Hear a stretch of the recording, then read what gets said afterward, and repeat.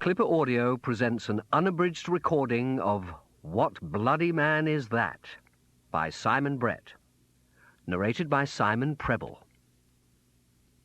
This work is copyrighted 1987 by Simon Brett. This recording is copyrighted 2002 by Recorded Books. And now, What Bloody Man Is That? Chapter 1. Charles Paris looked out from the bar of the Pinero Theatre, Warminster, over the gathering September twilight, and felt mildly guilty that he wasn't really listening to what Gavin Scholes was saying. The warmth of the third large bells and the glow of being in work cocooned him, and he only caught the occasional word of the director's exposition of Macbeth. For me, Charles, it's the tragedy of an unimaginative man whose imagination, which has for so long lain dormant, is suddenly awakened, and he doesn't know how to cope with this new dimension in his life. Oh, don't you see it that way? So I mean, the weird sisters, well, they just knock him sideways. His mind's kind of invaded by these alien thoughts that he can't understand. You know, there are more things in heaven and earth than are dreamt of in your philosophy. Surely that's Hamlet, isn't it? Hmm? Oh, yes, of course it is, but I always think that in approaching a Shakespeare, one has to think in terms of the complete works. Each play is just a facet of the sparkling diamond that was Shakespeare's genius. Don't you agree, Charles? The actor didn't feel up to pursuing this metaphor. He indicated the director's wineglass. Get you another of those, Gavin? Oh, thanks. Charles looked along the counter. There was no sign of the barman. Everything was empty and unready. The Pinero Theatre gearing itself up slowly to the start of another season of creative endeavour. I think Norman's just putting on another beer barrel, said Gavin. He'll be back in a minute. But the break in their conversation did not deflect him from his theorising. You see, Charles, I think this is the only way that Macbeth's behaviour makes any kind of sense. He's not a particularly sensitive man. Indeed, he's probably the least sensitive of all Shakespeare's tragic heroes. So when he suddenly develops an imagination, the shock is profound. Cataclysmic, almost. Don't you agree? Charles nodded, and as he did so, remembered that Gavin had always been like this, always seeking agreement to bolster his vulnerable confidence. He remembered, too, that Gavin had always been a talker, and that he always selected one person in every production as his confidant, the honoured recipient of long anxieties over many drinks at the end of each day's rehearsals. Charles was rather afraid that he'd got that particular short straw, that he'd been cast in the role for the duration of Gavin's production of Macbeth.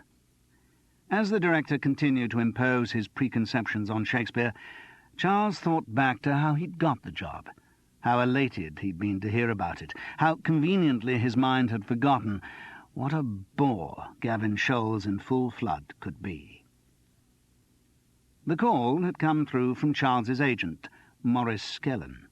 One afternoon in early August, the actor had been lying on the yellow candlewick bedspread of his Hereford Road bedsitter, trying to remember what being in work felt like, when he'd heard the payphone on the landing ring.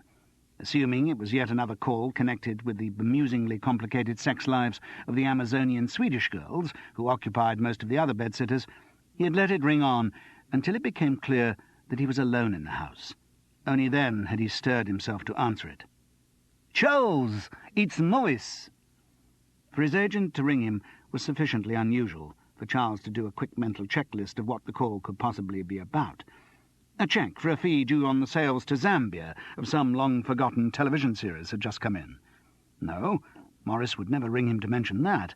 The agent's method was to sit on any money that came in until he was virtually prized off his chair. The National Theatre had finally seen the error of its ways and was inviting him to give his leer. No, Charles, don't be ridiculous. You're far too old and cynical even to give such fantasies mind-room. And yet he still did. No, to be realistic, if Maurice was calling him, it was bound to be something riveting like a national insurance inquiry. So, without much optimism, he had replied, "Hello, Morris. What gives?" "Charles, you know I've been saying for some time that you ought to be getting back to your roots in the classical theatre." Charles didn't know this. So far as he could recall, Morris had never said anything of the kind. On the rare occasions that the agent did proffer any advice on what the actor laughingly referred to as his career, the recommendation had always been, "Get a good telly, Charles. That's where the money is." But there was never any point in taking issue with Morris on minor points like the truth. Charles confined his response to a non-committal grunt. "Well, I think," Morris went on, "that my careful groundwork's beginning to pay off." Again, Charles couldn't be bothered to contest this. Morris was congenitally incapable of careful groundwork. If any offer of work had come in for one of his clients, it had nothing to do with the agent's ministrations. Any groundwork that had been done by the client himself, or the offer had just come in out of the blue. So it proved. But Morris once again demonstrated that, whatever his shortcomings in other aspects of an agent's work, he was highly skilled at taking for himself any credit that might be available. "Listen, I've just had a call from Gavin Scholes." "Oh, yes? He's artistic director of some place out in the West Country now, isn't he?" "The Panero Theatre, Warminster." There was a note of reproof in Morris's voice, implying that the least his client could do was to keep up to date with who was in charge of the various provincial theatres. Since Charles was confident that his agent had been unaware of Gavin's appointment until the moment of his telephone call, this, too, was mildly galling. "Anyway, he's just starting a new season, doing Macbeth, and thanks to all the ringing around and prodding I've been doing—" Lies, lies, thought Charles. "He specifically asked for you to join the company." Oh. Any offer of work was gratifying, and once again, despite the curbs his cynicism tried to impose on them, Charles's fantasies strained at the end of their leashes. He'd worked with Gavin Scholes a couple of times, and the director had always seemed pleased with what he'd done. So it should be a substantial part. Banquo, maybe. Well, that was all right. You got the nice haunting bit in the banquet scene, unless you got one of those stupid directors who thought the ghost should be invisible. Trouble with Banquo was he did tend to fade away a bit in the second half. Excellent part, though, for nipping off to the pub after the interval and just staggering back in time for the curtain call. There are quite a few good Shakespearean parts like that, actually. Tybalt in Romeo and Juliet. That's terrific. Killed off in Act 3, Scene 1. The one you want to avoid at all costs is bloody Fortinbras in Hamlet. One boring scene, leading your soldiers, then you have to wait right till the very end of the play for your "go bid the soldiers shoot" routine. And Hamlet's such a long play. Nearly always finishes after closing time anyway. Or what about Duncan in Macbeth? Charles wondered. He's certainly a good boozer's part. Gets killed off good and early.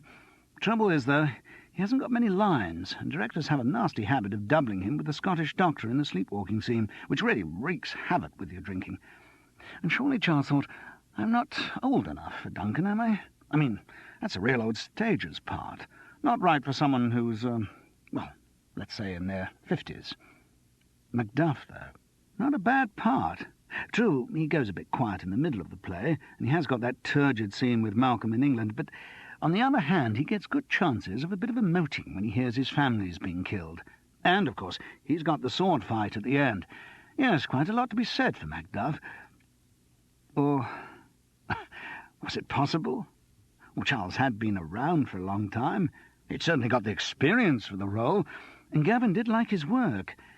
Hadn't the director said, when Charles had been giving his Lane the manservant in The Importance of Being Earnest, subtly insolent, Yorkshire Post, that he'd like to work with him in a bigger part?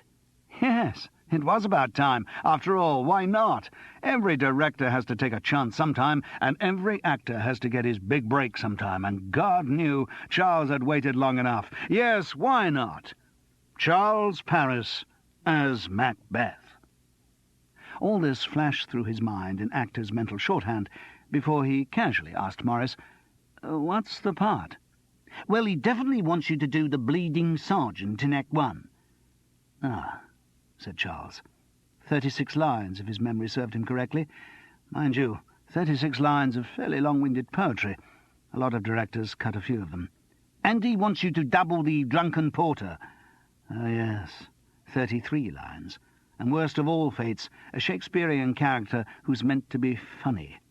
Charles was prepared to believe that lines like, "Have napkins enow about you, here you'll sweat for it," got belters from the groundlings at the Globe, but he knew that to a modern audience they were about as funny as a rise in the mortgage rate. "Still," Morris went on, "Gavin says there could be other good parts in the offing." Oh, well, that was encouraging. Maybe not in Macbeth, but there might be leads in later productions. "Is it a booking for the season?" Well, no, it's just Macbeth at the moment. Gavin's booking one production at a time, but he was optimistic that there could be some other good parts." "And what money are they offering?" Morris told him. Charles winced. "They've got to pay more than that. You're going to push for more, aren't you?" "Oh, Charles!" Morris sounded mortally offended. "What do you take me for?" Charles restrained himself from answering that one. "I'll be as tough as nails. Got to earn my 15%, haven't I?" Yes, Morris. I'm still not happy about this 15% business. Most agents only take 10. I mean, I know you call it personal management, but I haven't really seen much evidence that—" "Charles, trust me. I'll screw them for every penny they've got, and then if you— Come on, Charles, you know me, don't you?" "Yes," Charles agreed gloomily. He knew the sort of money he would get. Morris might screw another $5 a week out of them, but it was still going to be an income that most tea-ladies would reject with derision. A lot of actors he knew just said they couldn't afford to do rep. "Love to do it, darling, super part, and I really want to get back to my roots in the live theatre, but I'm afraid with the money they were offering, the sums just don't add up." But the people who said that were actors who had good chances of getting parts in television. The sums didn't add up for Charles either, but in his case there weren't at that moment any other options, and even the pittance that the Pinero Theatre, Warminster, was offering was more than the dole. Just. And it was work. He felt ridiculously elated when he put the phone down. Like most actors, he went into a sort of limbo, a suspended animation, when he wasn't working. Now at least he had a chance to do what he was supposed to do. And the parts weren't really that bad. Already he was starting to think of the accents he would use for the two, something contrasting. Yes, be nice to get a notice like he had when playing Pompey and the Clown in Antony and Cleopatra. An acutely differentiated pair of cameos by Charles Paris. Western Evening News. The Bleeding Sergeant and the Drunken Porter. Not at all bad. And it could have been a lot worse.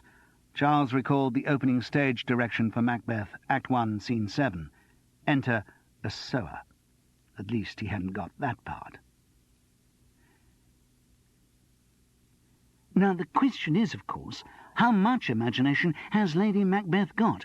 That's the important thing, isn't it, Charles? Sorry? With an effort, he dragged his concentration back to what Gavin was saying. Yes, he said, opting for a safe response. She's obviously not such a stranger to the imaginative dimension as Macbeth himself is she? No, Charles agreed, continuing his safety play. So long as he got the yeses, nos, and ahs in the right places, he reckoned he'd be all right. I mean, clearly, when we first see her reading Macbeth's letter, she has already imagined the possibility of her husband becoming king. Wouldn't you agree? Oh, yes. He added the O for simple variety. But just how imaginative is she? I mean, could Lady Macbeth cope with the Weird Sisters? Ah.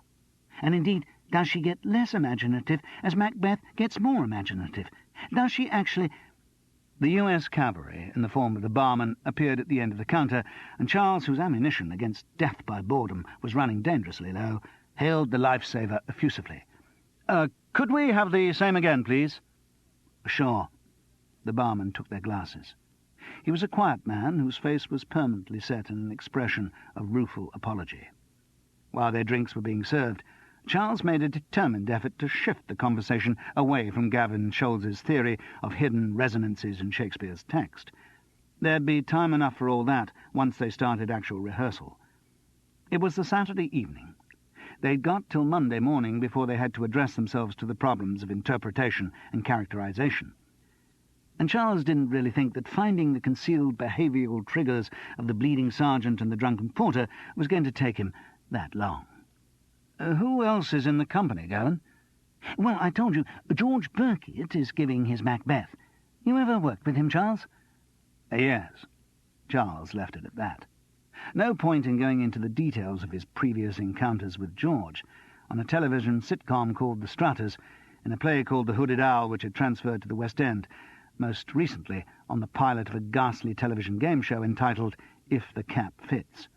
Nor did Charles wish to be drawn on what he thought of George Birkett's talent as an actor. Very lucky to get him, said Gavin. Big telly name like that. Yes.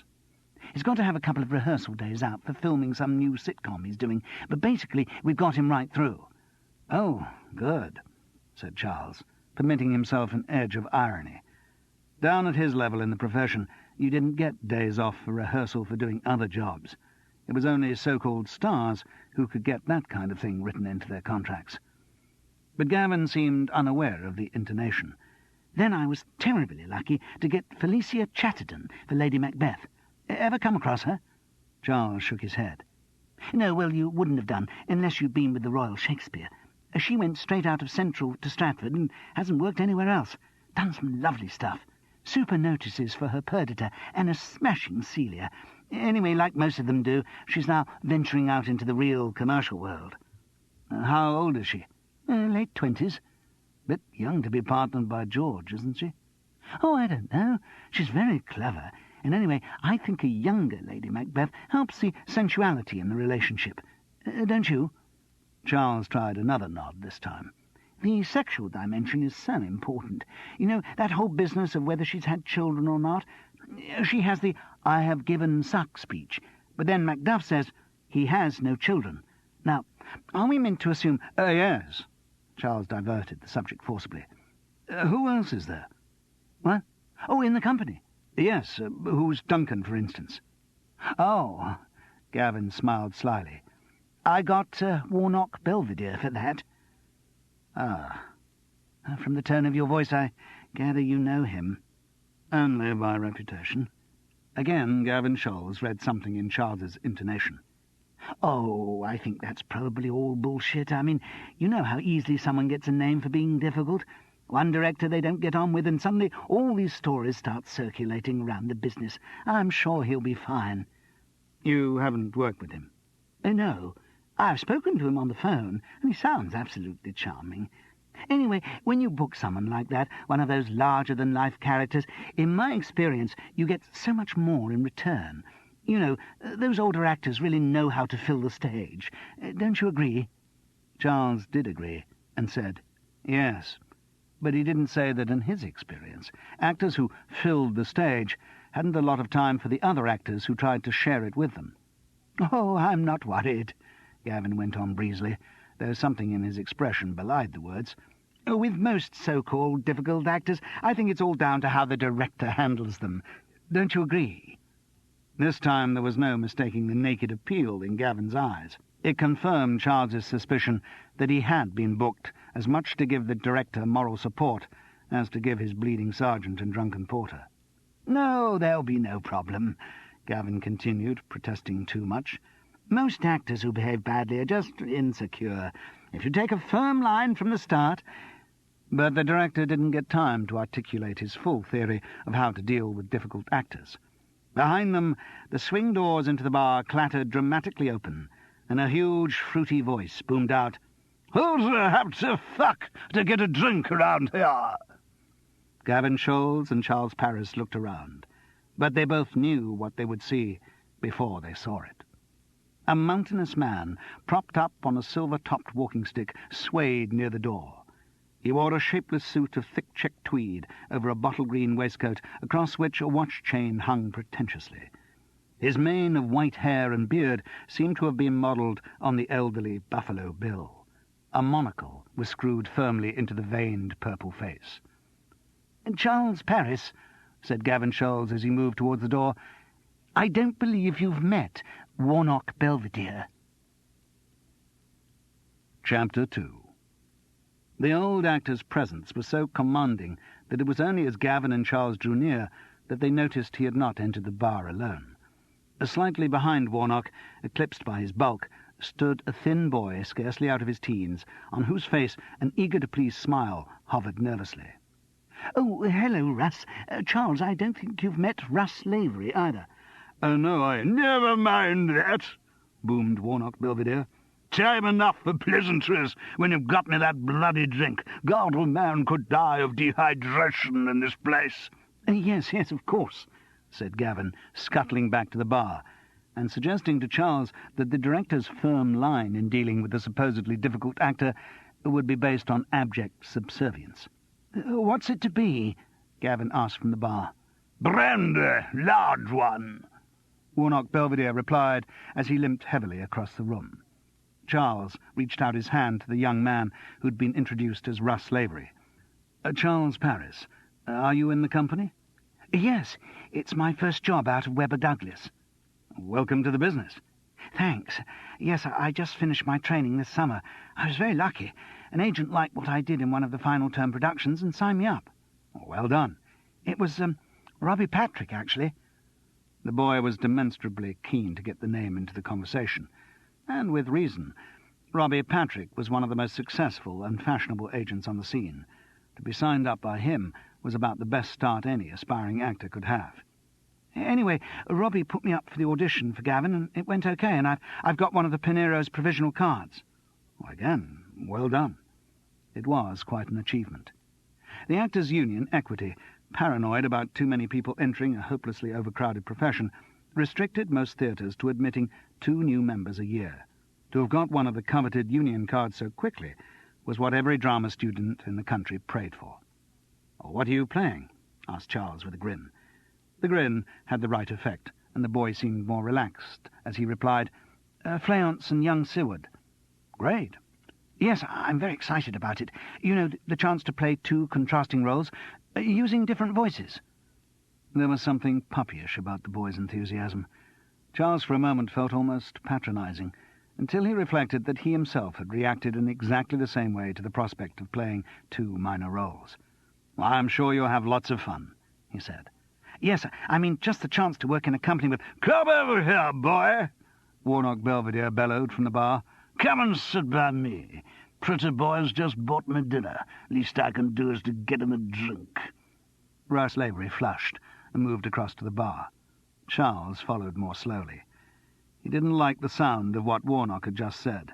The old actor was a notorious sponger, but to sponge off someone like Russ seemed pretty shabby. Nearly all actors are poor, but the ones who've just finished drama school tend to be even poorer than the rest.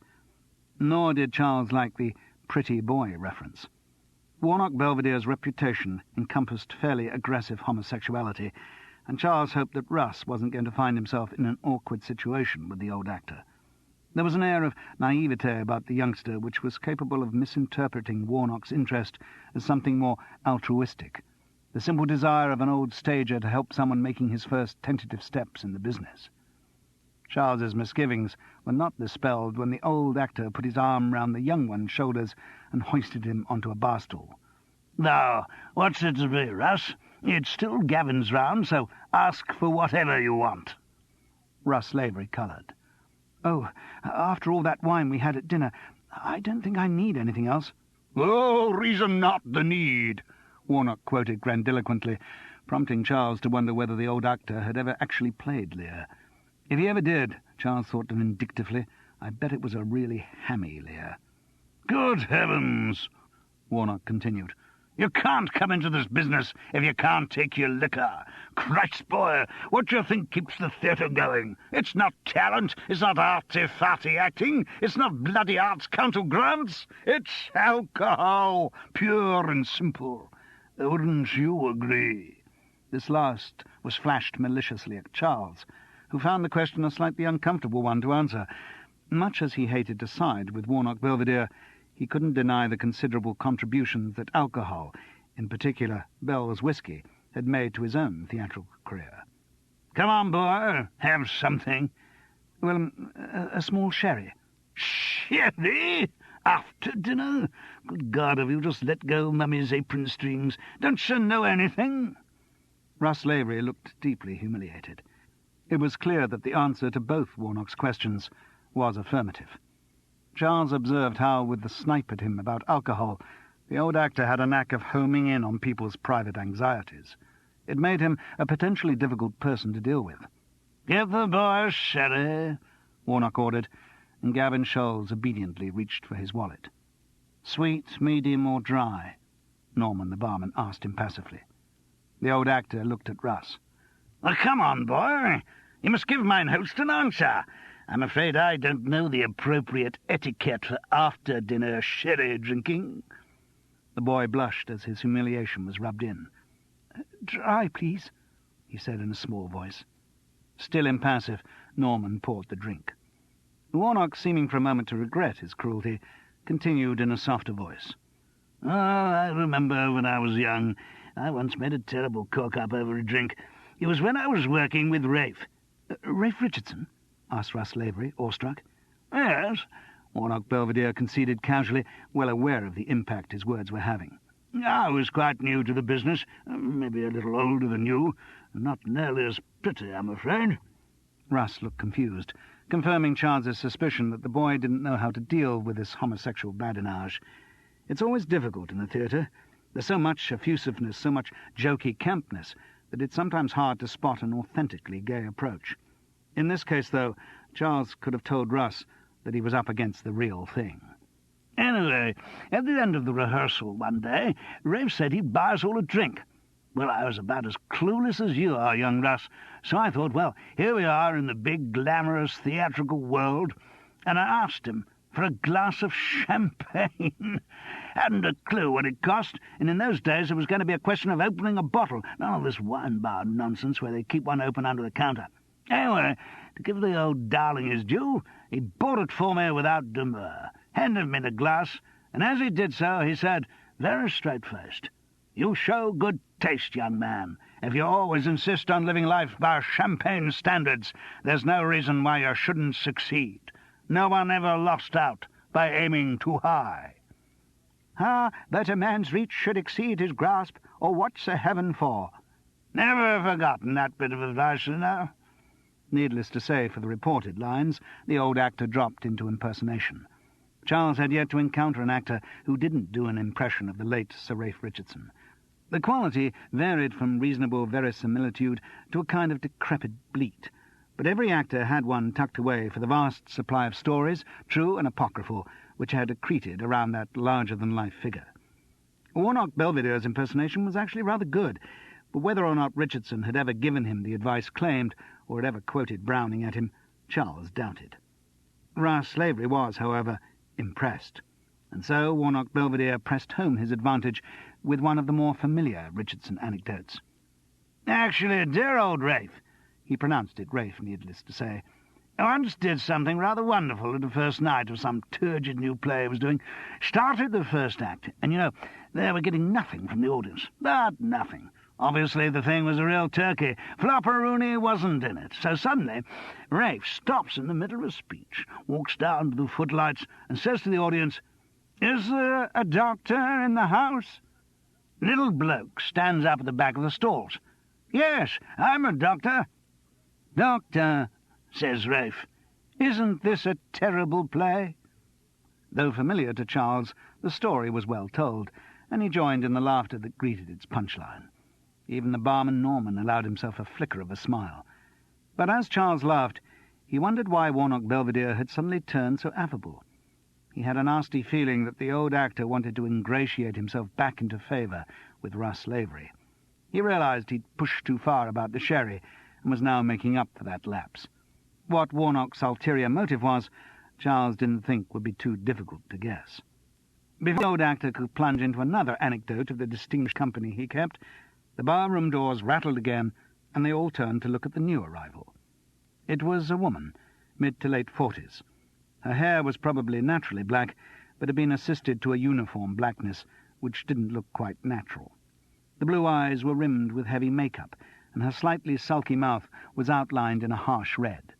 She wore a tight black skirt, seamed black stockings, and shiny cream blouse. Chunky jewellery clustered at her neck and on her wrists. She didn't quite look tarty, but damn nearly. Gavin's and Norman's reactions to the arrival showed that she was a familiar figure in the theatre. The barman seemed to look away with disinterest, while the director gave a little wave and called out, "Sandra, love, get you a drink." "Please, a Tia Maria." Norman had the bottle in his hand and was pouring from it before she said the words, "Oh, I've just finished sorting it all out." The woman sighed, depositing herself with elaborate mock exhaustion on the bar stool. "The postal bookings?" asked Gavin. She nodded. "Using credit cards is supposed to make the whole thing simpler, and I'm sure it does when everyone gets their details right. But when they ask for the wrong price or the wrong night, some of them even get their credit card numbers wrong." Gavin moved the glass of dark brown fluid across the bar to her. "Never mind. You'll feel better after this." "Thanks." She took a long, grateful swallow. "Sorry, should introduce you. Warnock Belvedere, Charles Paris, Russ Lavery." The actors nodded acknowledgement. "This is the most essential lady, our box office manager, or should it be manageress?" "Manager?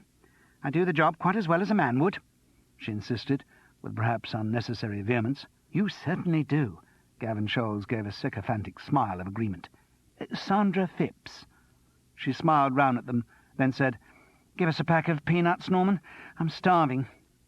The barman handed them over, asking for, and apparently expecting, no money in return. Sandra glared at him. "Don't look so hangdog. We'll get something to eat later." "I didn't say anything."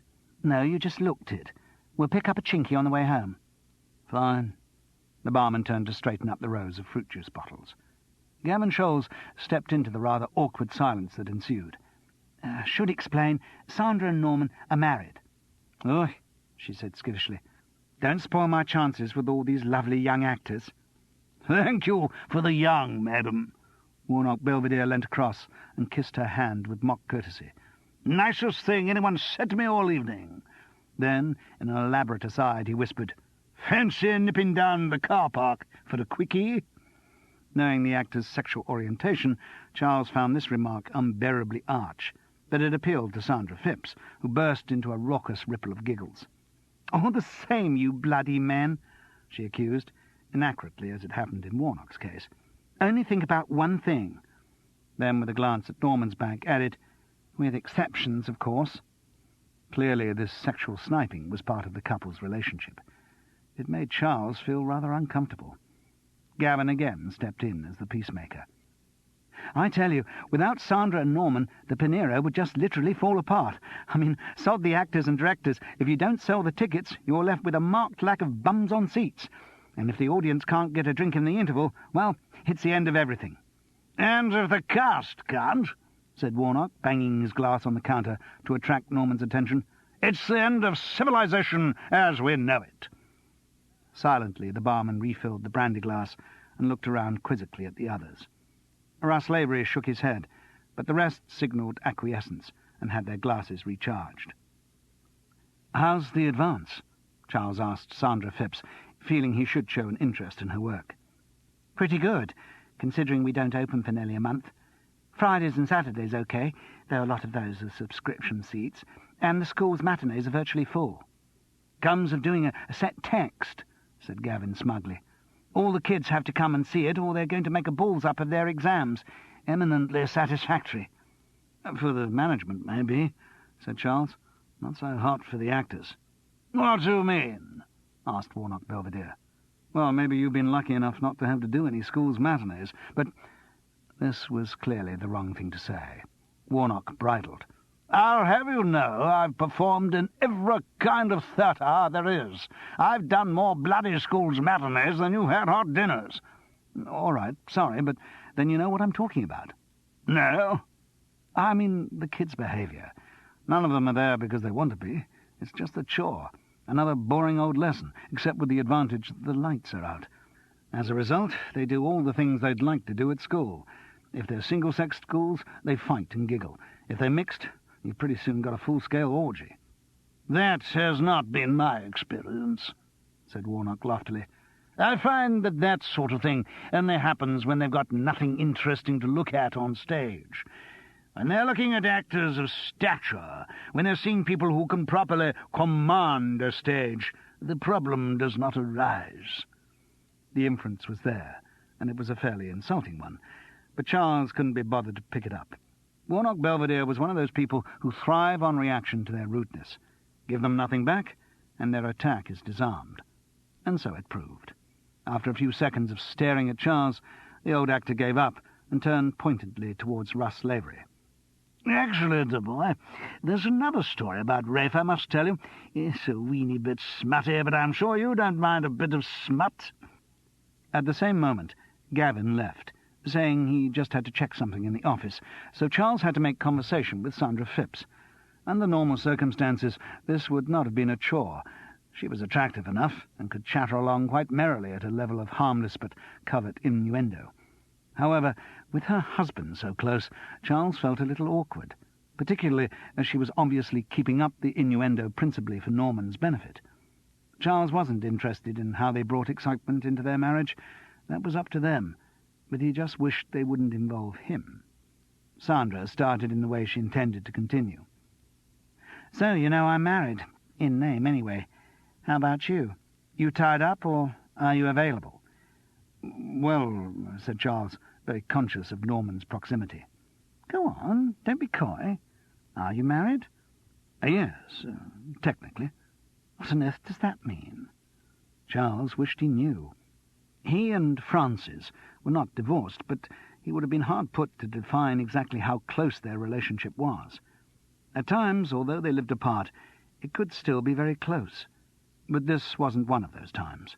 In fact, they were probably further apart at that moment than they had been at any stage in their lives. It was his fault, as usual. But admitting that didn't make it any easier to accept. Basically, he'd blown it. He had stood Frances up.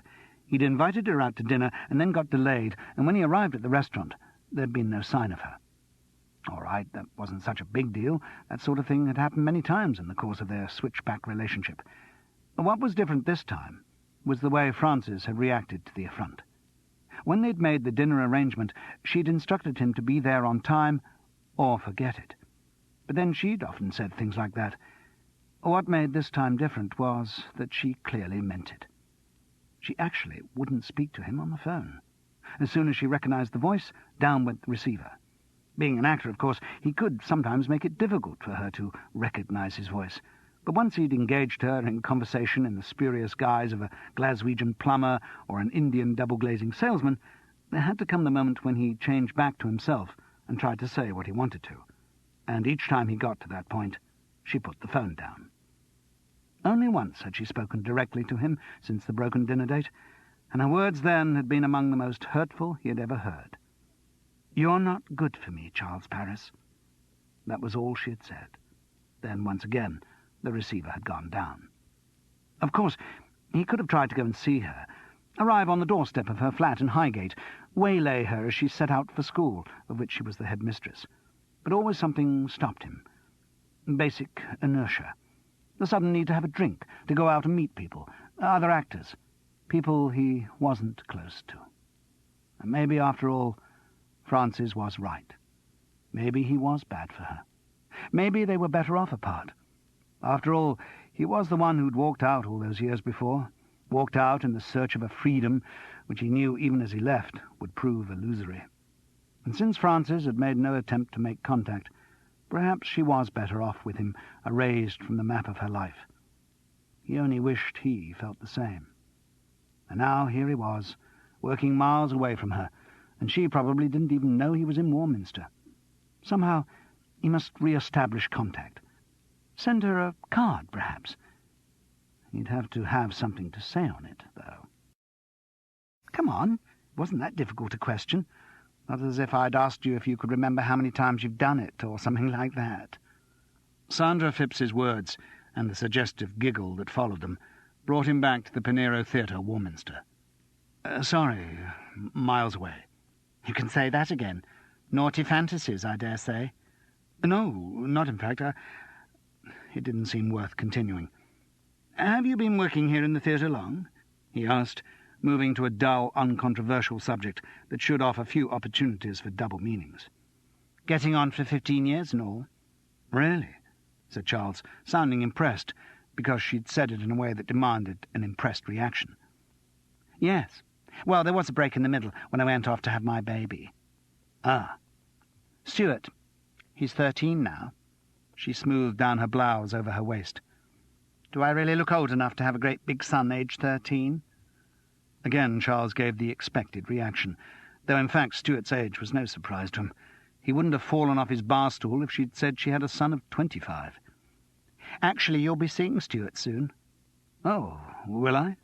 Charles was all in favour of keeping the conversation going about her son. It seemed to be the only subject which she didn't infuse with double meanings. Stuart's in the play. In Macbeth? Yes, he's playing Macduff's son. Well, that must be very exciting for you. Oh, and for him. He's really chuffed. Has to get licensed and everything. Oh, of course. And he'll have to have some time off school. But touch wood, they're being very good about it. Said it's fine so long as his work doesn't suffer. But Stuart's a bright boy. Not really academic, but bright. Oh, good. So we'll see him at the read-through on Monday. Oh, well, no. School wants him to be off the minimum time, so he'll be coming in for the first time when Gavin's blocking his scenes. Thursday afternoon it should be. Well, I look forward to meeting him. Maybe the start of a great theatrical career. Charles provided the platitudes automatically. We'll see. Maybe the start of a great career for me as a theatrical mum. Sandra let out an appalled giggle at the prospect. Aren't they the ones who have to sleep with all the producers? No, I don't think so, said Charles evenly, trying to crush that particular conversational opening at source. Last orders, said Norman lugubriously. Is it really? Charles looked at his watch. Yes, it was. How time flies when you're inebriating yourself. Look, this is my round. Another Tia Maria for Sandra, large brandy for Warnock. Assume Gavin would want another large white wine. Russ? No, I really must go back to my digs. Oh, come on, dear boy. It's not that late, Warnock protested. Sorry, really must go. Abruptly, the young man left the bar. The abruptness suggested either that he was going to be sick from the unaccustomed alcohol, or that Warnock had made some unequivocal suggestion to him that he didn't like. The expression of frustrated annoyance on Warnock Belvedere's face made Charles favour the second interpretation. Bloody kids, the old actor grumbled. Hardly out of nappies, and they're trying to get on the stage. Then, in a cruelly accurate parody of Russ's earnestly breathless voice, he parroted, I played Richard II at Webber Douglas. The local paper gave me a smashing notice, and I've got these wonderful agent Robbie Patrick. What the hell does he think he knows about theatre? Time, said Norman quietly. Warnock Belvedere drained his brandy glass in one and slammed it down on the table. Right, mine host. Give me another one. I'm sorry. I just called time. I don't give a whip thought what you called. I asked for another brandy. I'm sorry, Mr. Belvedere. I can't serve you. I'm the licensee of this bar, and I'm afraid I can't risk trouble with the police. Oh, come on, for Christ's sake. Elaborately, Warnock looked around the empty bar. Look at all the police. Place is bloody swarming with them, isn't it? Don't be so pathetic. Give me a drink. I'm sorry. Norman, don't be so bloody pussy-footed. Disloyally but predictably, Sandra Phipps joined the attack. I've told you, I can't. Give me a bloody drink. This time Warnock slammed his glass down with such force that it broke. I'm afraid I'll have to charge you for that glass, said Norman Phipps evenly. No, you bloody won't. You're not going to charge me for anything. Do you know who I am? I'm not just anyone, you know. I'm not just some little teenage shit just out of drama school. I am Warnock Belvedere, and when I bloody ask you for a drink, I bloody get one. The barman shook his head. No. Warnock's voice had reached fever pitch. Look, am I going to have to? He stopped at the sound of the bar doors, which heralded Gavin's return. Any trouble? Asked the director, with a coolness belied by the nervous glint in his eyes. Mr. Belvedere wants a drink, and I've called time. Ah. Gavin Scholes for a moment looked as if he might make a stand, but quickly caved in. Give him a drink, Norman. But I can't. I'll take the responsibility. And that's all very well, but it's not your responsibility. I'm the licensee and... Oh, shut up and give him the bloody drink, Norman, snapped Sandra. Wordlessly, Norman took a clean brandy balloon from the shelf and filled it with a large measure. He placed it in front of Warnock Belvedere, then picked up a small dustpan and brush and cleared the debris of the other glass. Thank you. About bloody time, too. The old actor raised the glass in the air. "Cheers," he said. "Here's to the Scottish play." He downed the drink in one. Nobody spoke as he moved to the barroom door. He stopped and looked back ruminatively, as if selecting an appropriate exit line. "The Scottish play," he repeated. "Yes, the Caledonian tragedy, the Harry Lauder show. Call it what you like. It really is bad luck, you know. Not just superstition. Something always goes wrong with the production of the Scottish play. Accident, illness, death, murder, even." He laughed abruptly and triumphantly. "I wonder which it's going to be this time." He turned on his heel, surprisingly agile for a man who walked always with a stick, and pushed through the doors. They clattered closed behind him, unnaturally loud in the vacuum of silence he had left. Chapter 3. First read-throughs are always edgy occasions, and the Monday morning one for Macbeth at the Pinero Theatre, Warminster, was no exception. The edginess arises from insecurity. Everyone present is worried about the first impression they're creating. The director and resident staff of the theatre are in the position of hosts, anxious that their guests will be happy with the facilities offered. Some of the cast may be concerned about their parts and how they're going to play them.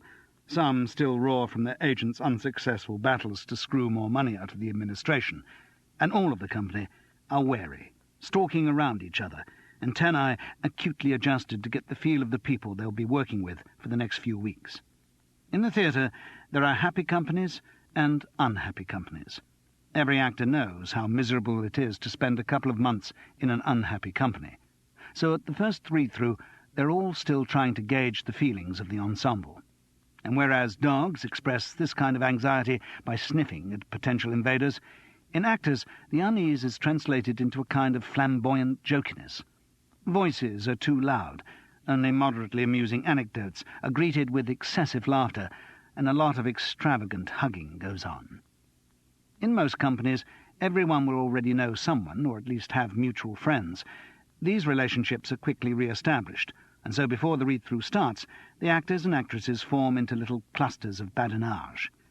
Even Russ Lavery, new to the business by having come down to Warminster a few days before rehearsal started, had made enough contacts to have someone to talk to, as the terrifying moment of his first work as a professional actor began. Charles Paris also had the advantage of having been there a few days, though on reflection he felt slightly resentful about that. Gavin had specifically requested that he come early so that we can have a few jars and really talk before we all get swept up in rehearsal. But Charles was increasingly sure that the director had only suggested it because he needed moral support. Certainly there'd been no opportunity to really talk, and Charles felt that he'd been drafted in only as a buffer between Gavin and the potentially difficult Warnock Belvedere. Still, he didn't feel that much resentment. His digs were comfortable, and he'd spent a peaceful Sunday exploring the pubs of Warminster, dozing with the papers between opening times and putting off further attempts to make contact with Francis. So he felt remarkably cheerful on the Monday morning. He wasn't as tense as the rest of the company, many of whom had only driven down from London that morning. And attractive though the double roles of bleeding sergeant and drunken porter were, he didn't actually feel too much anxiety about how he was going to play them. Home in on an accent, do the moves that Gavin gave him, and count a good performance as one in which he managed to wring a single laugh out of the porter's dismally unfunny lines. That was how he intended to approach the job. He was also delighted to see an unexpected but welcomingly familiar face at the read-through. It was a snub-nosed, freckle face belonging to John B. Murgatroyd, an actor with whom Charles had worked on numerous occasions, and whose career was almost exactly as successful as his own, i.e., not very. John B., they quickly established, would also be offering a double of amazing versatility to the good burghers of Warminster. He was to give his Lennox and First Murderer. "Not one of the most memorable Shakespearean roles, Lennox," he admitted to Charles, "but one I feel could be profoundly rewarding." He slipped into a parody of thespian intensity. "I feel that the part is really only as good as the actor, and I'm sure, given the right performance, Lennox could become a deeply significant role." "Yes." Charles joined in the game, also adopting a manner of humorless earnestness. "Rather like the bleeding sergeant in that respect. Absolutely, John B. nodded sagely. And as for the first murderer, one of the great Shakespearean roles. Exactly. So much depth, so much poetry. Yes. Do you know, Charles, love, the mocking intensity was becoming greater with each word. When Gavin rang me about the production, he said, "Look, old darling, I'll put my cards on the table. I'm doing Macbeth, and I really want you to play the title role, but I know how you feel about the first murderer, and if that's really what you decide, I'll have to bow to your decision. So what's it to be, old darling? Macbeth or first murderer?" Well, of course, Charles, there was just no contest. I said to him straight away, "Sorry, love, you'll have to find some inferior telly-starlet for Macbeth. I'm not going to throw up the chance of first murderer for anything." The fantasy spluttered to an end in laughter. Charles felt encouraged. With John B. around, there was no danger that the next few weeks would be dull. He looked across to the inferior telly-starlet referred to. He had waved to George Birkett when he first saw him, but now the star of What'll the Neighbours Say, the Ill-Fated Strutters, and other sitcoms, too humorous to mention, was sitting in the front row of the auditorium, the centre of a little cluster of sycophants.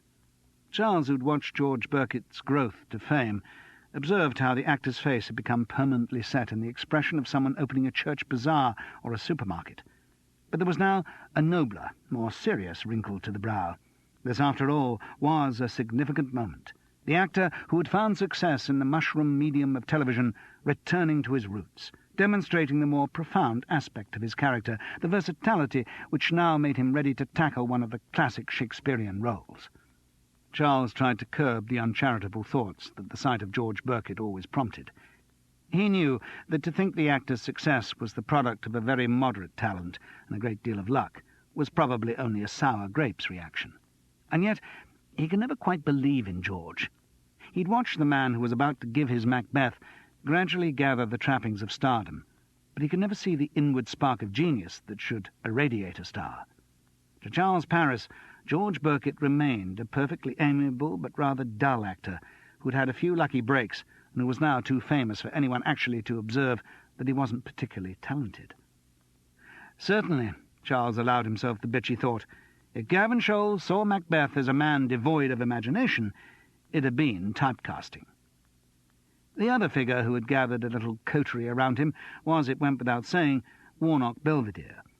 Like most self-appointed characters, the old actor's reputation preceded him, and there was no one in the company who had not heard of him and was intrigued to meet the reality.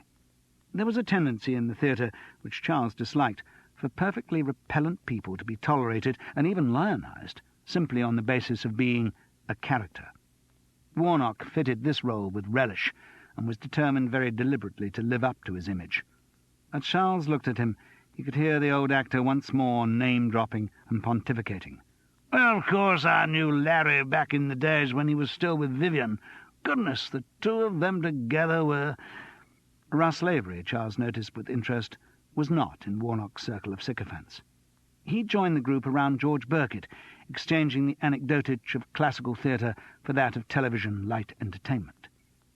Only one member of the company sat alone, on an aisle seat halfway up the auditorium. She was strikingly pretty, small, with wispy blonde hair scraped back into an artless knot. She wore a grey and purple designer jogging suit of the kind marketed to housewives who pretend to do aerobics. She was reading studiously, and the book was a copy of Macbeth. By a process of elimination, Charles concluded that this must be the recent darling of the Royal Shakespeare Company, Felicia Chatterton, taking her first tentative step out of the womb of subsidized theatre into what Charles Paris thought of as the real world. She looked intense rather than tense, and she appeared to be reading the script not as a pretence of having something to do, but because it interested her deeply. Gavin Scholes appeared on stage and clapped his hands. The flamboyant chatter subsided raggedly, and over its end Warnock Belvedere's voice, in a well-judged stage whisper, was heard to say, "Oh, Christ, it's that prat of a director." Gavin joined in the little ripple of laughter which greeted this, but it clearly didn't make him any less nervous. He started in a voice of exaggerated bonhomie. Yes, here I am, the prat of a director himself. First, I'd like to welcome you all to the Pinero Theatre, Warminster, for the first production of a new season, which is always exciting for all of us who work here. And also, it being the first production has a great practical advantage, namely that we can rehearse from day one on the stage, so that we don't have all those hassles of suddenly discovering that the dimensions of the set as laid out in the rehearsal room are totally different from what we're faced with in the theatre. And let me tell you, with only 3.5 weeks rehearsal, we need all the advantages we can get. 3.5 weeks, echoed a thrillingly husky voice from the auditorium. Yes. But you can't do a Shakespeare in 5 weeks. Of course you can, said Gavin cheerfully. I once put on The Merchant in 10 days. Oh. From her tone, Felicia Chatterton didn't seem to find this a very admirable achievement. But surely, Felicia, love, your agent told you the schedule. Well, yes, he did, she admitted. But I didn't believe him. Oh, well, he got it right. 3.5 weeks. Oh, don't worry. It's going to be a great production, Gavin Scholes asserted with emphatic but diminishing confidence. Now I'd like to introduce our company manager, who's going to tell you a few things about how we run the Pinero. The company manager was like all company managers, and his spiel was the same as that of all company managers: details of the allocation of dressing rooms, places to eat, inside the theatre and out, where his office was, when those whose money didn't go directly to their agents would get paid, etc., etc., etc. Charles switched off. He'd heard it many times before. But he was amused to see that Russ Lavery was drinking in every word. For the boy, just being there was magical, the consummation of all his dreams. He was a professional actor, embarking on his first professional job. The enthusiasm was almost embarrassing in its intensity. Cynically, Charles Paris tried to remember if he'd been so raw and callow when he'd been in the same position at the end of the 40s. Rather sheepishly, he concluded that he had been.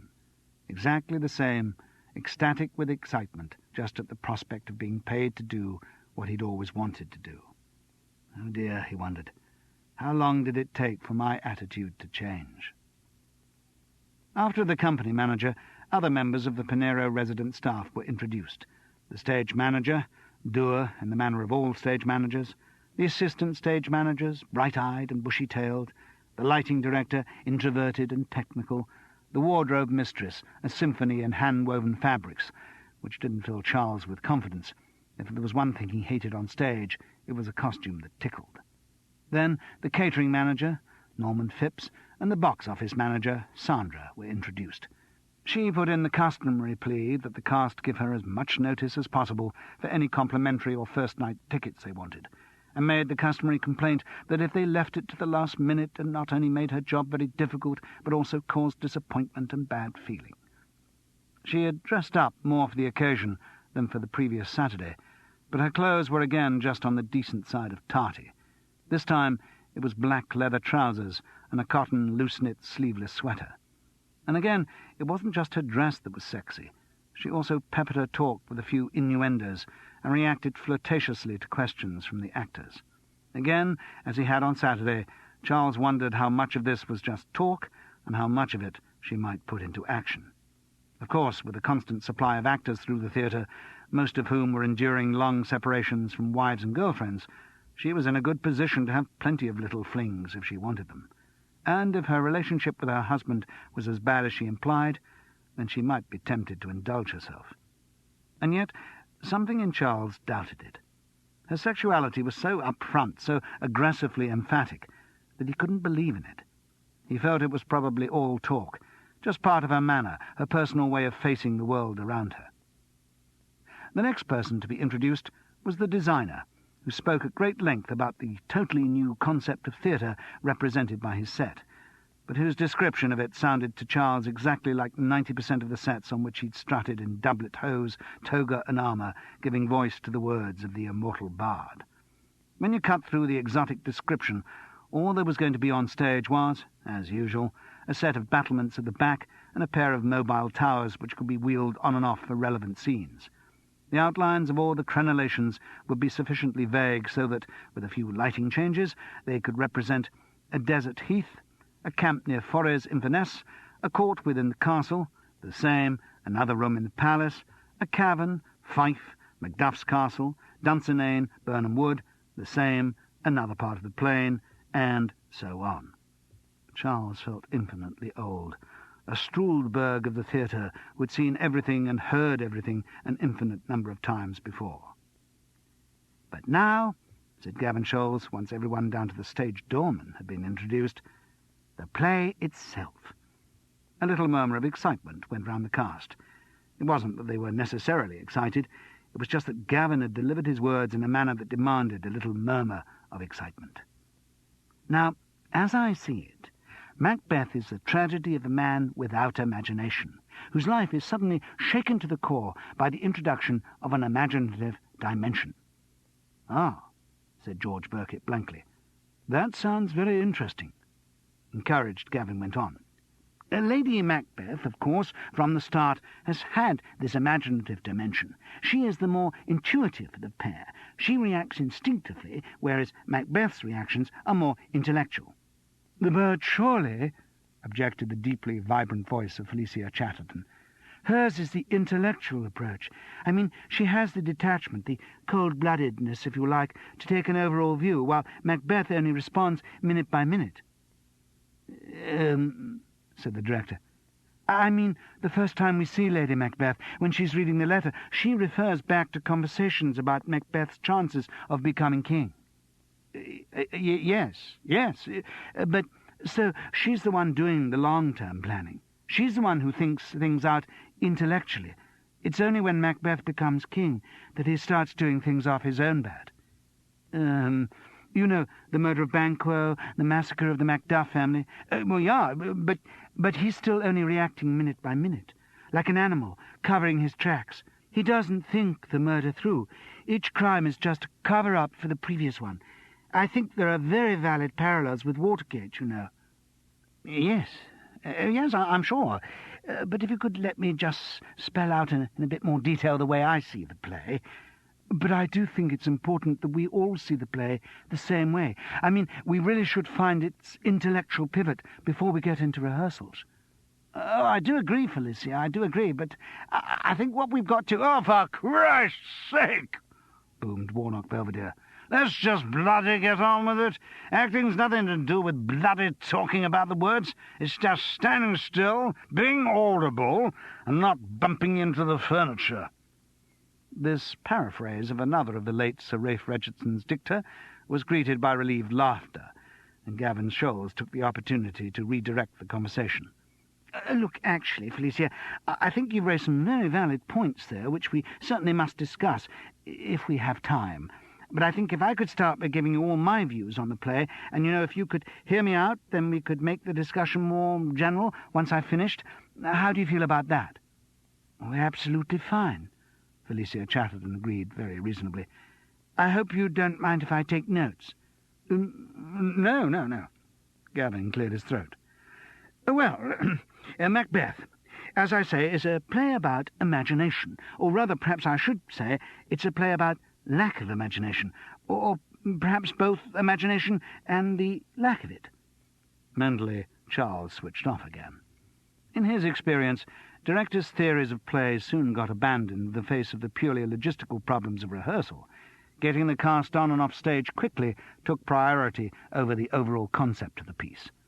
He'd only been in one production in his life where a director had followed a single interpretation through from first read-through to first night, and that had been a disaster.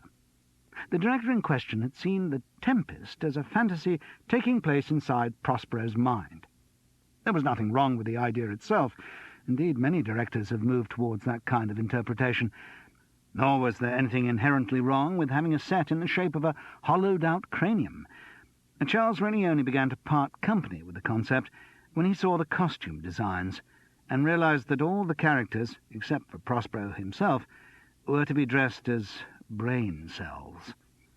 The director's ideas then got even more convoluted, and he started dividing the cast into different kinds of brain cells, according to which of Prospero's functions they controlled.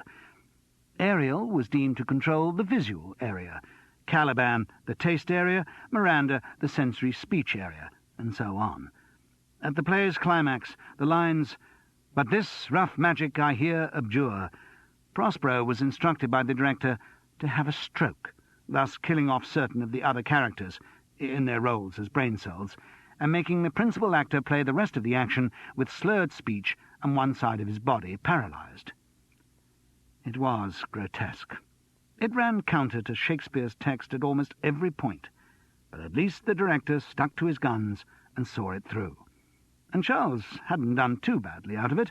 From press notices of universal condemnation, he, by the good fortune of having one of the smallest parts, that of the shipmaster, had culled the following review. Charles Paris was easily the most effective performer on the stage, chiefly because we saw least of him. It was one of those notices which, if you snip off the second half of the sentence, looks very good in a scrapbook. Gavin Scholes concluded his exposition of the way he saw Macbeth and announced, "Well, now I think we'd better get straight on with the reading, don't you?" "Well, surely we're going to discuss the interpretation first." Needless to say, this bewildered objection came from Felicia Chatterton. No, I'd rather come to it fresh." Oh.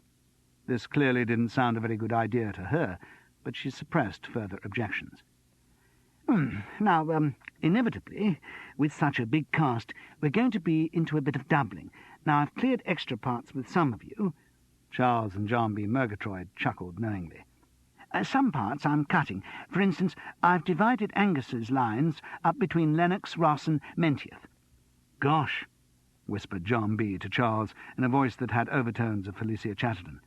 "That could be tricky. I mean, I'll have to talk Lennox and think Angus."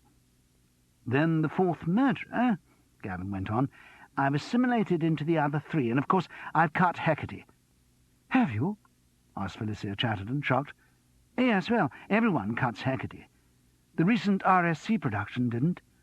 "No, well, I mean everyone in the real world." He thought better of finishing his sentence and said hastily, "Anyway, I've cut her."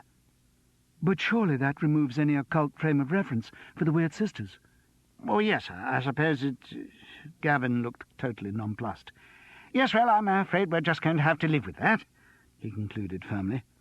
Well, if you don't feel you're shortchanging the audience." No, I don't. Now, a few more doublings. Charles, I know you're already giving us your bleeding sergeant and your drunken porter.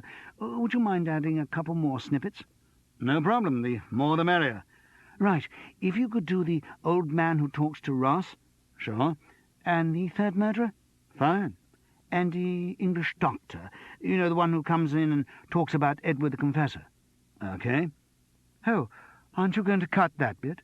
asked Felicia Chatterton. "No." Gavin looked uncertain. "Why? Do you think I should?" No. Goodness, no. It's terribly important in terms of the definition of kingship." "Yes, exactly," Gavin agreed, thinking on his feet. "That's why I'm keeping it in." "Good. Just a lot of directors do cut that bit." "Not me," said Gavin Scholes smugly. "Very important, the definition of kingship. Then, of course, there's the other doctor," he went on hesitantly. "The Scottish doctor, the doctor of physic in the sleepwalking scene. It's a natural doubling with Duncan, actually. Often done. I was wondering, Warnock, whether you might possibly—" "No." The word was loud and unambiguous. "But it would be a great help if—" "No. I am Warnock Belvedere, and Warnock Belvedere does not double. I was engaged to play Duncan in this production of Macbeth, and that is the only part I intend to play." "Ah." Gavin hesitated for a moment, as if contemplating remonstrance. But his nerve gave, and once again he turned to where he knew he would get a more accommodating response. In that case, Charles, I wonder if you'd mind?" Eventually, the read-through started. Felicia Chatterton wanted to stop and discuss each line as it came up, but grudgingly conceded agreement that they'd do one straight read-through and then start talking. The reading demonstrated a marked contrast in styles between the two principals. Felicia, in spite of wanting to discuss interpretation so much, had already done a great deal of homework. For a start, she knew the lines, and she spoke them with enormous skill and passion, utilizing the full range of her magnificent voice. George Birkett, by contrast, gave an appalling reading. He appeared never to have seen or heard any of the lines before in his life, and from some of the readings he gave, certainly not to understand them. Even famous quotations were delivered with leaden incomprehension. George Birkett's approach to intonation seemed to be based on the simple rule that all personal pronouns should be emphasized. I have done the deed. How now, you secret black and midnight hags? What is't you do? Even she should have died hereafter. There was also a problem of volume. Not only did George stumble, but he also mumbled. He was used to the intimacy of television, where, with microphones continuously poised above the actors' heads, there was no need for projection. Obviously, he was going to have to be reminded what it was like to work in the theatre. But the actor himself didn't seem worried by his bad reading. There was no embarrassment as he fluffed and floundered through some of the most famous lines in the English language. Charles was going to be very interested to see how that particular performance grew in the course of rehearsal. The rest of the cast read predictably. Russ Lavery's Fleance was way over the top, clearly the product of much detailed agonizing in front of the mirror. Warnock Belvedere was also over the top, but with a chilling authority. From his first line, "What bloody man is that?" he dominated his scenes, and Charles, the bloody man in question, looked forward with interest to sharing what was left of the stage with him. The reading went through jerkily, but without major interruptions, until they broke for coffee at the end of Act 3. The only long silence in the second half occurred in the apparition scene, the first which cued the first manifestation, an apparition of an armed head, with the line, "He knows thy thought. Hear his speech, but say thou naught." And nothing happened. Said Gavin vaguely. "Oh, sorry, haven't I cast this? I wonder, Charles, would you mind?" As he read the lines, Charles Paris reflected on the ambiguity of his agent's words about Gavin being optimistic that there could be some other good parts. Charles had blithely assumed that had meant parts in future productions. From the way things were going, it looked as if they all would be in Macbeth. Chapter 4. After the read-through, they broke for lunch. The theatre was some way out of town, so most of the company ate and drank in Norman's bar, where the pair of motherly ladies dispensed salads and one hot dish, Irish stew that Monday, from behind an angled glass counter. Charles Paris joined John B. Murgatroyd and a group of other small-part actors for a good giggle about past theatrical disasters. Warnock Belvedere still held court to a circle of admirers, regaling them with further apocryphal anecdotes of theatrical giants, and drinking far more brandy than seemed suitable for an actor proposing to work in the afternoon. Gavin Scholes, not surprisingly, found himself monopolised by Felicia Chatterton, but recognising that he was going to have to hear her views on the true meaning of Macbeth at some point, he shrewdly decided to give up his lunch hour and get them out of the way quickly. When the company reassembled in the auditorium at 2, however, he made it clear that there was not time for further discussion. During the break, the ASMs had marked out the stage, showing the proportions of the fixed sets, and had assembled a selection of tables and chairs to represent the moving parts. Gavin Scholes moved to the centre of a stage that looked like a furniture warehouse and clapped his hands for attention. "OK, everyone. Now, we're going to block the play through from the start. We'll get on as quickly as possible, so please, I must ask none of you to leave the theatre premises, because I don't want any delays. Go to your dressing rooms by all means, or the green room, out on the terrace if you like, but please be somewhere where the ASMs can find you. OK? Right." He reached round for a ring file on a chair and opened it, revealing the text of Shakespeare's play, interleaved with blank pages. "OK, Act 1, Scene 1, a desert heath. Could I have the three witches up here pronto? Come on, love, leave your knitting, cut the cackle. We've got work to do." "But, Gavin," came a predictable husky voice from the auditorium. "Yes, Felicia, love?" Already there was a hint of strain in his voice. He had listened to her right through lunchtime, and he felt he'd done his duty by her. From now on, he couldn't afford the time to be so accommodating. "You aren't really going to start blocking now, are you, Gavin?" "Oh, that's exactly what I'm going to do, yes." "But we haven't discussed the characters." "You and I spent all lunchtime discussing the characters." "But that's only scratched the surface, and we can't start making decisions about where the characters are going to move until we know who those characters are, can we? Well, what do you suggest we do? Well, I suggest... I'd assumed that we'd talk through the characters for a bit, try to sort out their interrelationships. And for how long? Oh, only a week. A week? Out of a 3.5-week rehearsal period? You've got to be joking. What, a whole week before we start blocking any of the moves? But once we know who the characters are, then the moves will rise instinctively. We'll know where to go because we'll know who we are. I'm sorry, Felicia. Gavin tapped his ring file. All the moves are in here. What, you mean you've actually worked them out before we started rehearsing? She asked, appalled. Exactly. And I'm afraid, given the time scale that we have, that is the only way we can possibly get the production ready for the opening. But, sorry, Felicia, we're already 10 minutes late starting. And he turned his back on her. Witches, okay. Right, I know the text says, enter 3 witches, but I want to have you discovered when the tabs go up, okay? So let's have you centre stage and... Charles saw Felicia turn in bewilderment and asked no one in particular, Does he always work like this? I should bloody well hope so, snapped Warnock Belvedere, sprawled bad-temperedly across a seat beside her. About the one good thing so far you can say for him as a director is that he seems prepared to just get on with it. But how can you make a move that doesn't feel right? She asked in plaintive incomprehension. You can make any move you're told to, so long as you're visible to the audience. Warnock fixed the flower of the RSC with a bloodshot eye. And let me tell you, theatre was a damn sight healthier before anyone started bloody intellectualizing about it. First the directors began taking the text apart, now we've got bloody pea-brained actresses turning academic on us.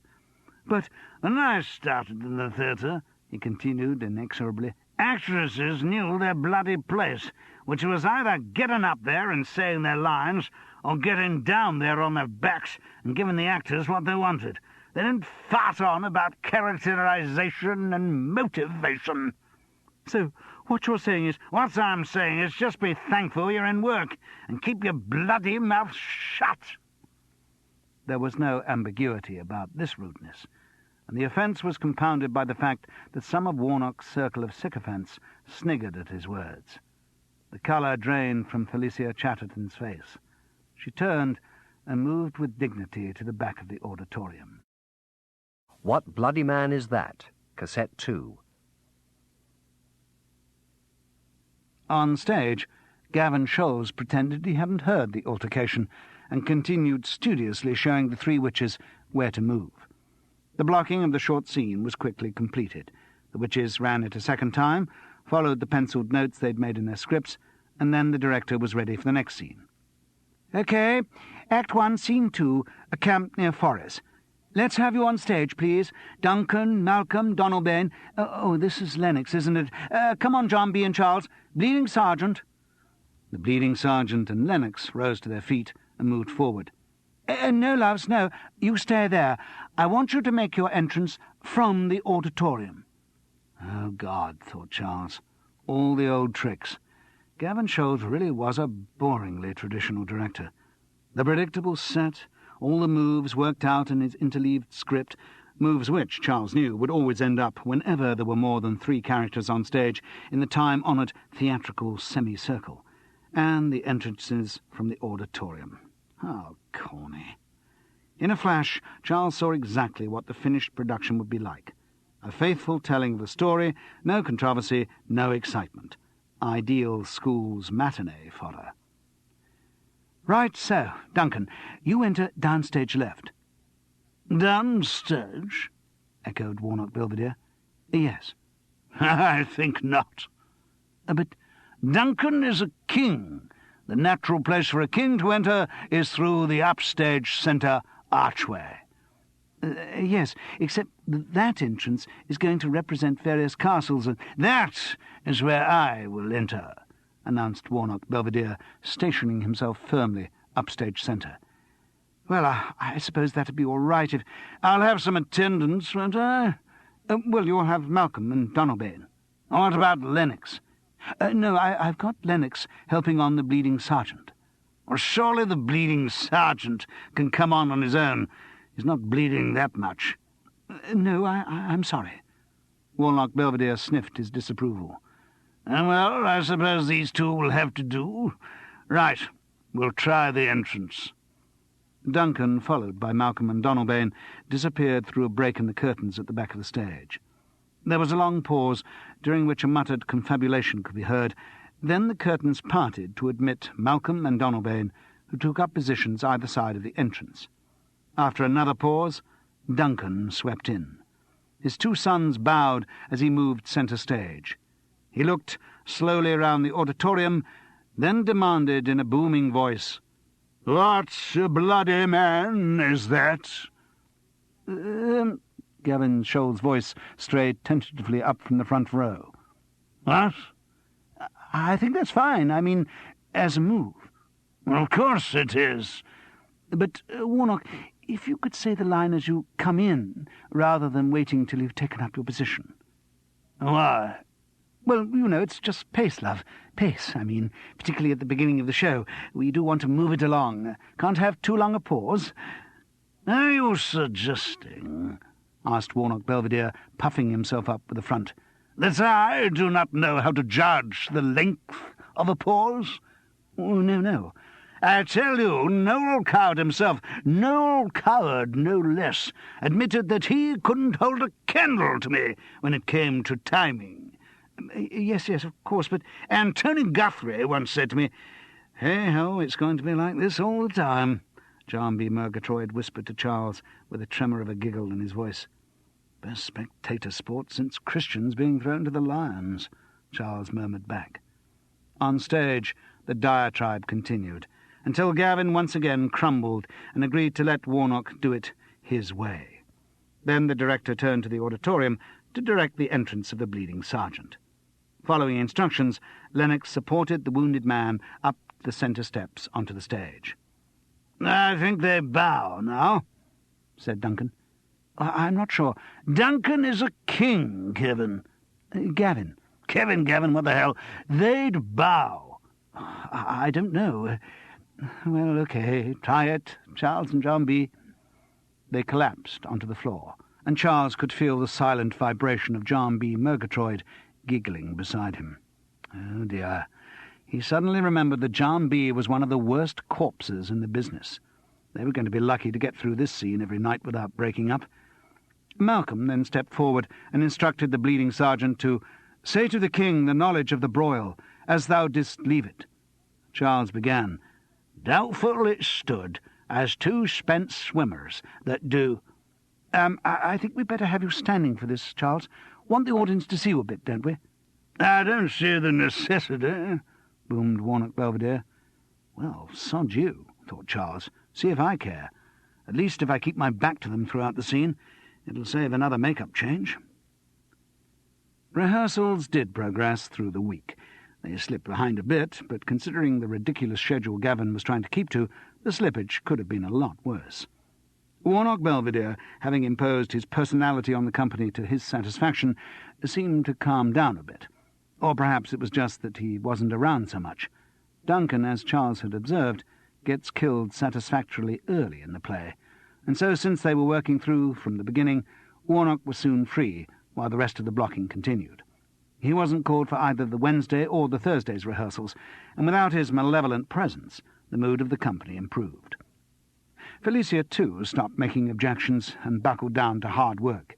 Accepting that she was not going to be allowed to discover movements that arose naturally from her discovery of her character, she began instead to devote her considerable powers of concentration to making Gavin's imposed moves fit into her developing concept of Lady Macbeth. She also found a confidant in Russ Lavery, whose earnestness matched her own, and who was evidently more than happy to spend long hours agonizing with her over nuances of Shakespeare's text. This new friendship was a great blessing to Gavin Shoals, because it got Felicia off his back. Her attitude towards the director changed. Whereas at first she'd been trying to challenge his methods of production, now she seemed to feel only pity for his Philistinism, sorrow that the fine workmanship of the bard should have to suffer at the clumsy hands of such a botcher. But at least she didn't stop to argue every point, and the rehearsals were allowed to proceed. George Birkett also got better, but slowly. He still had a great many television habits to shake off. Apart from the problem of projection, he was also having considerable difficulty implanting Shakespeare's immortal lines in his mind. Actors in television sitcoms are notorious paraphrasers, who give rough approximations of their lines, only homing in with accuracy on the ones which are likely to get laughs. For someone used to that discipline, it was a considerable challenge to have to repeat lines which half the world knew off by heart, and which at schools' matinees might even be followed in the script by the light of pencil torches. For a couple of days, George floundered hopelessly. The lines just would not stick. It was only when Charles Paris gently reminded him of a play called The Hooded Owl that a marked improvement was seen.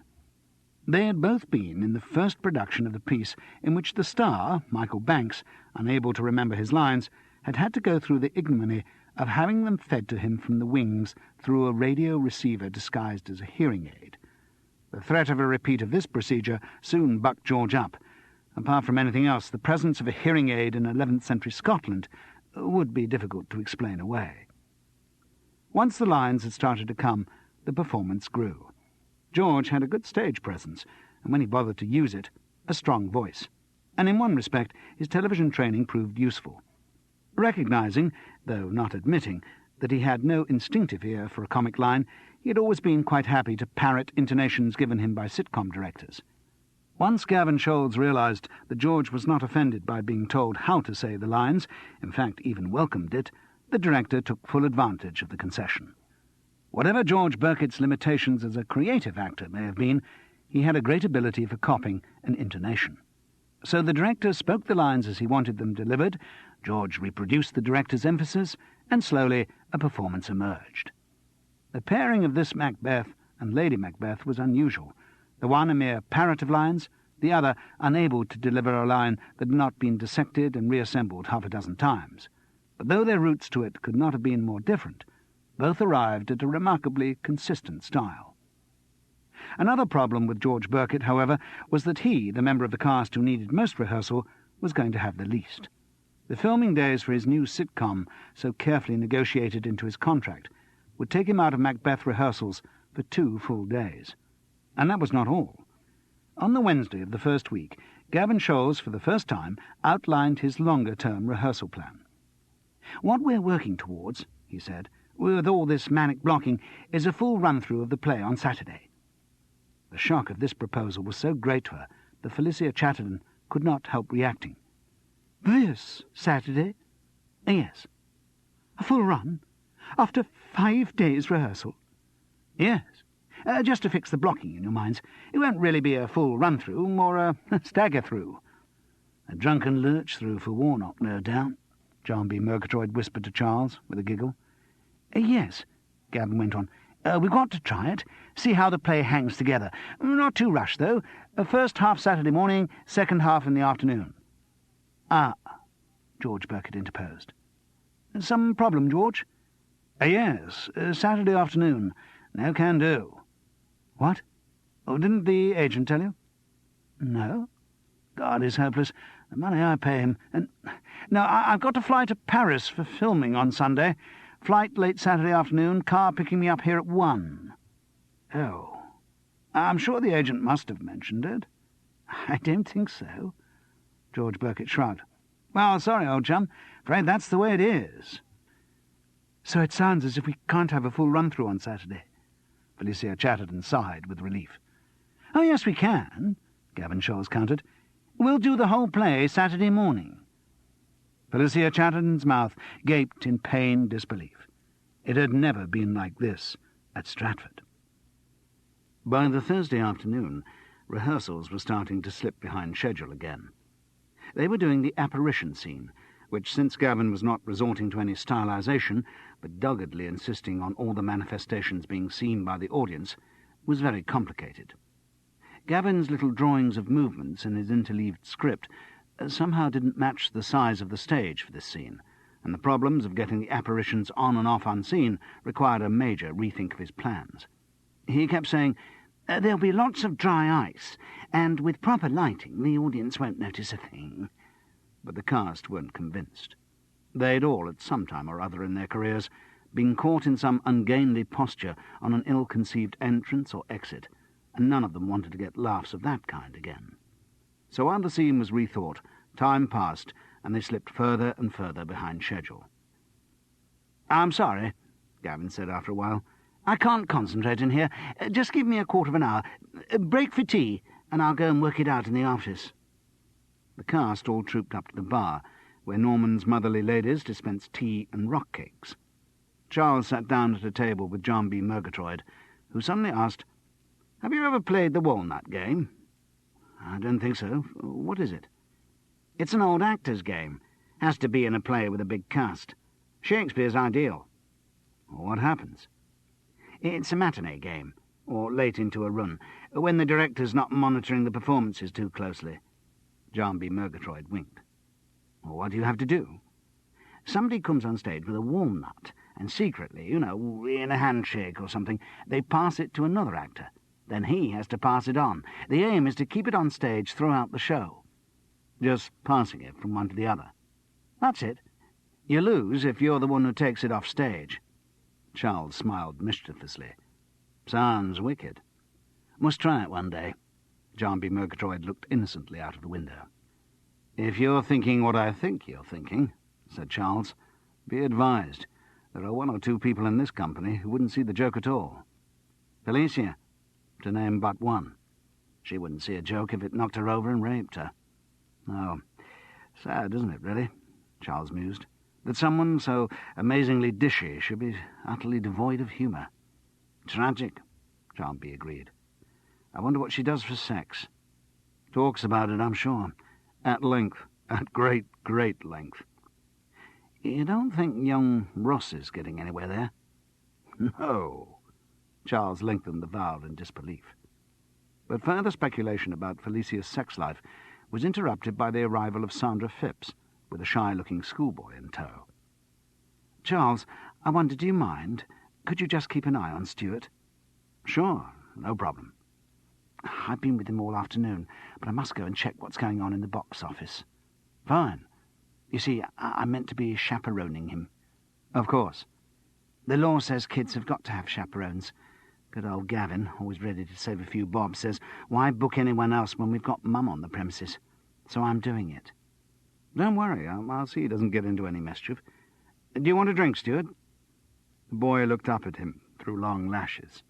He was still at a downy, girlish stage of boyhood, just before his skin would coarsen and his beard start.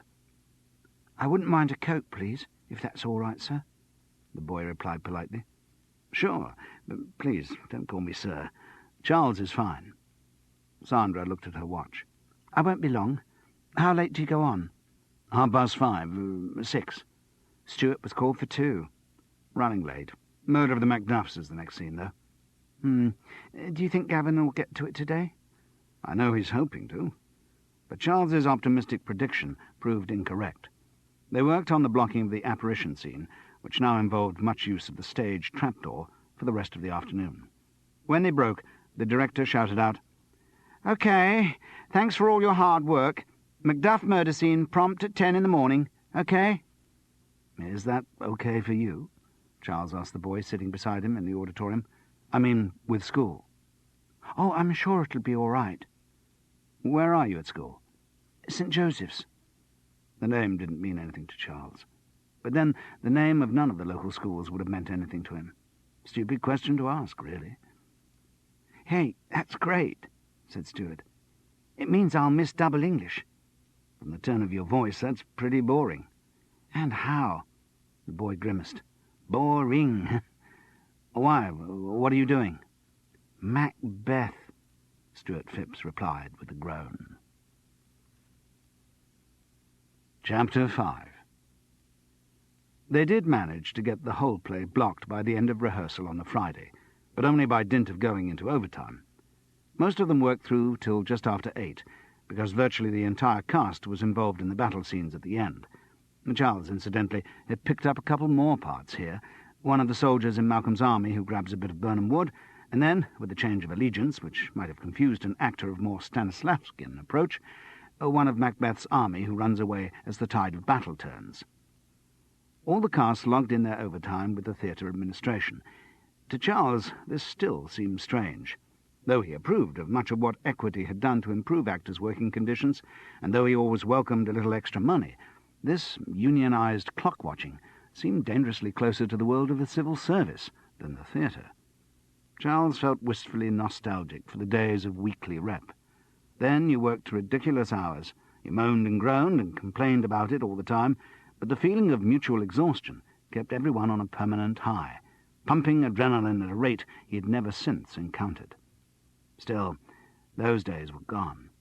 Now there were rules fixing the permissible hours of work, and those rules had to be obeyed. Stuart Phipps's scene was blocked the first thing on the Friday morning, as Gavin had intended. It didn't take long. Stuart spoke the rather prissy lines of Macduff's son with commendable animation, and was clearly going to relish the moment of his death, when he was dispatched by John B. Murgatroyd as the first murderer, with the immortal words, "What, you egg, young fry of treachery?" But the boy didn't leave straight after his scene.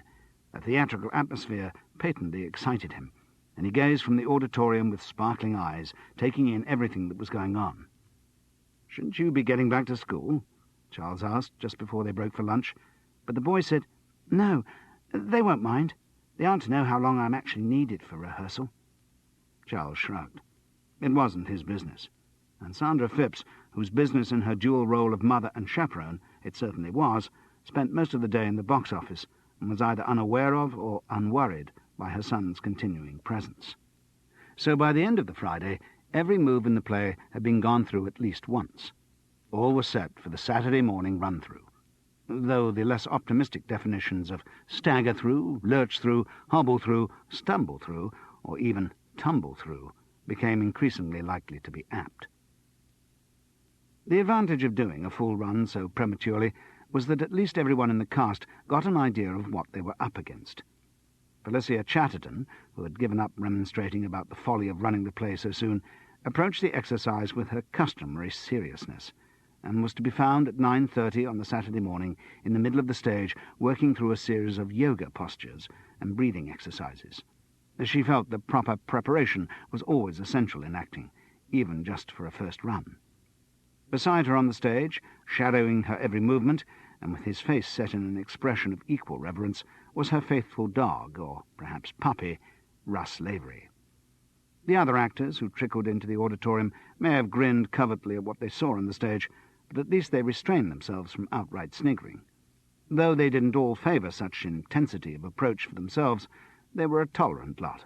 If that's how Felicia wanted to work, fair enough. It didn't cause any trouble. "Oh, Christ, love," hissed John B. Murgatroyd to Charles in a voice of agonised campness.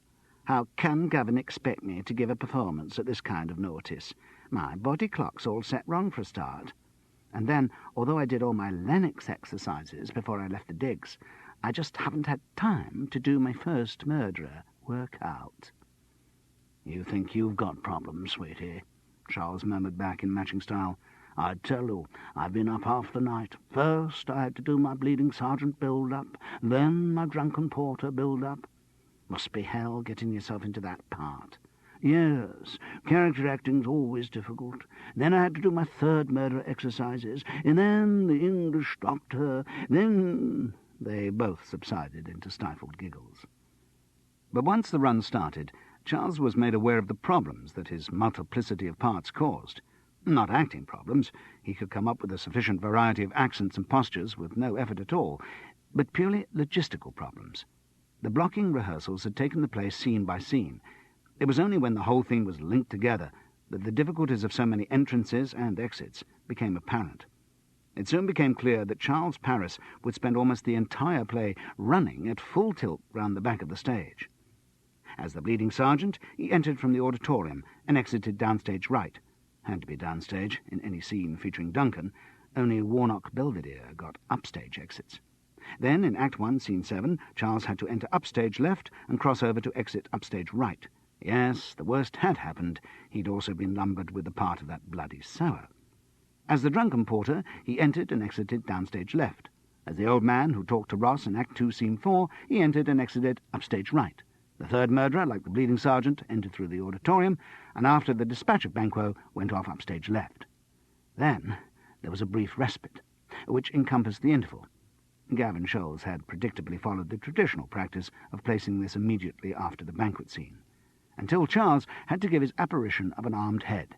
For this, following Gavin's rethink, he made his entrance through a trapdoor under the stage, to emerge in a haze of dry ice through the witch's cauldron, assuming that this particular bit of stage magic worked, an assumption which, at that point, only the director was making with any confidence. The apparition vanished the same way he'd come. The third murderer was once again enlisted to help massacre the Macduff family, and for this occasion he entered and exited downstage left. The English doctor, whose 4.5 lines were so pertinent in the definition of kingship, entered and exited upstage right. The Scottish doctor, brought in as a consultant on the Lady Macbeth sleepwalking case, also entered and exited upstage right. From there on, Charles was into acting soldiers on one side or the other in the final conflict, and for these the entrances and exits, sometimes with and sometimes without chunks of Burnham wood, were respectively downstage left, upstage right, from the auditorium, upstage left, downstage left, and upstage left. Basically, it seemed to Charles that each performance would qualify as a heavy training session for a decathlete, and that was before he started thinking about costume and make-up changes.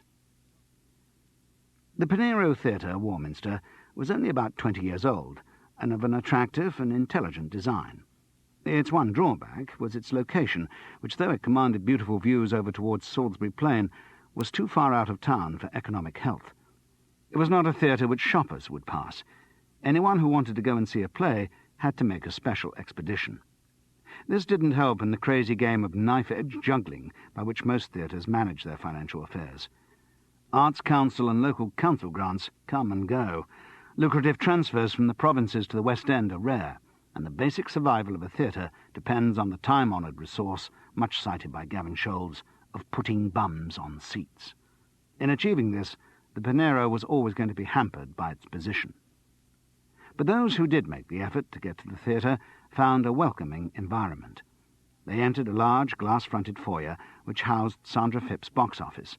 Staircases on either side of this took the visitors up to Norman Phipps's bar, at either end of which were the two main entrances to the auditorium.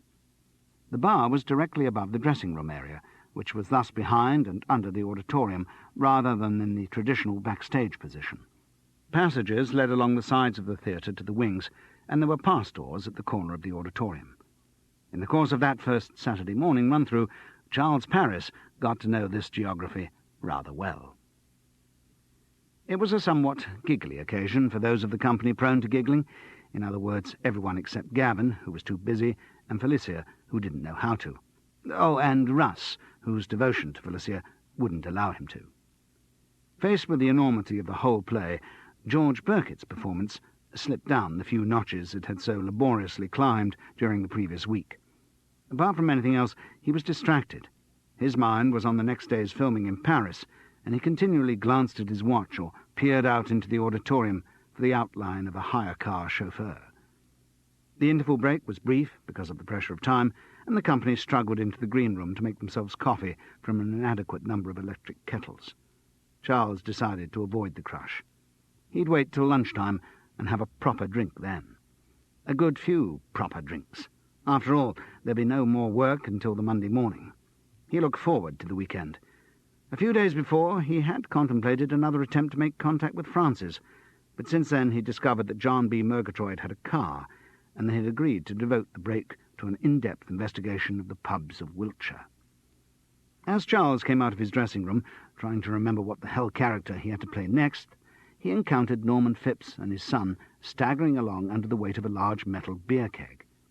They were carrying it from the delivery door to a small storeroom where the bar supplies were kept. "Can I give you a hand?" Norman accepted the offer gratefully. "There are 3 more outside, and a few crates. Why they have to deliver on a Saturday, I don't know." The keg was heavy. Charles took over one end from Stuart and Norman and backed into the storeroom. "Watch out, Charles.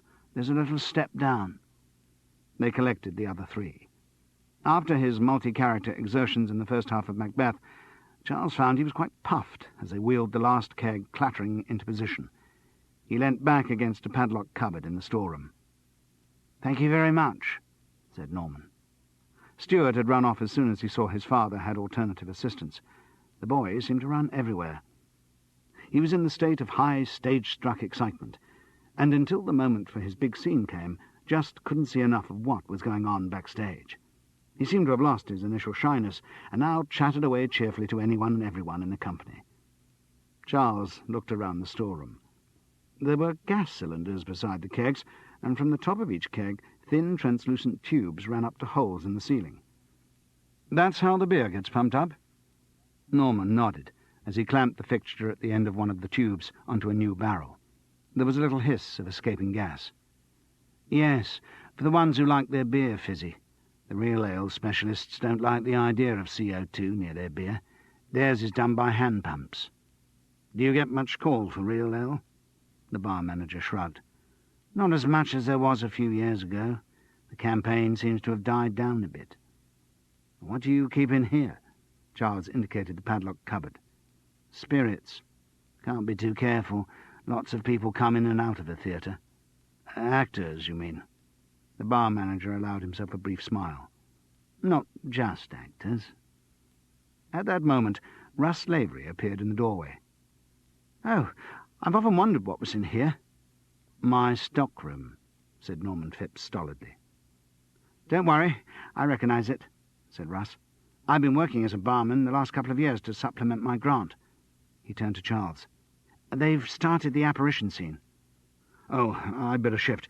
I wonder if they've got the trap working this morning." Norman Phipps followed him out of the storeroom, switching the light off as he came. Then he closed the door and bent to attach another padlock to the metal rings that fixed it. "Don't you use the ordinary lock?" asked Charles, indicating a keyhole in the door. "Broken. This room's been raided more than once." "Actors?" asked Charles again. The suggestion got another small smile from Norman. "I didn't say so." John B. Murgatroyd came bustling up to Charles. "Come on, ready to give your apparition of an armed head. Do you know if the trap's working?" "You bet. Come on." In the area under the stage stood a wooden framework which housed the trapdoor mechanism. At the bottom of this was a platform supported on ropes. It was counterweighted, so that it could be raised quite easily with the full weight of a human being on it. Assistant stage managers would pull down on the ropes on the given cue, and the actor on the platform would suddenly appear up on stage. The skill in working the trap lay in controlling the speed of the ascent. There were no members of the stage management about when Charles and John B. Murgatroyd reached the apparatus. "Are you sure we're meant to be using it for this run?" asked Charles. "Yes. The ASMs are all tied up at the moment, but they asked me to operate it." "Oh, well, if you say so." Charles stepped gingerly onto the platform as John B. took hold of the rope with both hands. "What's the cue, Charles?" "Come high or low, thyself and office deftly show." "OK." John B. Murgatroyd braced himself. They were silent, listening to the heavy footfalls and muffled voices above their heads. They could hear the whine of the witches and the booming tones of George Birkett, but the precise words were difficult to distinguish. "That's it," said Charles, as he thought he recognised the cue. "Bon voyage," giggled John B. Murgatroyd, and he gave an almighty heave on the rope. Charles felt himself shoot up in the air like a rocket. He was aware of the bemused expressions of George Birkett and the witches as he burst into view. Then he felt the jolt of the platform beneath him suddenly stopping, and then nothing beneath his feet as his own ascent continued. Landing back on the platform with a spine-jarring thump, he could hear a wicked, muffled giggle from beneath the stage. "Sod you, John B. Murgatroyd!" shouted the apparition of an armed head. The tone of the run had been fairly giggly before this incident, but after it the floodgates of laughter were released. Hardly any scene passed without a complete break-up amongst the cast. Almost all actors are susceptible to corpsing, and if the director doesn't stamp on it firmly, it can quickly become an epidemic. Gavin Scholes did not have it in his nature to stamp on anything firmly, so the play just seemed to get funnier and funnier to the entire company. The climax came in Macbeth's final scene. In his confrontation with Macduff, George Birkett had regained a kind of stature, and he was rather impressive as he began his last speech. "I will not yield to kiss the ground before young Malcolm's feet, and to be baited with the rabble's curse. Though Birnam Wood be come to Dunsinane, and thou opposed, being of no woman born, yet I will try the last, Before my body I will throw my warlike shield. Lay on, Macduff, and damned be he that first cries." But at this vital juncture Macbeth's attention wandered. He sighted something at the back of the auditorium and concluded the speech, "Oh, sorry, loves, there's my car, must dash." This unintentional bathos brought the house down, and under cover of the laughter George Birkett made good his escape, ignoring Gavin Scholes's plaintive voice following him with, "Could you just hang on for a few notes, love?" It was the end of the run-through, stagger-through, stumble-through, tumble-through, or fumble-through. The director had no hope of reimposing control after that, and he bowed to the inevitable. "OK, we'd better leave it there. Notes first thing Monday morning. Do look at the lines over the weekend. Don't worry, there are still a few rough edges, but it's coming." This understatement prompted another round of laughter, and the company adjourned to the bar in a state of high hilarity. Needless to say, there was one person who didn't see the joke. Felicia Chatterton, a few minutes later, strode through the prattling throng in the bar towards the director, who was just hoping to relax over a glass of wine. Russ Lavery was a rather nervous acolyte in her wake. "Gavin," she began in a steely voice. "Yes, love? I'm afraid we can't go on like this." "What do you mean?" "This total lack of discipline." He smiled the smile which had in the past proved disarming. "Yes, OK, I admit this morning was a complete shambles, but you're bound to get one rehearsal like that. Don't worry, everyone's got it out of their system now. We're really buckled down to it on Monday." She was not reassured. "I'm afraid I can't act with people who behave like that. I find it impossible to concentrate and build a performance." "So, what are you suggesting?" "I'm suggesting that the disruptive elements are removed from the cast." "What?" "Either they go, or I'll have to go." The director was struck dumb, but another voice took up the challenge. "Who does she think she is? Sarah Bloody Bernhardt?" Warnock Belvedere sounded even more belligerent than usual. He looked angry and disappointed, and the brandy he clutched was not his first of the morning. "I just want to work with people who are professional, that's all," Felicia explained reasonably. This really caught Warnock on the raw. To cast doubts on his professionalism is the worst insult to any actor. "And who are you calling unprofessional, you jumped-up little tart?" Felicia maintained her dignity. "I'm talking about any members of this company who aren't taking the play seriously." "Like me, for instance?" The old actor was now enjoying baiting her. "Yes." "So you're saying that I should get out of the company?" "Yes," she replied evenly. She fixed him with her fierce blue eyes. "One way or another, you've got to go." Chapter 6. The second Monday of rehearsals was a really bad day. In fact, in the long annals of theatrical disasters, there can have been few to match it. For Charles Paris, it started unfortunately because he woke up with a grinding hangover. His in-depth investigation of the pubs of Wiltshire with John B. Murgatroyd had perhaps gone in too deep. When they met at the theatre on the Monday, Charles discovered that John B. was in exactly the same condition as he was. Their recollections of the final stages of the previous evening were equally vague. What made it terrifying in retrospect was that John B. had actually driven them back to their digs. The two hungover small-part actors did not pose a great threat to Gavin Scholes's rehearsal plans. Indeed, hungover actors at morning rehearsals are such a common occurrence that he hardly noticed their bleariness and slow reactions. What did throw his schedule into disarray, though, was the phone message that came through at 10:15. George Birkett was fog-bound in Paris. There had been no flights out of the city the previous night, and, unless the weather showed a very sudden improvement, there was no chance of his putting in an appearance at that day's rehearsals. But troubles, as Shakespeare, that well-known provider of platitudes for every occasion, observed in another of his plays, do not often come singly. Before Gavin had had time to digest this first gobbet of bad news, Sandra Phipps came into the theatre to announce that Stewart was no longer going to be allowed to take part in the production. Apparently his blithe confidence that St. Joseph's School wouldn't mind about his taking the Friday off for rehearsal had been misplaced. Because he hadn't even taken the precaution of telling his form master he wouldn't be present, there had been a heated phone call to the Phipps home on the Sunday evening, the upshot of which was that Stewart was forbidden to continue in the play. So not only had Gavin Scholes lost his principal actor for an unspecified length of time, he was also faced with the problem of finding another son for Macduff, and he knew how time-consuming booking and licensing juveniles could be. Don't you think there's a chance if I rang up St. Joseph's and spoke to the teacher myself, he might relent? The director asked plaintively. No, Sandra replied. Not in the mood he's in at the moment. In fact, I must ask you, please, not to do it. Stuart's in bad enough odour there already. I think a call from you could only make it worse for him. No, I'm sorry, he's definitely out. His form master only grudgingly allowed him to be in the show in the first place, on the understanding that his work didn't suffer, with his exams coming up. And now, she shrugged hopelessly.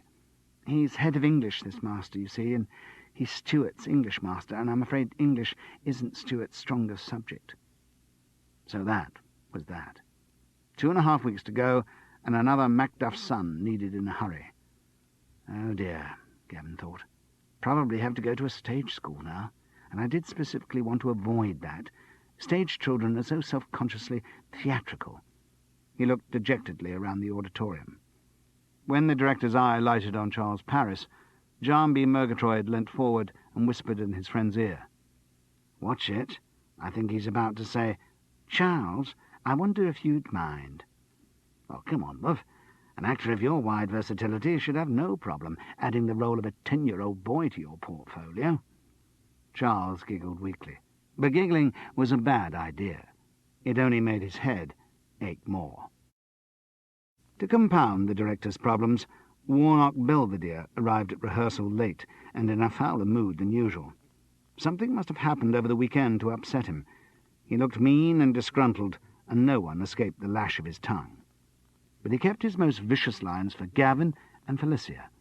Once, when the director tried to suggest a change of intonation to him, the old actor snapped out, "Come on, love, make a decision. Do you want me to do the line the way you tell me, or to do it right?" As with most Warnock's lines, it was not original. Charles had heard it attributed many times to various theatrical luminaries. He'd even heard it used once or twice, but never with such belittling venom. Felicia, too, suffered from Warnock's tongue. When she entered to welcome Duncan to her castle in Act 1, Scene 6, she stood for a moment locked in thought. "Get on with it," Warnock hissed. "I'm having a lot of difficulty with the delivery," Felicia said thoughtfully. "Oh, Christ!" Warnock Belvedere swept downstage and boomed out over the stalls. "Is there a bloody midwife in the house?" Felicia recoiled as if struck in the face, and turned appealingly towards Gavin. The director seemed suddenly to have found something deeply riveting in his script. The moment passed, but the bad feeling didn't.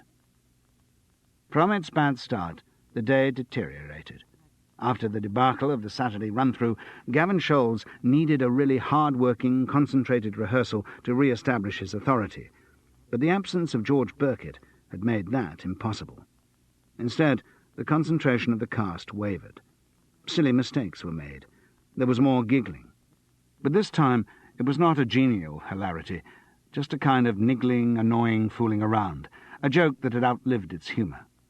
It was difficult, under the circumstances, to get any constructive work done. Charles Paris participated in this silliness, which didn't improve his mood, but merely increased the self-distaste engendered by his hangover. Then, because it was the only thing likely to make him feel better, he overindulged in the bar at lunchtime. The new drink topped up the old drink of the night before, and he felt quite drunk when he returned for afternoon rehearsal. It became clear, as the afternoon progressed, that he wasn't the only member of the company in that condition. The silly giggling continued through the rehearsal until Gavin Scholes was driven to stage an ineffectual and embarrassing tantrum. Charles felt despicable as the company's spirit deteriorated.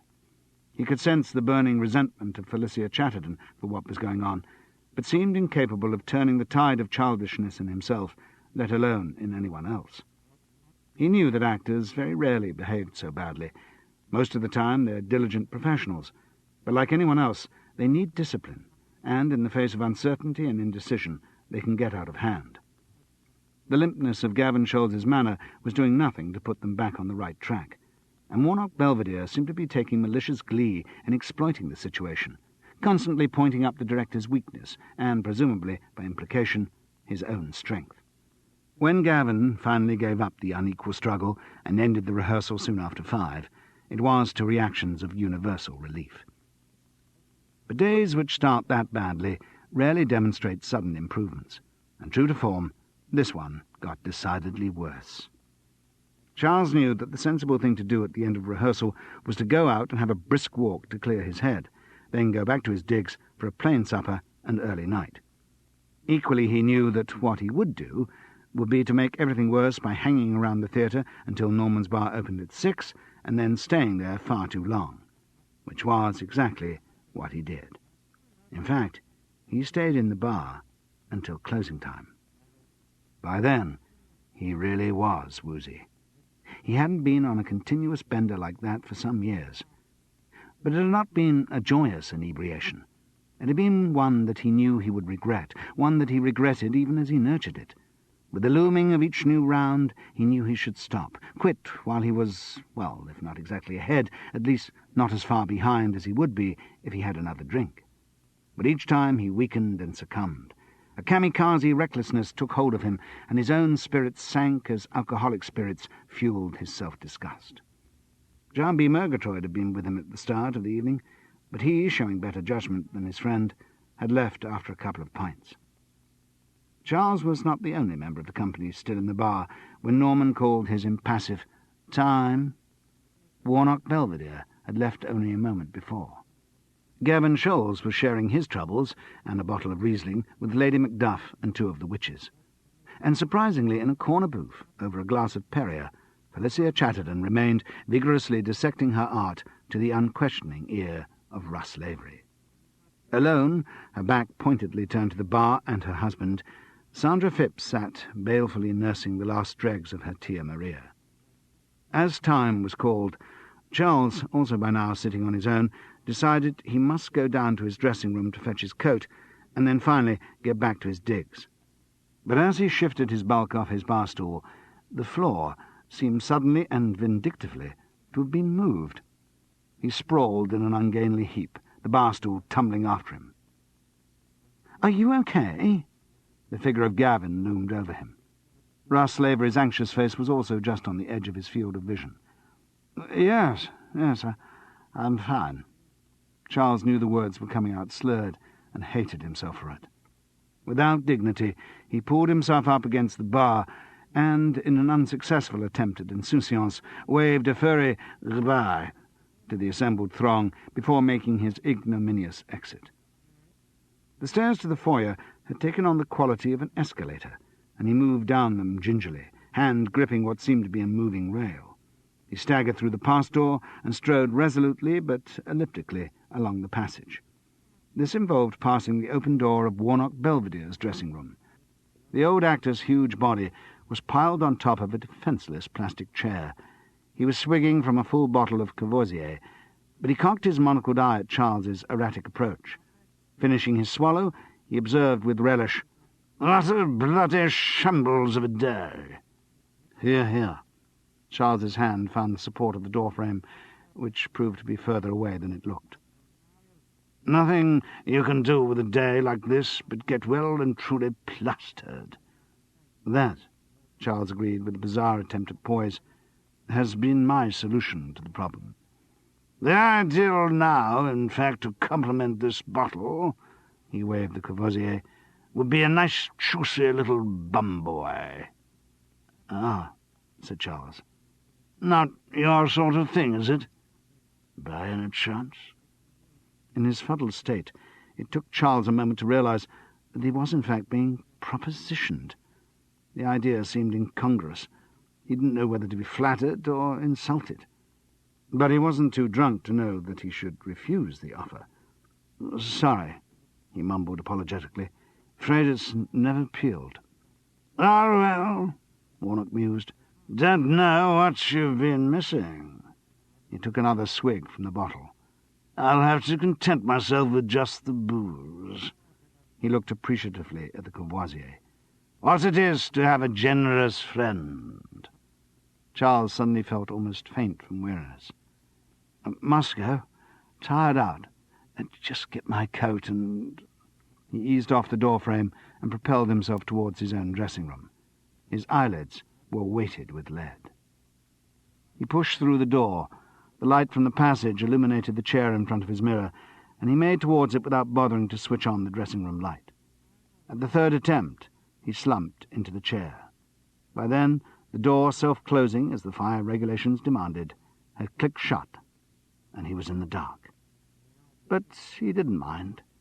He lowered his head gratefully onto the table in front of the mirror, and in a matter of seconds, Charles Paris was asleep. Chapter 7. He woke with a head like a hornet's nest, a mouth like a blocked drain, and a desperate need to pee. For a moment, he didn't know where he was. The darkness was total. Then, remembering, he felt along the table towards a light switch. The sudden blaze drove red-hot nails into his eyes. He blinked in agony. Not time to get to the gents along the passage. He used the wash-basin noisily, comforting himself with the thought that some of the old actor laddies reckoned that brought good luck.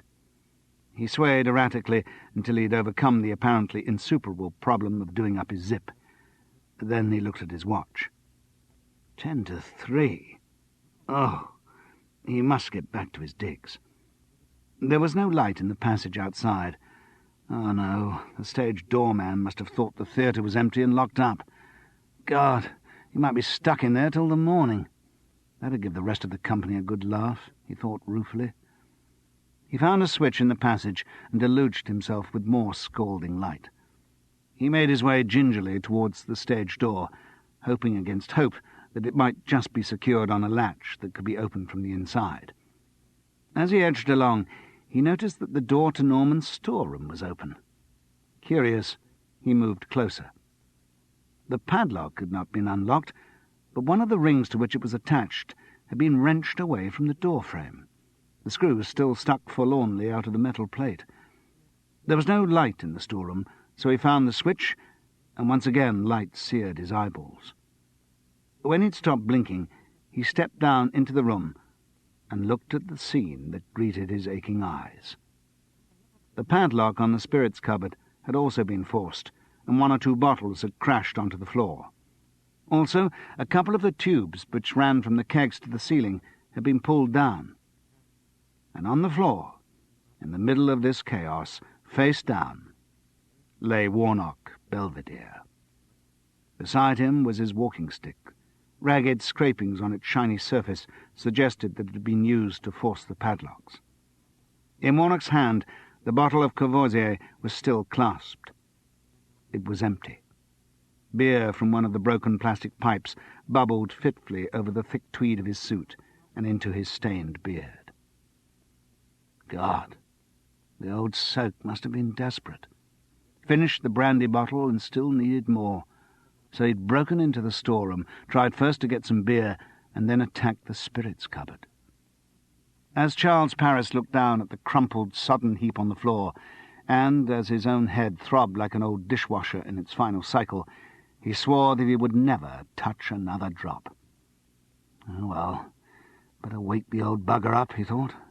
See if we're both going to be locked in here for the night. He reached down to shake the prostrate actor's shoulder, but got no response. He shook harder, then turned Warnock over onto his back. The face revealed was grotesquely more purple and congested than usual. Nobody was going to wake up Warnock Belvedere ever again. Chapter 8. Charles tried the stage door and the main doors in the foyer. He tried the delivery door through which he'd helped Norman with the beer kegs, and he even tried the big shutter door of the scenery dock. They were all firmly locked from the outside. He was imprisoned in the theatre with the corpse of Warnock Belvedere. It gave him an uncomfortable feeling. He was unwilling to go back and look at the body, for in his imagination it had become more grotesque, the colour more livid, the eyes more bulging. Charles shuddered at the image. He felt ghastly. Apart from anything else, his head still seemed to be full of disgruntled piranha fish nibbling away at it. He would have to summon help. He went up to the administration area. The artistic director's door was locked, but fortunately Gavin's secretary had an extension line in the outer office. Charles picked it up. The dialing tone prompted him to wonder who he should ring. Well, obviously the police, but maybe he should ring Gavin first. After all, the Pinero was Gavin's responsibility. He should be informed of the accident as soon as possible. Yes, the director first, then the police. Gavin lived alone. There had been a wife for some years, but because of his obsession with the theatre, she had rarely seen her husband, and when she finally walked out, Gavin had hardly noticed her absence. The phone was answered on the third ring. Gavin sounded fully alert. Maybe he'd been awake, agonizing over his production and how he was going to make up the lost rehearsal time. If that was the case, the news Charles was about to give wasn't going to ease his troubles. "Gavin, it's Charles Paris. I'm calling from the theatre." "Why the hell are you there?" "I got locked in by mistake." "And you want me to come and let you out?" "Maybe, but in fact it's worse than that. Warnock Belvedere's here too." "You and Warnock staying behind? Well, there's a turn-up. What were—" Charles cut through this untimely attempt at humour. "Listen, Warnock's dead." There was a silence from the other end of the phone. Then, in an appalled whisper, Gavin Scholes's voice said, "What? In my theatre?" The police voice which answered the phone was impassive as it took down the details of what had happened. Or if the voice had any colouring at all, it was a tone of slight sceptical disbelief. Charles cursed all the alcohol he had had that night. He knew his speech was still slurred. He explained that the theatre was locked and gave them Gavin's address so that the keys could be picked up. Yes, Mr. Scholes would be awake. They'd just spoken on the phone. Right. The police would be along as soon as possible. Would Mr. Paris please remain where he was until they arrived? Fat bloody chance of doing anything else, he thought, as he put the phone down. The theatre was aggressively silent now, and it seemed full of the looming presence of Warnock Belvedere's body. Charles shivered again. God, he felt terrible. Really needed a drink. As he walked down towards the foyer, he looked wistfully through the padlocked grille of Norman's bar. For a moment he thought of the open storeroom downstairs, all those bottles, easy enough to fill a glass from the dribbling beer tubes. But no, he didn't want to confront that congested face again. Besides, he was going to give up the booze, wasn't he? The police were there in 10 minutes, but it was a long 10 minutes for Charles Paris. They came in through the stage door, and he met them in the passage which led to the dressing rooms. There were 2 uniformed officers, but he could hear the sounds of other cars drawing up outside. Charles felt very weary and unsteady. His words, he knew, were still fuzzy with drink, and he didn't miss the sceptical exchange of looks between the 2 policemen as he showed them where Warnock Belvedere lay. They thanked him politely and asked where they could find a telephone. They asked if he would mind waiting in the theatre for a while. In his dressing room? Yes, that would be fine. They wouldn't keep him longer than was necessary. In the dressing room, Charles's head once again found the cushion of his table, and once again he dropped into a dead, unhealing sleep. "Excuse me, sir. Mr. Paris?" His shoulder was being shaken, and it took him a moment or 2 to realize where he was. The policeman who was waking him was a new face. Not in uniform, this one. There was another unfamiliar figure in the doorway, and beyond he could see the anxious face of Gavin Scholes. "Sorry," Charles mumbled through a mouthful of slimy cotton wool. "Middle of the night, very tired." "Yes, very tired, I'm sure, sir." Was he being hypersensitive to hear a hint of reproof in the policeman's voice? Oh, why on earth had he drunk so much? We don't want to keep you here longer than necessary this evening, but we would be most grateful if you could just describe exactly what happened. What, you mean when I found Warnock, the body? Well, yes, and before that. We've spoken to Mr. Scholes about the earlier part of the evening. If you could take it from the moment that she left the bar at closing time.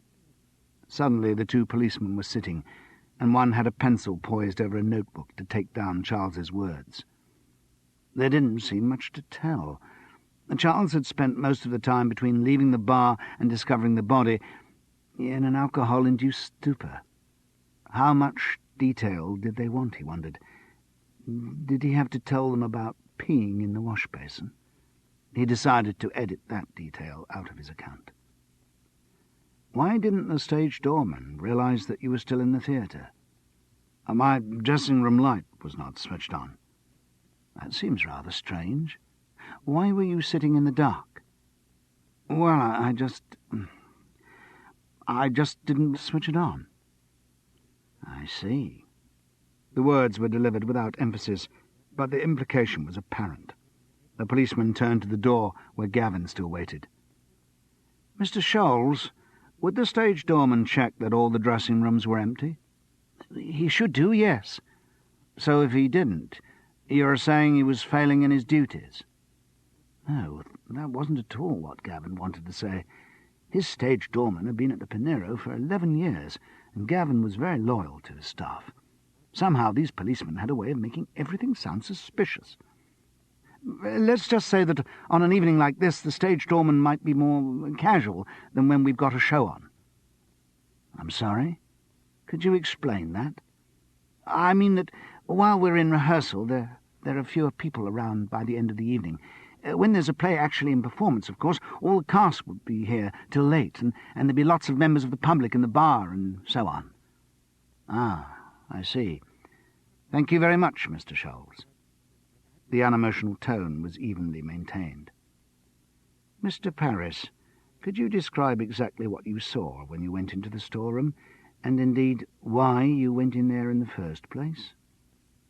Charles explained about seeing the forced padlock and described what he saw in the storeroom. He knew he didn't do it very well.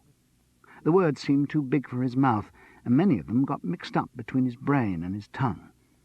At the end of his recitation, the policeman thanked him politely and asked for the address where he was staying.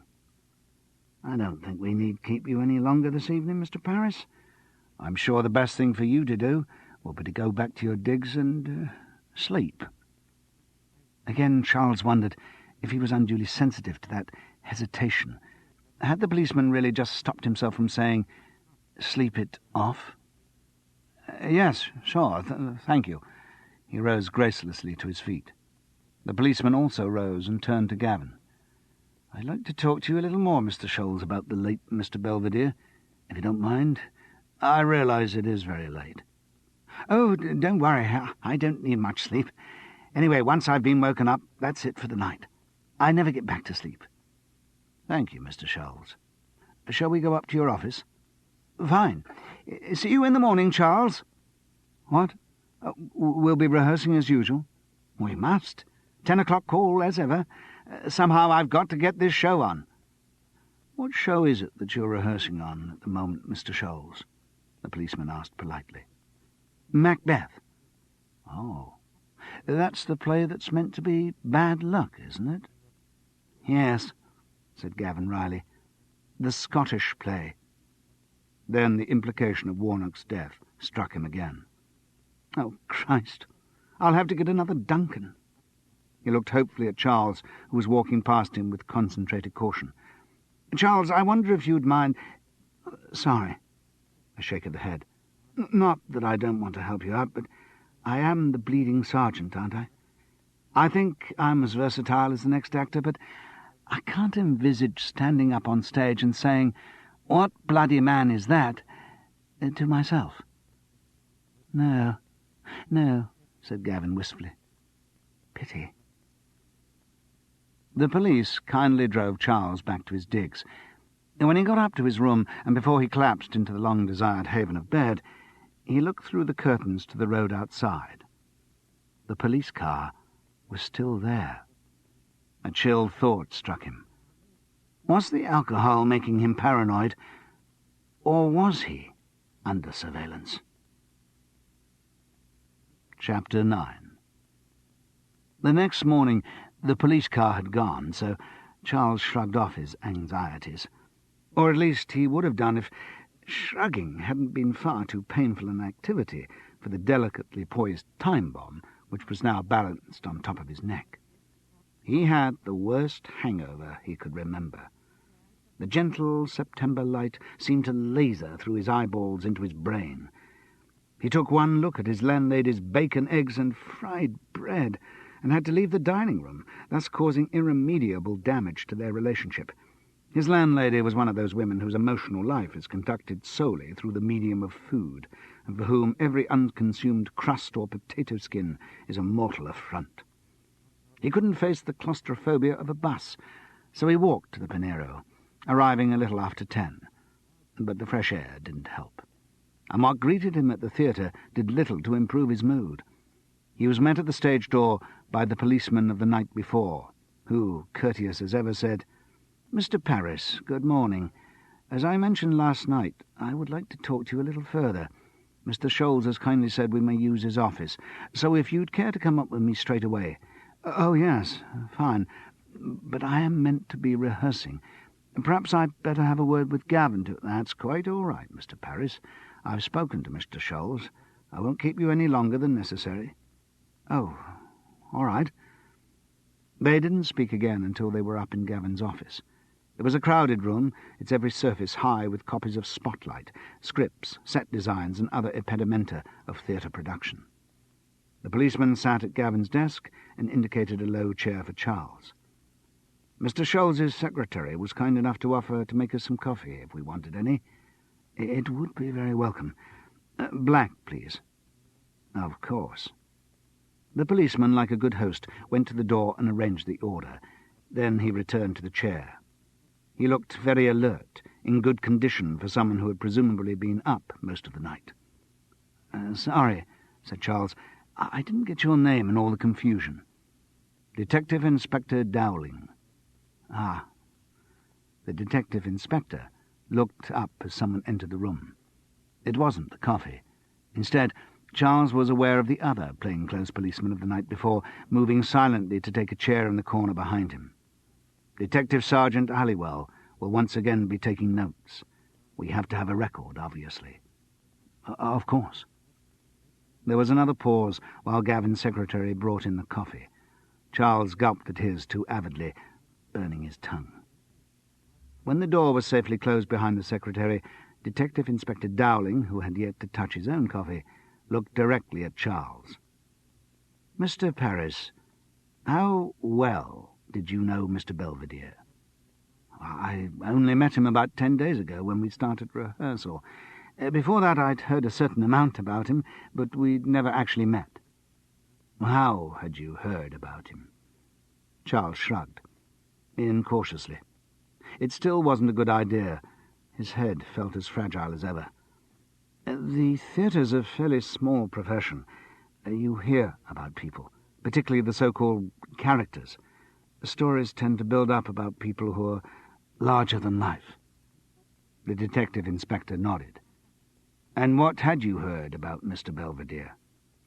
"That he was an actor of the old school." "Could you clarify what that means for—" A helpless gesture of the hands. "A mere layman." "I suppose it means Warnock worked in a more flamboyant style than modern actors. More expansive. If you like, more hammy." Charles caught the incomprehension on the detective inspector's face. "Likely to be a bit over the top." That evidently wasn't much clearer. "Tended to overact a bit." "Ah, thank you. I understand. And what else did you hear about him?" "That he could be difficult." "Difficult for whom, in particular?" "For a director. Actors of that generation don't really think directors are necessary, just kind of jumped-up stage managers. They think all the important bits of theatre come from the actors themselves." Thank you. Well, this is fascinating, Mr. Paris. You know, for me, coming into a place like this, and knowing, I regret to say, very little about the theatre and theatrical people.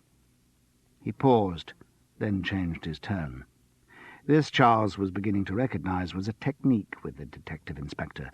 First he would disarm with courtesy, then come in hard with the questions he really wanted to ask. Would you say Mr. Belvedere was liked amongst the group? It sounded wrong, the word group. Company, he should have said. But then, by his own admission, he knew nothing about the theatre. Still, there was only one answer to the question. No, he wasn't liked. I mean, some people were amused by him. He could be very funny, though usually in a pretty vicious way. But I would be lying if I said he was liked. The detective inspector paused again. Did you know that Mr. Belvedere was homosexual? Well, yes, obviously. Charles shrugged again. Oh, you must stop doing that. But I mean, in the theatre, so many people are. You don't really think about it. No, I suppose not. For the first time, Charles caught a whiff of prejudice in the detective inspector's voice. For all his politeness and ingenuous inquiries, the man seemed to be building up a personal case against the theatre and theatrical people. Perhaps he was one of those who had always thought of actors as drunken, effeminate layabouts. If that were the case, what he'd seen during the previous 6 hours would have done little to dispel the impression. I gather from Mr. Scholes that Mr. Belvedere was also a heavy drinker. The "also" suggested the detective inspector was compiling a catalogue of the dead man's moral shortcomings. Yes. From the way he was found last night, one might assume he had drunk a whole bottle of brandy. Yes. He also, I gather, had had a fair amount in the bar in the course of the day. Yes. Surely that would be an excessive amount for him to drink. Excessive, yes, but not out of character. I mean, he was notorious for going on benders. I gather quite a few actors do that. Some. Charles found himself avoiding the detective inspector's eye. Do you think it possible that Mr. Belvedere broke into that storeroom in search of alcohol? Well, one doesn't want to speak ill of the dead. Much as I appreciate your delicacy, Mr. Paris, I'm afraid we in the police sometimes have to ignore such niceties. Of course. Well, yes, then I would say it is possible. When I spoke to him before going into my dressing room last night, he did express an intention to get very drunk. Did he? The detective inspector's head shook slightly in disbelief at the existence of people who behave like that. Well, that would certainly confirm with our findings so far. It'll have to be checked, but it seems fairly certain that Mr. Belvedere's walking stick was the instrument used to force the padlocks on the door and the cupboard. There was another silence before the next question was posed with studied casualness. What do you think Mr. Belvedere died of, Mr. Paris? I'm sorry? Seems a straightforward question. What do you think killed him? Well, I hadn't really thought. It was true. In the shock of discovering the body, and in the alcoholic haze in which he had discovered the body, Charles had not asked himself this basic question. I don't know. I suppose a heart attack? A stroke? He was grotesquely overweight. Or maybe just alcoholic poisoning. His interrogator shook his head. None of those. He died of asphyxiation. You mean he was strangled? No, we don't have to be so melodramatic, Mr. Paris. Asphyxiation simply means the obstruction of the body's respiratory system. You don't have to strangle someone to achieve that. There are many other ways of cutting off the supply of air to the lungs. So, what do you think happened in this case? Well, we'll have to get it confirmed by forensic tests, but the police doctors made a few educated guesses. I'll tell you what we think, because it's possible you might have some evidence to support our theories. You know, having been on the spot when it happened, albeit dead to the world at the time. This time there was no mistaking the edge of contempt in the detective inspector's look. Right, here's a scenario for what might have taken place. Mr. Belvedere leaves the bar at closing time. He's had a lot to drink, but being an alcoholic, he still wants more. He goes down to his dressing room and waits. You see him down there, but he presumably doesn't know that you stay in the building. He switches out the light in his dressing room so that the stage doorman won't realise there's anyone there when he does his final rounds before locking up. When he's confident that the theatre's empty, Mr. Belvedere, by now desperate for a drink, makes for the storeroom. Using his walking stick as a lever, he forces open the door, then does the same to the lock of the cupboard. He steals a bottle of brandy and starts drinking it down there on the spot. The brandy, on top of all the other alcohol he's had in the course of the day, makes him stagger around a bit, and that's when he pulls down the beer pipelines. Or maybe he just does that out of spite, or to make it look as though it's been an outside raid by kids. It's not really important which. The important thing is that the lines get broken. Then finally the alcohol gets to him and he passes out flat on the floor. Unfortunately, though, when the beer lines got broken, so too did the lines carrying gas to pump the beer. That gas, of course, is carbon dioxide, and an elementary knowledge of chemistry will tell you that it's heavier than air, and so it sinks to the ground. When it gets to the ground, it forces out the oxygen, and so for anyone who happens to be lying there, it's really rather bad news, particularly in a room where there's a step up to the door so that the gas stays trapped on the floor. Of course, someone in normal health would react, would rise to his feet when he started to have difficulty breathing. But for someone who was lying there in a drunken stupor, the detective inspector shook his head. I'm afraid it's going to be very bad news indeed. And that's what you think happened? Asked Charles. Seems a reasonable assumption. Subject to confirmation, as I say. See what comes out at the inquest. But yes, that's the way it looks at the moment. So you think it was an accident? Detective Inspector Dowling's eyes narrowed.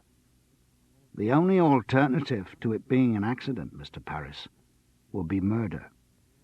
Yes, the policeman sighed. I know actors make their living by dramatizing things, but I don't think it's really necessary in this case. Looks like a straightforward accident to me.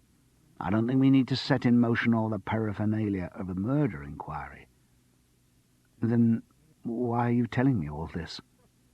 Charles was in part relieved that the threat of his being a murder suspect had lifted, but he was also intrigued about the reasons for his interrogation. You were on the spot, Mr. Parris. You may have seen something that invalidates my theory. Well, yes, I did, actually. Charles leapt in without thinking of the implication of his words. Oh, yes? The detective inspector was suddenly alert. Once again he had snapped from casual courtesy to incisive interrogation. And what was that? The brandy bottle. What about it? Did you find a second brandy bottle? No, just the one. And you know it came from the store cupboard? We assume that.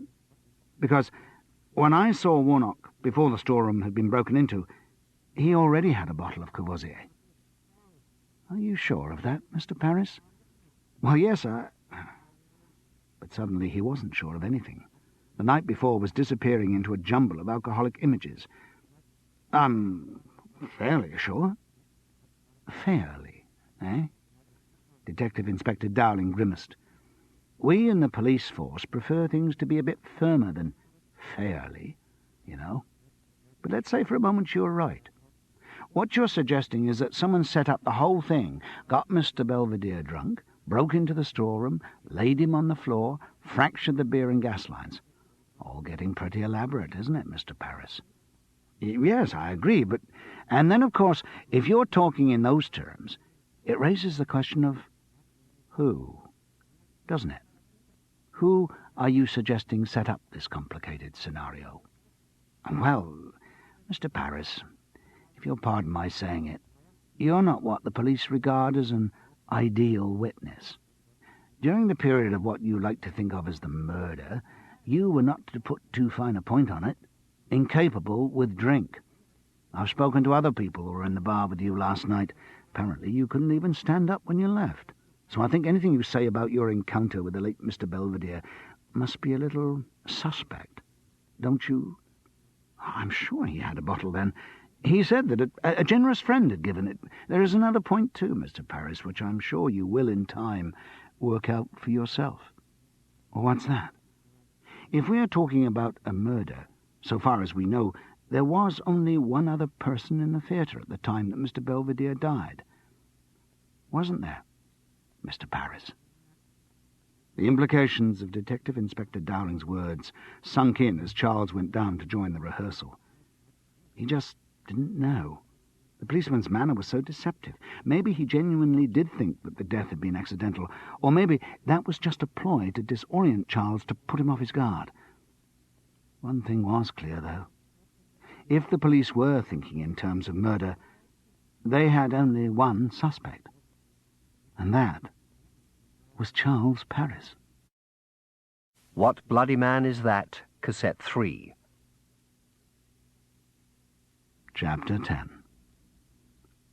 "You're no fun any more, Charles Parris," said John B. Murgatroyd, slurping a lunchtime pint in the bar. Charles squinted down at his Perrier water. "No. I mean, what you need is a hair of the dog." "Oh, that's what I had yesterday. I had so many hairs of the dog I could have knit myself my own St. Bernard, and it didn't do me any good." "No, but that was yesterday. Today's today." "I know. I'm still laying off. But after the shock of discovering old Warnock's body, you need something." "That's true. What'll it be?" "I'll stick with this." He looked again at the Perrier water. It didn't get any less pallid and uninspiring.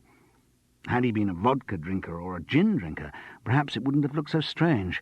But to a man whose familiar spectrum of beverages ranged only from the gold of Bell's whisky to the russet of bitter, there was a mental jolt each time he looked at it. John B. shook his head in mixed pity and disbelief. Sad to see a good man go. "Sad to see Warnock go?" Charles ventured. "Well, yes. Sad to see anyone go, obviously, but I don't think the old bastard's going to be mourned that much. No. Couldn't be a more appropriate end, though, could it? Drowned in alcohol." "That isn't quite what happened." "Well, to all intents and purposes. I mean, it was the booze that got him, or at least the desire for the booze." "Yes." Something in Charles's tone made John B. look at him sharply. "Oh, I understand. That's it. Seeing him lying there has put you off." "I suppose so. I mean, I'd heard the expression old soak enough times, but I'd never thought I'd see it so literally demonstrated. The beer was just dribbling over him. His suit was like a wet dishcloth. Yuck! Still, a few people round the theatre won't be sorry." "Who were you thinking of in particular?" asked Charles, suddenly alert. "Well, you name them. Little Miss R.S.C., certainly. Now perhaps she'll get a Duncan who will allow her to—" John B. dropped into a parody of her thrilling intensity. "Concentrate on the subtext of her part." I've come to the conclusion that what would sort her out is a really thorough screwing by an expert." "Are you volunteering or just giving your considered medical opinion?" "Bit of each." "Well, good luck. I'll know when you've succeeded by your bent ears.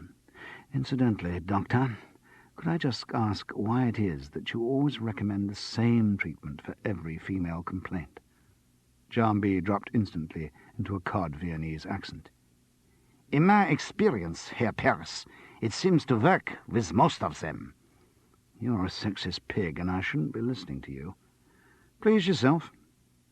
Who else, though? Who else what? Well, who else do you think will be glad to see the back of Warnock?" "Well, everything Felicia does and thinks, someone else does and thinks, doesn't he?" "Yes," said Charles ruminatively, remembering the embarrassments of the first evening when Warnock Belvedere had made a pass at Russ Lavery. And dear old Gavin was having enough disciplinary problems without Warnock constantly undermining his authority. True. But, as I said, basically anyone in the company. One of the most popular deaths in the annals of the theatre, I'd say. A blessed accident. Charles didn't question this. No one in the company seemed to have thought of any possibility other than accident. Again, he wondered how much Detective Inspector Dowling believed that conclusion, or how much he was playing his chief suspect along. Give him enough rope. Come on, Let me get you another drink, Charles. What's it to be? You can't pretend you're enjoying that Perrier. No. Well, go on, have a pint. No, I won't. Bells? No, I'm really on the wagon. Oh, dear, oh, dear. Well, what then? Coke? Grapefruit juice? Lemonade? Cherryade? Tizer? John B. pronounced each name with mounting distaste. All of those are so bloody sweet. That's the trouble. I know the solution, said John B. triumphantly. I bet Norman's got one of those alcohol-free lagers tucked away somewhere. Charles raised a hand of restraint. No, I may have few principles, but the idea of alcohol-free lager offends one of my deepest. It's like, I don't know, like the idea of making love to an inflatable woman. John B. chuckled. See, there's nothing else you like. You're going to have a proper drink. No, said Charles resolutely. If you don't, I'm going to leave you on your own and start my campaign to winkle my way into Felicia Chatterton's knickers. Off you go, then. Good luck. I'm going to stick to my Perrier. Sissy. John B. started to move away. Just a minute. Charles gestured his friend close and whispered, I think your best approach is to find a subtext that proves Lady Macbeth was having an affair with Lennox. Then she'll leap into bed with you, no problem. You know, Stanislavski method, all that. Hey, thanks. That's a brilliant idea. You can't think of any particular lines of Lennox's that to be suitable, can you? Afraid not. There doesn't seem to be a moment where he suddenly says, How about it then, Lady Macbeth? Get 'em off. No. For a moment John B. looked downcast. Then inspiration struck. He raised a finger in triumph. I've got it. I'll tell her those lines were in the original text, but they got cut from the first folio. Can't fail. See you, Charles. When John B. Murgatroyd had sauntered off, Charles was left once again with his own thoughts, and they weren't very comforting ones. Also, he did very desperately miss having a drink. Usually the worst effects of a hangover could be temporarily suspended by a lunchtime top-up, but his vow had forbidden that option. He thought back to the old joke about a drunkard having the advantage over a teetotaler, that he knew from the moment he woke up his day could only get better. What faced Charles was a long plateau of boredom. But he was determined to stick with it. Enough people had told him over the years to lay off the booze. How gratified they would all be to know that he was finally taking their advice. Frances, in particular. She'd be glad. From the start of their marriage she'd been on at him, subtly but inexorably, to cut down, and now he was doing it. That might be a good way of making contact again. Ring her and tell her he was on the wagon. He could offer his great sacrifice as a peace offering. Good idea. Yes. He could go straight away and ring her at school. She was usually free to take phone calls at lunchtime. But he curbed his enthusiasm. It remained a good idea, but it would probably be even better if he waited a few days. Frances might not think giving up drink for 14 hours was really worth crowing about. But when he got to 14 days, yes, then it could be a useful reopening gambit. It didn't take long for his thoughts to move from his magnificent self-denial back to Warnock Belvedere's death. He'd really got himself into a cleft stick over that. If he accepted Detective Inspector Dowling's view of the death as an accident, then he had to deny certain memories he had of the night before. He knew he'd been pretty fuddled, but he was sure that Warnock had had a bottle of Courvoisier before the storeroom was forced, and also that the old actor had said it was a gift of a generous friend. But if he continued to maintain that memory, the only effect would be to concentrate the detective inspector's suspicions on him. Better in that sense to let sleeping dogs or asphyxiated old queens lie. On the other hand, if Dowling was simply trying to put him off his guard, then he was still in danger. Any allegation of murder immediately pointed the finger at him as the murderer. So far as the police knew, he was the only person who had had the opportunity. The means were easily organised, and as for motive, well, everyone hated Warnock. He was sure members of the company could recall insults directed at Charles Paris as much as at anyone else. So in a sense, the only way he could protect himself against the charge of murder was by proving that someone else had committed it. Because, However much he fudged round the issue, Charles Paris kept coming back to the certainty that Warnock Belvedere had been murdered. It wasn't just the brandy bottle, which he was now certain he had seen in the old actor's hand while the storeroom door was still intact. There were a couple of other details. First, there was Warnock's mention of a generous friend. That implied that someone had given him the bottle, secure in the knowledge that the actor was likely to swig away until it was empty.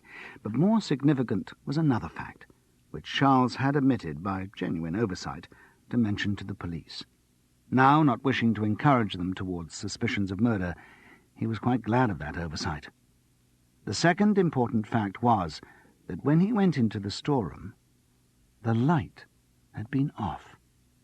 If Warnock Belvedere had followed the course of action which Detective Sergeant Dowling described, there was no way that he would have done it in the dark, which meant that someone else had switched the light off. The show, as theatrical cliché and the economic health of the Pinero Theatre Warminster demanded, had to go on. Warnock Belvedere had been quickly replaced. One phone call from Gavin had procured an elderly actor of benign competence, contracted to start rehearsal on the Wednesday morning. No extravagant inventive casting this time. The director had gone for someone who lived locally and with whom he had worked many times before. Given only 2 weeks to the opening night, he opted for safety, and there was a general relieved feeling in the cast that the production would be more relaxed without the flamboyant malignancy of Warnock Belvedere. As it had on Charles, though in his case more literally, the death had had a sobering effect on the whole company.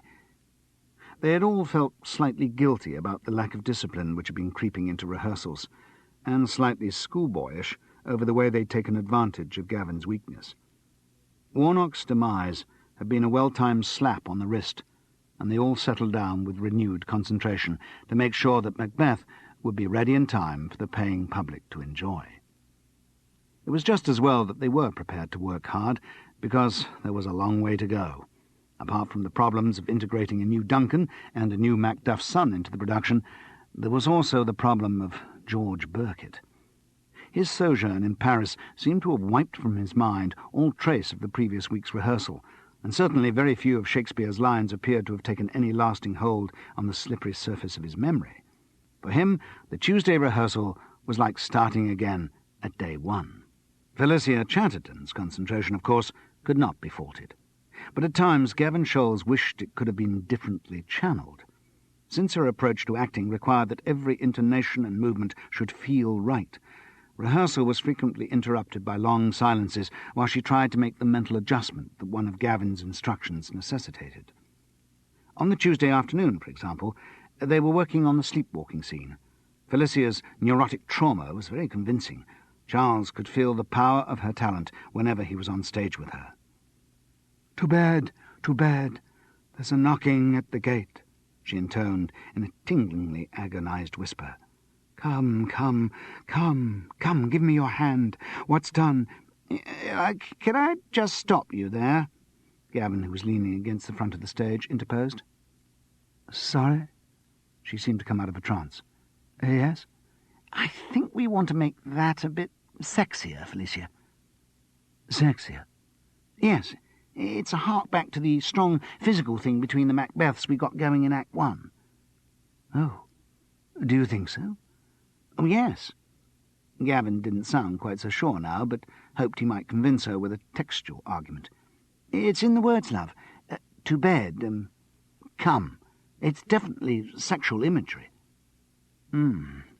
Felicia gave this studied consideration. "I suppose it might be. Certainly to bed has a sexual resonance." "Yes," Gavin agreed eagerly. "But I'm not sure about come. I've a feeling its sexual connotation's more recent. 19th century, I think. I mean, we know that die meant achieve orgasm in Shakespeare's time, but I'm not sure about come. Maybe we could look it up." Well, yes." Gavin was beginning to regret having started up this particular avenue. "I mean, I'm not so concerned about the actual words." "Aren't you?" asked Felicia, shocked. "Well, yes, of course I am, but I mean it's more a feeling that I want to come across." "Yes?" She sounded uncertain. You see, we've established at the beginning of the play that the Macbeths have this strong sexual thing. Yes? And that a good part of her power over him is based on what she can do for him in bed. Sure. And then, when he starts to get real power, i.e. when he becomes king, her sexual power over him is weaker. He goes his own way, he starts to exclude her from his plans. She nodded her earnest blonde head. Be innocent of the knowledge, dearest Chuck. Exactly. So really that signals the beginning of the breakdown of the marriage. He doesn't need her anymore. He thinks he can manage on his own now he's got the power. The balance of the relationship has shifted. Yes, I accept that. Probably the balance of the sexual relationship has shifted too. Maybe he's now the initiator. Unfortunately, we can't be sure. Gavin lightened the atmosphere with a little joke. Shakespeare didn't write any bedroom scenes for the Macbeths. No, Felicia concurred with unfeigned regret. It's a pity, isn't it? Yes.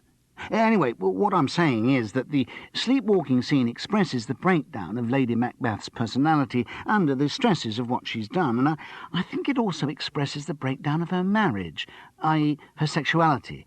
And I think we want an echo of that, a reminder of what the sexual relationship used to be like in this scene. I mean, as well as everything else, as well as her revulsion for the monster she's unleashed in her husband.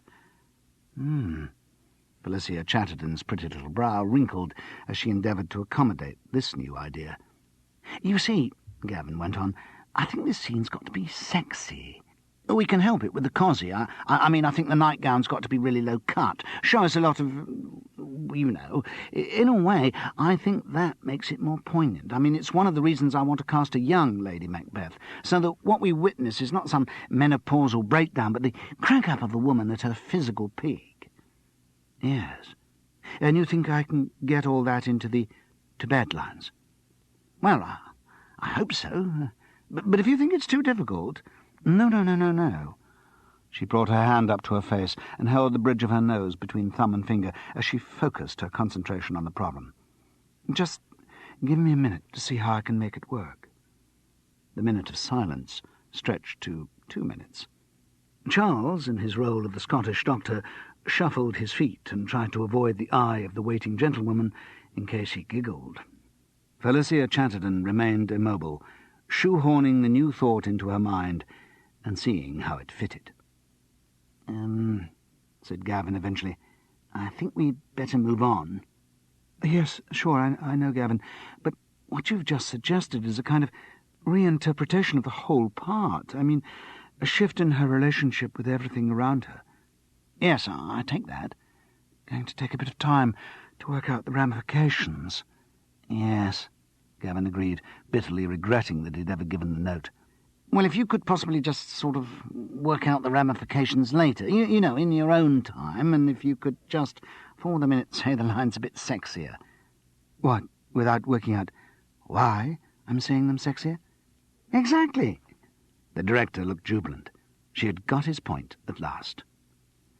Well, said Felicia Chatterton dubiously, I suppose I could try. All of this inevitably took time, and unfortunately for Charles, he was not occupied during that time. He was standing on stage, true, but he didn't have a lot to do, just deliver the occasional line in the intervals between Lady Macbeth's agonizing over her motivations. As a result, his mind was free to wander, and it kept wandering back to the same predictable subject. If Warnock Belvedere had been murdered, the main suspects for that murder were the people who had been in the bar at the end of the Monday evening, when Charles had made his ignominious exit. He strained his memory to recall the scene. It hurt his head to concentrate. His brain felt bruised and dry, unaided by the temporary assistance of a lunchtime drink. Who had been there? Norman behind the bar, his wife Sandra, as ever, ignoring him on the other side of the counter, Felicia Chatterton and Russ Lavery, wrapped over more open-heart surgery on the character of Lady Macbeth, Gavin Scholes, with Lady Macduff and 2 witches. Given Warnock Belvedere's propensity for putting everyone's back up, any one of them might have had a motive for wanting him out of the way. Charles thought, without enthusiasm, I'm going to have to start checking on the movements of all of them, aren't I? Chapter 11. Lady Macduff and the two witches were quickly eliminated. Charles didn't have to be over-elaborate in his inquiries. An apology for his drunkenness and the confession that he couldn't remember anything of the previous evening got Lady Macduff talking, with suitably theatrical emphases, about how ghastly it had been for Warnock to have died like that, and how awful to feel that if only they'd stayed in the theatre a little longer, they might have been able to help.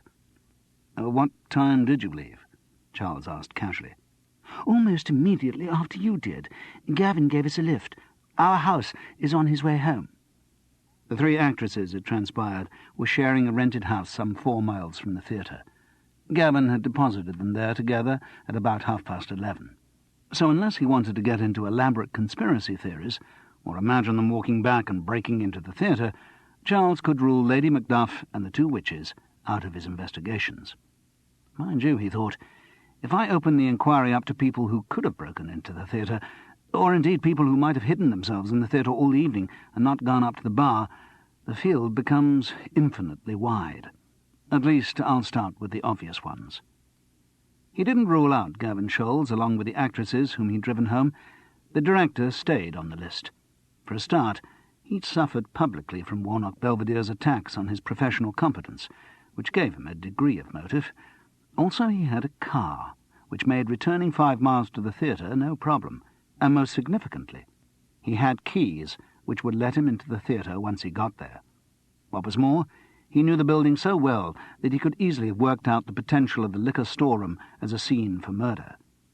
But there was another person on the theatre staff who knew that storeroom even better.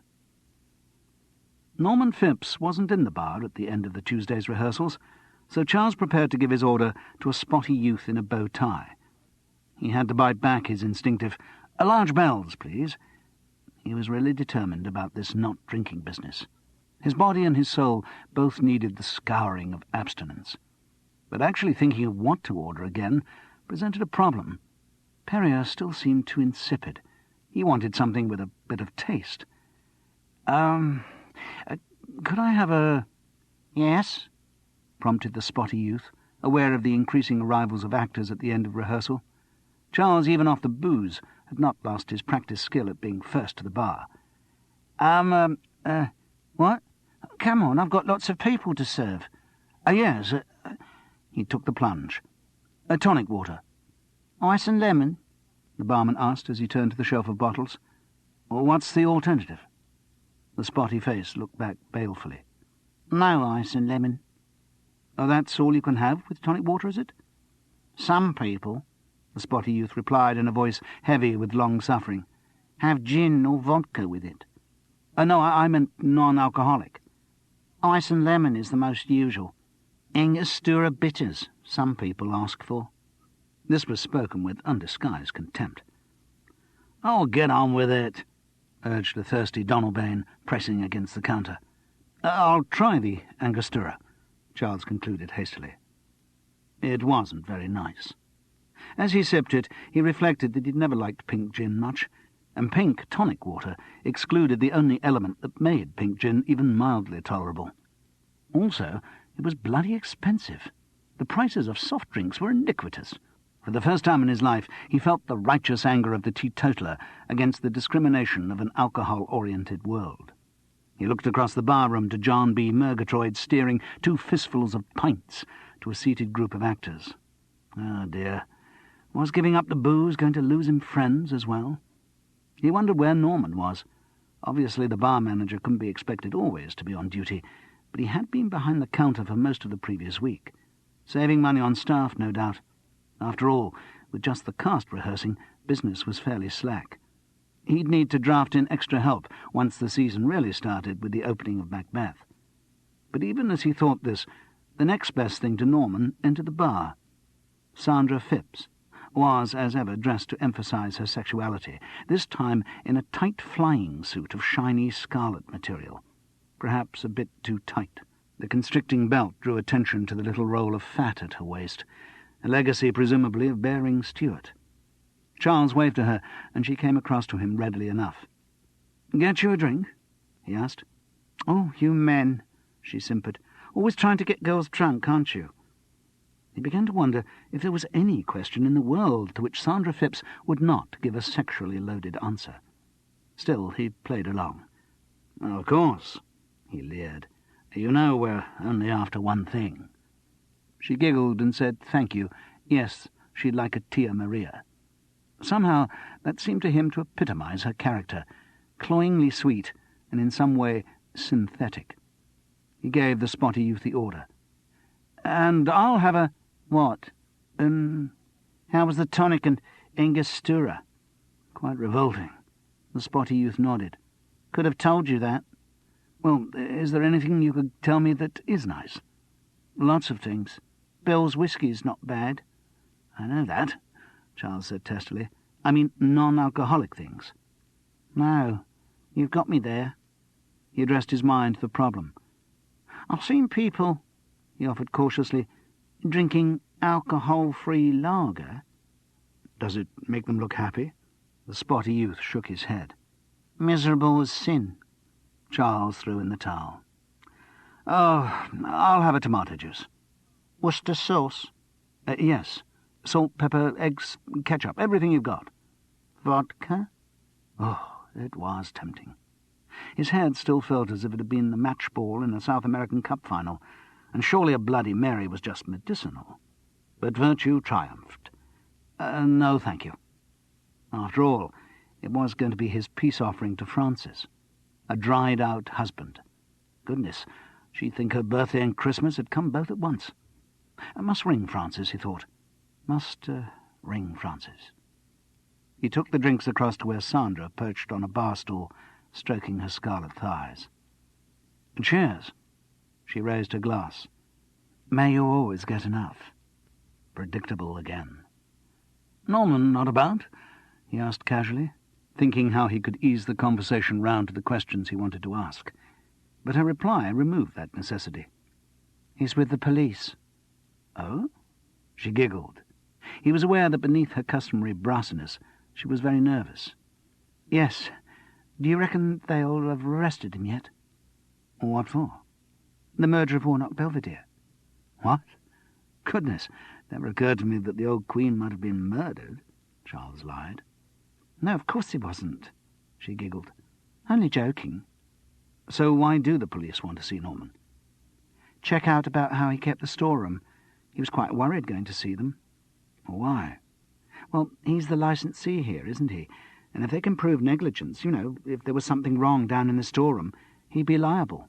Big insurance claim is the last thing he needs." "Yes, I've had a couple of sessions with the police," Charles confided, softening her up before he started on the important questions. "Oh, yes? Why?" "Well, I found the body." "Of course. Well, how did they treat you?" "I think they're deeply suspicious of me." "Why?" "Well, my behaviour last night was a bit, well—" "Yes, you were. Well, go on." She paused, then probed. "What did the police seem to think?" "About Warnock's death?" "Yes." "That it was an accident." "That's a relief." She relaxed for a moment before a new thought struck her. "Unless, as I say, they reckon Norman's responsible for that accident." "Well, they didn't imply that. They seemed to reckon Warnock just broke into the storeroom and was so pissed he tore all the pipes down. I don't think any of the joints were loose or anything." "Good." She looked at Charles as if he had somehow demanded an explanation. "Like I say, big insurance claim we could really do without. Always bloody hard up. Why I didn't pick a husband who was going to make a few bob, I don't know. And now we've got Stuart's school fees to find." "How's Stuart taking it, being out of the play? Is he very upset?" "He'll survive," Sandra Phipps replied briskly, putting an end to the subject. "Have you had to talk to the police?" Charles ventured. "Yes.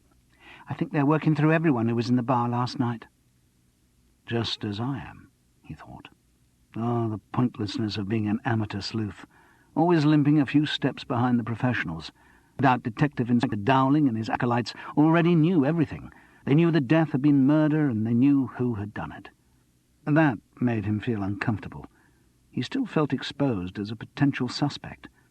He took a swig from his drink, but tomato juice didn't soothe him the way whiskey would have done. Once again he came back to the conclusion that to clear his name he must pursue his own investigations. "So, did the police ask when you left the bar last night?" "Oh, yes."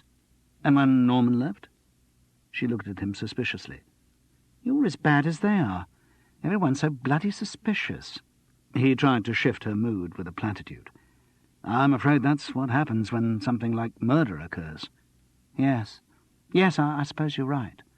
"And I suppose you were able to put their minds at rest?" Again she looked up sharply. "Yes, I was. Norman and I left together, soon as he locked up the bar." "You drove home?" "We walked. Only lived the other side of the park. Always walk when we're both going to leave at the same time. If I'm going to be on my own, I take the car. Nasty types around that park." "Yes. Oh, well, at least you were able to put Detective Inspector Dowling's mind at rest." "Oh, sure. Mind you, he's a nosy bugger." "What do you mean?" "Well, it wasn't just when did we leave. It was when did we get home? What did we do when we got home? Did we both stay at home all night?" "I suppose that's because you live so near the theatre." "You mean they reckon one of us could have nipped back in the middle of the night?"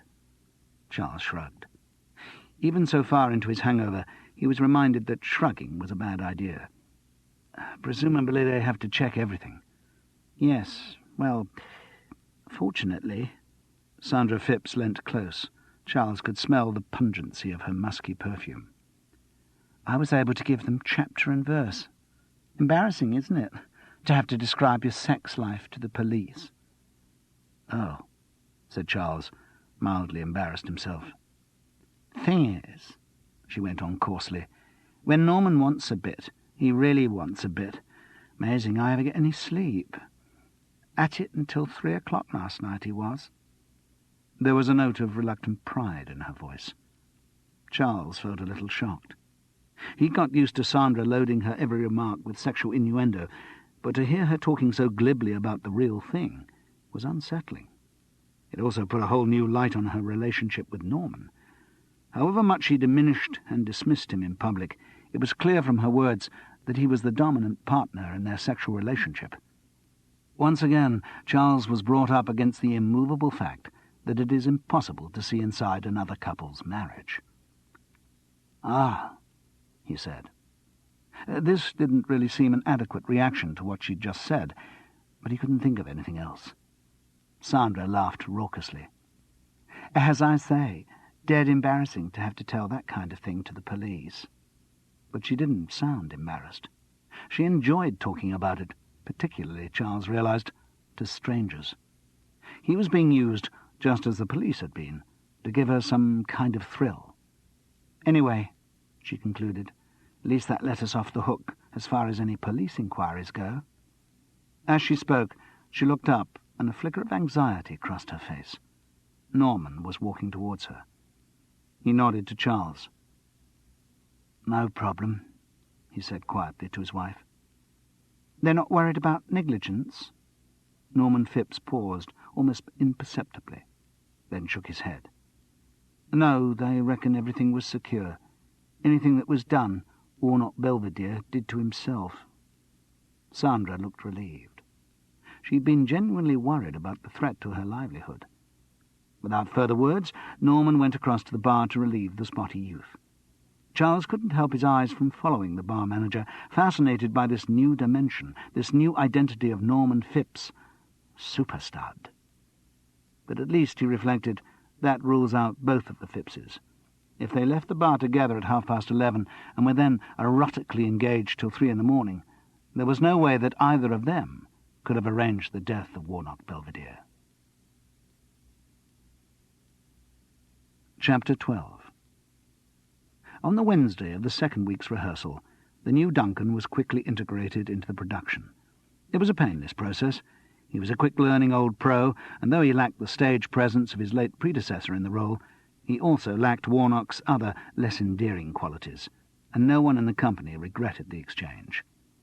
The whole of the Thursday was spent on Act 5, which involved almost everyone. To swell the battle scenes, Gavin had enlisted even the three witches and Lady Macduff, who he hoped under sufficiently large helmets would pass for members of Macbeth's or Malcolm's armies. Since the new Duncan didn't share Warnock Belvedere's fastidiousness about doubling, he was also conscripted.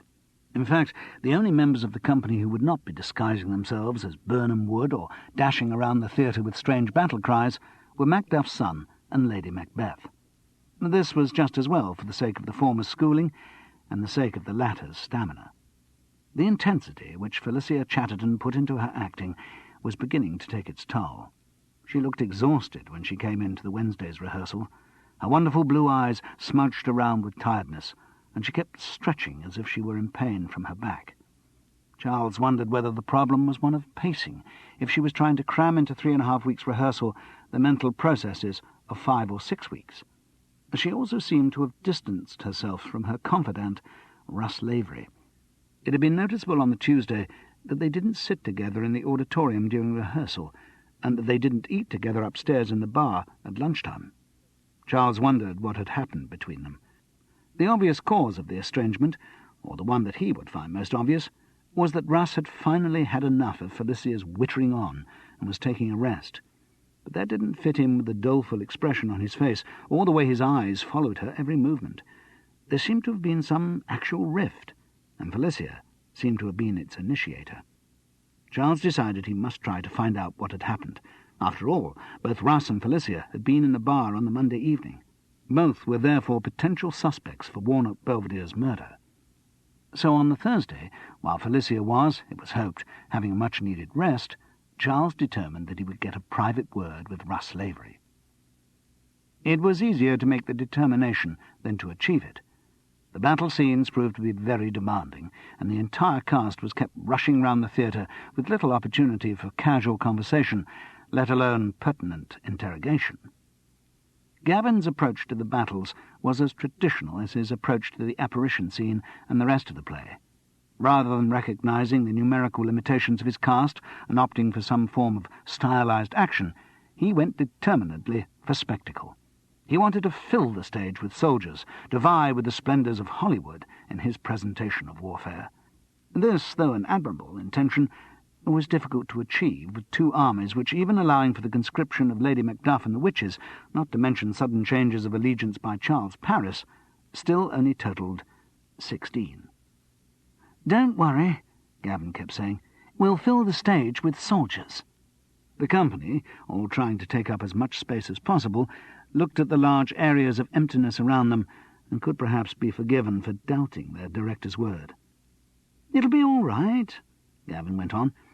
"It's there in the text, after all. They cut down the branches of Birnam Wood to shadow the numbers of their host, so that the enemy can't count precisely how many there are. They just give an impression of great numbers.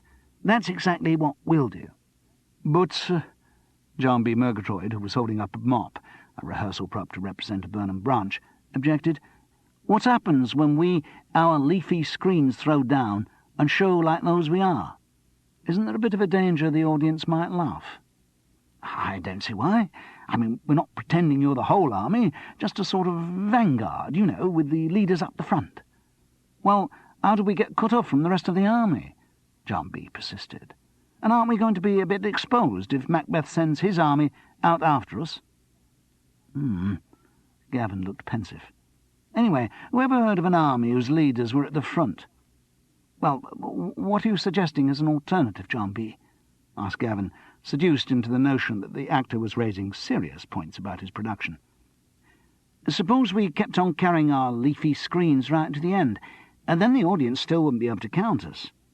"Yes, but then we'd have to cut the lines about throwing down the leafy screens. School's matinees wouldn't like that. But it'd help Macbeth's motivation if we kept the branches. Then it would seem as if Birnam Wood was still marching towards him." For a moment Gavin accepted the logic of this. Then he saw the objection. "But how could you fight if you were still holding your bits of wood?" "We could hit the enemy with them," suggested John B., who was beginning to have difficulty controlling the tremor of laughter in his voice. "And we could have a new battle cry." The actor brandished his mop as he shouted. "Join Malcolm's army. It's the best. We have branches everywhere." This line, and the company laughter that attended it, finally made the director realise that he was being sent up. So he had a little tantrum and bawled John B. Murgatroyd out. But it was the only breakdown of discipline in a hard-working day, and whether the cast thought Gavin's method of presenting the battle scenes was effective or not, by the end of rehearsal they all knew exactly the effects he wanted and how they were to be achieved. By 6 o'clock, Charles Paris felt physically very tired. For a man in his 50s, whose only gesture towards keeping fit was occasionally watching athletics on television, all that rushing up and down stairs, round the back of the stage and through the auditorium, had taken its toll. He felt in anguish need of a restorative pint or two, but he restrained himself. He was determined to stick with the new regime, till when? He didn't know. But in a strange way his abstinence had become tied in with the murder. He wouldn't have a drink until he knew who had killed Warnock Belvedere. Good heavens, now he really did have an incentive to solve the case. Maybe, he thought, my brain will work better unfogged by alcohol, but there didn't seem much evidence of it. His mind still circled round the same handful of fixed facts, without making those intuitive leaps which he'd hoped for. Maybe, he thought cynically, it's all nonsense about such stimulants slowing you down. Perhaps I should go the whole hog, like Sherlock Holmes, and take up cocaine. He ran through the possible advantages that not drinking gave him. His pledge was now 67 hours old, and it was time for an assessment. Well, for a start, he hadn't got a hangover. Second, he was sleeping better. On both the Tuesday and Wednesday nights he had slept deeply, not even having to get up for his customary 3:30p. And then, well, presumably he was saving money, and he was probably helping his long-term health prospects, and, that seemed to be all the advantages. And what was there to be said on the other side? Well, he missed it desperately. Not in an agonized physical way. He really didn't think he was chemically dependent, but he just missed the reassurance of a glass in his hand and the comforting warmth of whisky burning down his throat. He also missed the punctuation of his day. For almost all of his life he'd been attuned to the soothing diurnal rhythms of opening times and closing times. Without them he felt disoriented and dispossessed. He missed the conviviality of getting drunk at the same pace as other people. He missed the communal element of drinking. In fact, not drinking took away the central pivot of his social life. Also, further experiments with grapefruit juice, cherryade, Tizer, and other highly priced and highly sweetened fluids had reinforced his opinion that all other forms of beverage, except for tea and coffee, tasted absolutely vile. It really was becoming very important that he find out quickly who had murdered Warnock Belvedere. Russ Lavery had the advantage of one of the biggest of the Pinero's dressing rooms, which was set on the corner of the building and therefore had a splendid view out over towards Salisbury Plain. He also had the disadvantage that the dressing room was rather full. As well as Fleance/young Seward, it housed Malcolm, Donalbain/Satan, Menteith, and Caithness/second murderer. Since all of these were doubling various messengers, attendants, apparitions, and soldiers, the dressing room was going to be even fuller after the costumes had been issued. When Charles slipped in at the end of the Thursday rehearsal, Russ was sitting somewhat gloomily over in a corner of the dressing room by the window. Menteith and Caithness/second murderer were packing their day's belongings into shoulder bags and talking in that loud, flamboyant manner of young actors, which could be gay or could just be theatrical. They seemed to be ignoring Russ, and as they left the room, nodding at Charles, they pointedly did not say goodbye to the younger actor.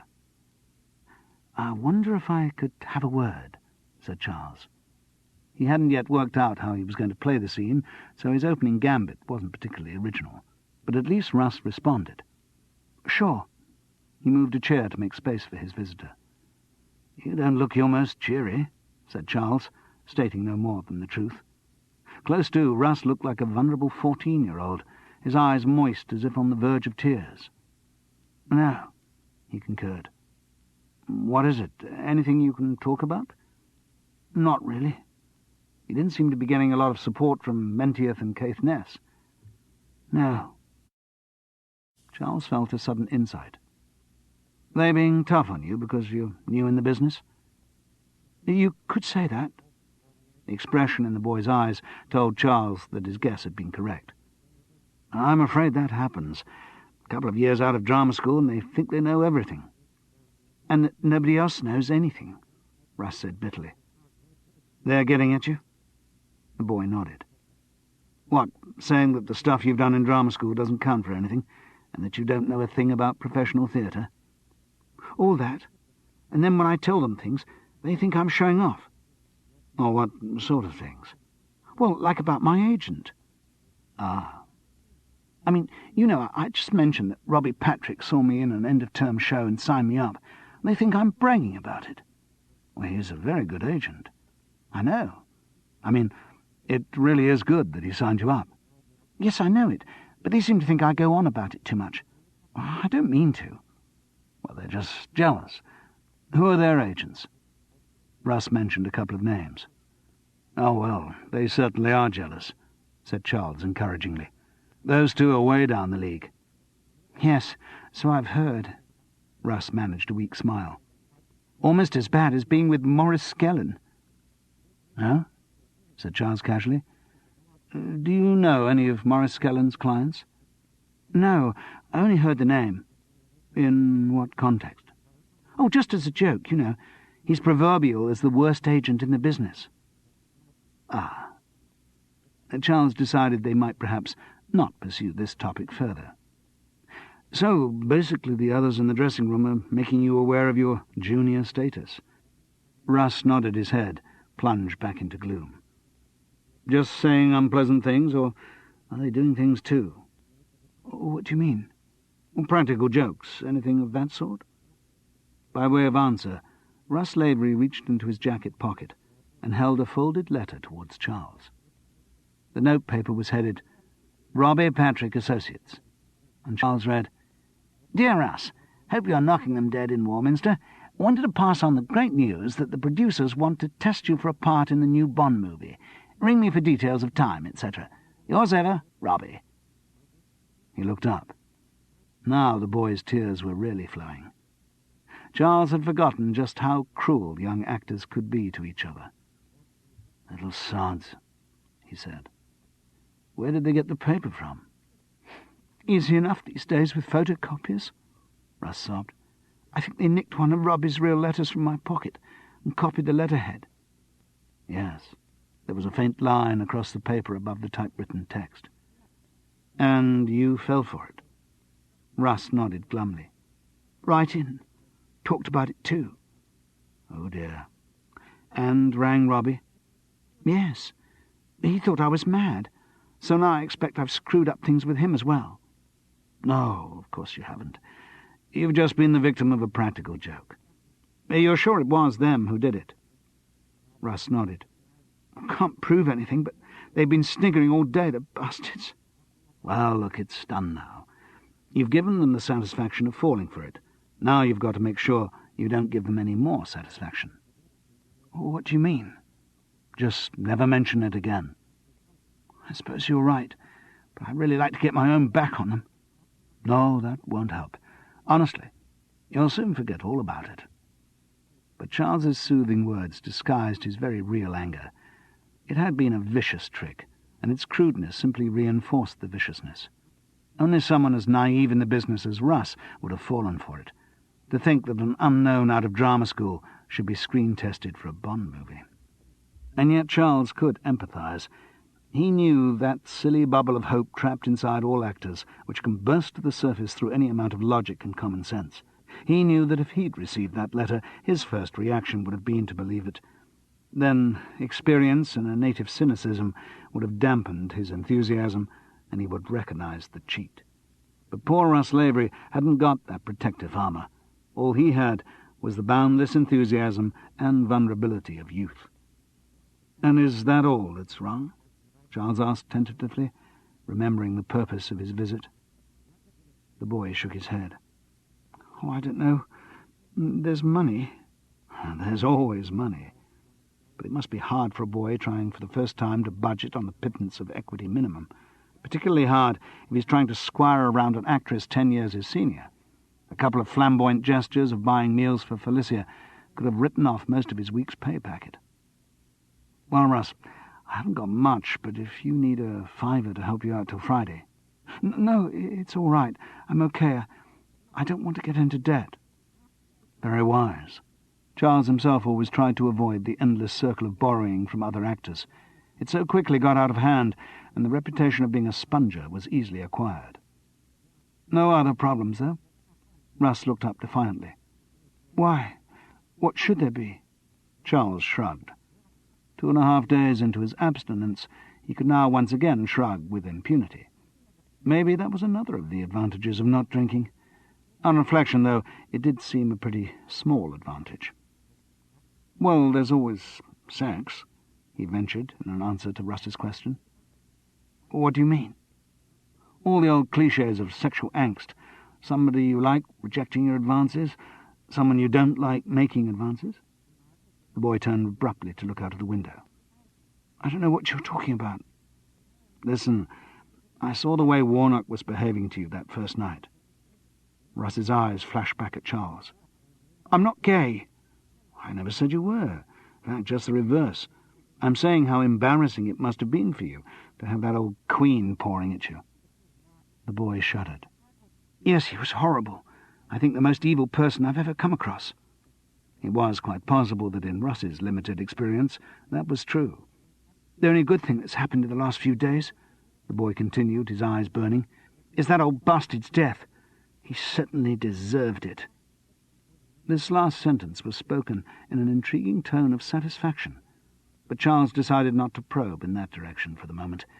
Instead, infinitely gently, he said, "And then, of course, there's Felicia." Russ seemed about to flash further defiance at this intrusion, but then subsided into misery. "Yes, there's Felicia. I love her," he confessed abjectly. "She's a very beautiful girl." "Yes, but I think I misunderstood her." "What do you mean?" "Well, have you ever... I mean, with a woman, have you ever sort of thought you were getting signals from her, and thought you understood those signals, and thought she wanted you to do something, and then you've done it, and suddenly realised that wasn't what she meant at all?" "Yes, I've known that to happen. Is that with Felicia?" The boy's tears were once again flowing. "I did what I thought she wanted, and now she's turned against me." "Are you talking about Monday night?" "Yes. Oh, it's just awful. I ruined everything." "What, do you mean you went back to her digs and—" "No," Russ interrupted fiercely. "No, I didn't." "Well, where did you go?" "I didn't go anywhere. I stayed round the theatre. I don't know what I did." "Russ, you must tell me if—" Abruptly, Russ Lavery rose to his feet. "I've said too much." "Well, it's good to talk." "No, you can't trust people, and they suddenly turn on you, and then you have to get your own back." Charles rose from his seat to bar the boy's access to the door. "I'm not going to turn on you, Russie. You can trust me." "That's what Warnock said," the boy snapped bitterly. Then, in an instant, he turned and, reaching for the catch of the window, opened it and slipped out onto the path that skirted the theatre. He was running and out of sight almost before Charles had time to register the movement. Charles went forward and looked at the window. At the bottom of the frame was an anti-theft device that should have locked down into the sill, but the screw had broken. In other words, anyone who knew about that window could escape from the theatre when everything was supposedly locked, just as it had been on the night of Warnock Belvedere's murder. So the problem of the murderers getting out of the locked building had suddenly evaporated, and as he had just demonstrated, Russ Lavery clearly knew about the broken window lock. Chapter 13. He knew it was silly to be influenced by Macbeth, and yet there was a kind of logic about it. A crime committed by a man but instigated by a woman. The idea of Felicia Chatterton as an unwitting Lady Macbeth to Russ Lavery's callow Macbeth made an ugly kind of sense. From the very start of rehearsal, she had found Warnock Belvedere difficult. He'd been extremely rude to her in front of the entire company on more than one occasion. Even worse than that, from Felicia's point of view, he had threatened the single-minded concentration which was so essential in her build-up to a part. and she was so obsessive about her work that she would want all obstacles to its progress removed. No doubt she had said as much to Russ. The poor boy, absolutely besotted with her, excited at the thought not only of embarking on his professional career, but also of having an affair with a real actress, would have done anything to gain her favour. And though she probably did no more than express a wish that Warnock might be got out of the way, Russ might have taken her too literally, and seen the murder as the ultimate proof of his devotion. That would tie in with what the boy had said about getting signals from Felicia and misinterpreting them. I did what I thought she wanted, and now she's turned against me. Yes, it fitted horribly well. After he'd committed the murder, Russ had gone to her, figuratively presenting his beautiful Salome with the head of Warnock Belvedere, anticipating presumably some sexual reward for realizing her desires. And she, when she understood what he had done, had recoiled in horror.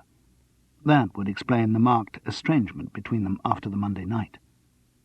There were other uncomfortably appealing elements in the theory. Russ did not just have Felicia's prompting as motivation to kill Warnock. The old actor's advances had clearly upset the boy. The vehemence with which Russ had asserted his heterosexuality to Charles betrayed an insecurity about his sexual identity. He was emotionally immature, as his puppy-like courtship of Felicia revealed, and he must have been deeply unsettled by Warnock Belvedere's overt impatuning. He needed to remove that disturbing challenge from his life. Charles suddenly recalled Russ's appearance in the storeroom during the Saturday morning run-through, so there was no doubt that the boy knew what the room was. And with sickening logic, Charles also remembered Russ saying that he'd supplemented his grant by working as a barman. He would therefore know all about changing beer barrels and be aware of the potentially lethal presence of carbon dioxide in the gas cylinders. It was beginning to look painfully likely that Russ Lavery had murdered Warnock Belvedere. The way to check, of course, was to talk to the poor boy's Lady Macbeth. God, I'm just having such difficulty sleeping, Felicia announced, producing yet another parallel for anyone wishing to compare her situation with that of the character she was playing. Charles found himself half expecting her to continue, "Yet who would have thought the old man to have so much beer on him?" or to sniff distractedly at her fingers and murmur, "Here's the smell of beer still. All the perfumes of Arabia will not sweeten this little hand. Oh, oh, oh." Yes, everyone's getting a bit tense. The thought that we open Tuesday week and there's so much to do. You can say that again.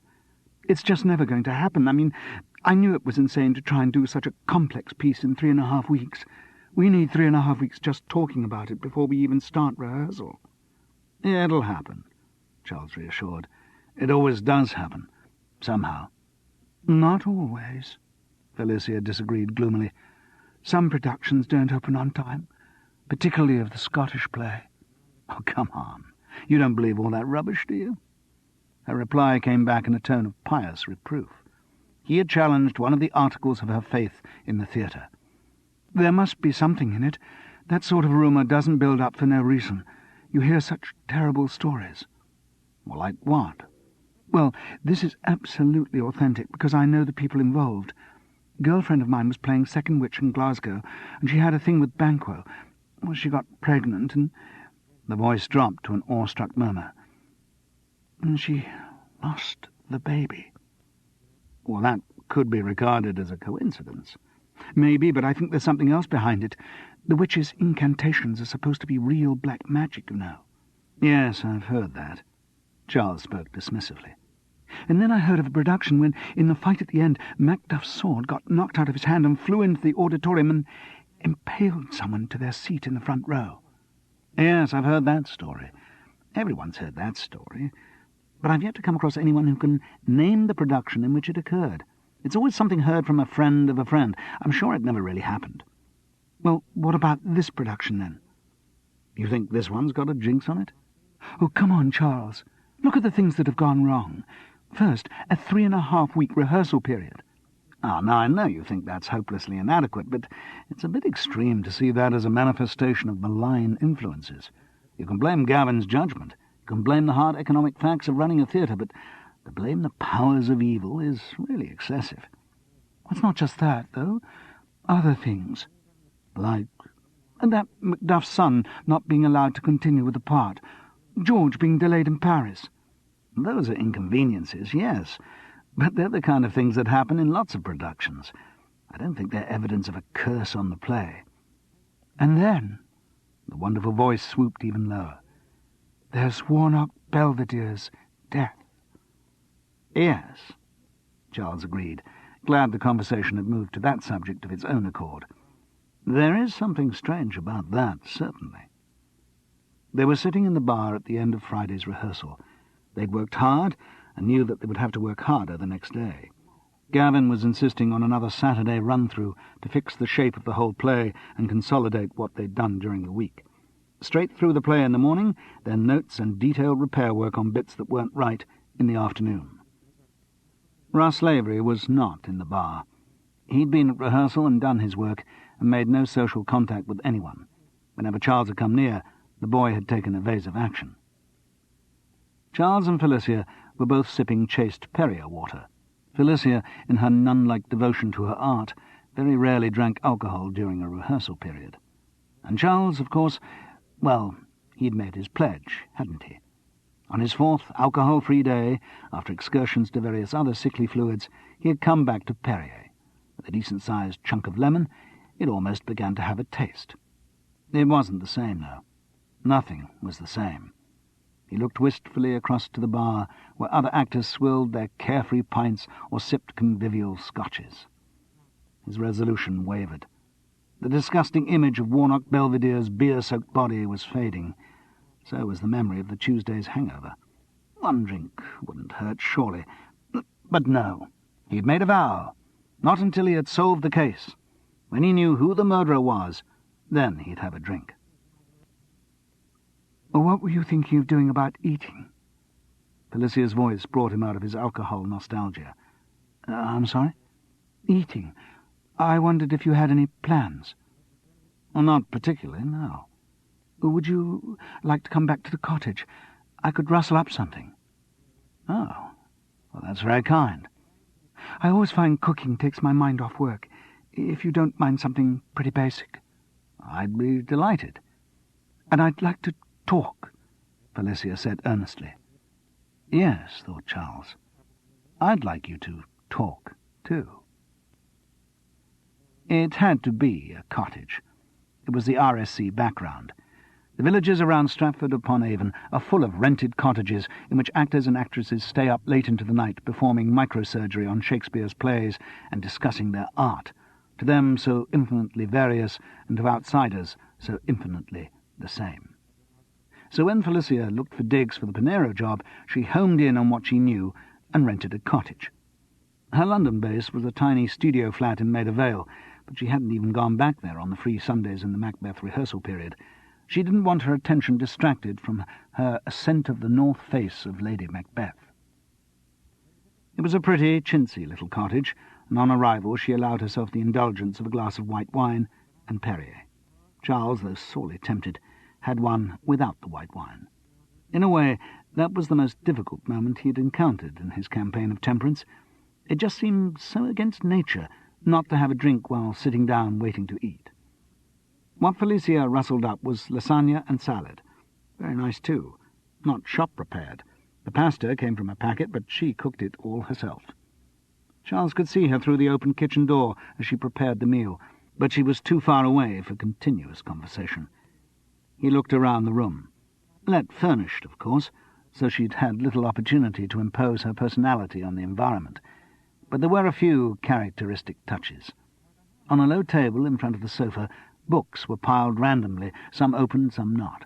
There were at least 3 different editions of Macbeth. The Cambridge, A New Companion to Shakespeare Studies, Shakespeare's Macbeth, a selection of critical essays, edited by John Wayne, Terence Hawke's 20th Century Interpretations of Macbeth. Felicia Chatterton certainly believed in doing her homework. On a dresser there was a book on aerobics, and another on how to deal with back pain. A couple of cards on the mantelpiece. Charles managed to read their messages without snooping too overtly, both wishing her good luck for rehearsals, both evidently from actors, and judging from the in-jokey tone, actors who had been her colleagues at Stratford. In the otherwise empty fireplace stood a tall vase containing a dozen red roses, a gesture of affection from someone, but there was no sign of a card. A few red petals lay wrinkling on the hearth, so the gesture had probably been made the previous week. By whom? Russ? That would have made heavy inroads into his equity minimum, but it would have been typical of his romantic naivete. As Felicia had said it would, the cooking seemed to relax her, and when she came in holding the 2 loaded plates and balancing a wooden salad bowl between them, she looked more human and accessible than Charles had ever seen her. And astonishingly pretty. There must have been a bathroom off the kitchen, because she'd clearly titivated herself a bit. For the first time in their acquaintance, she had released her blonde hair from its severe knot, and it swung, silky and just brushed, a couple of inches above her shoulders.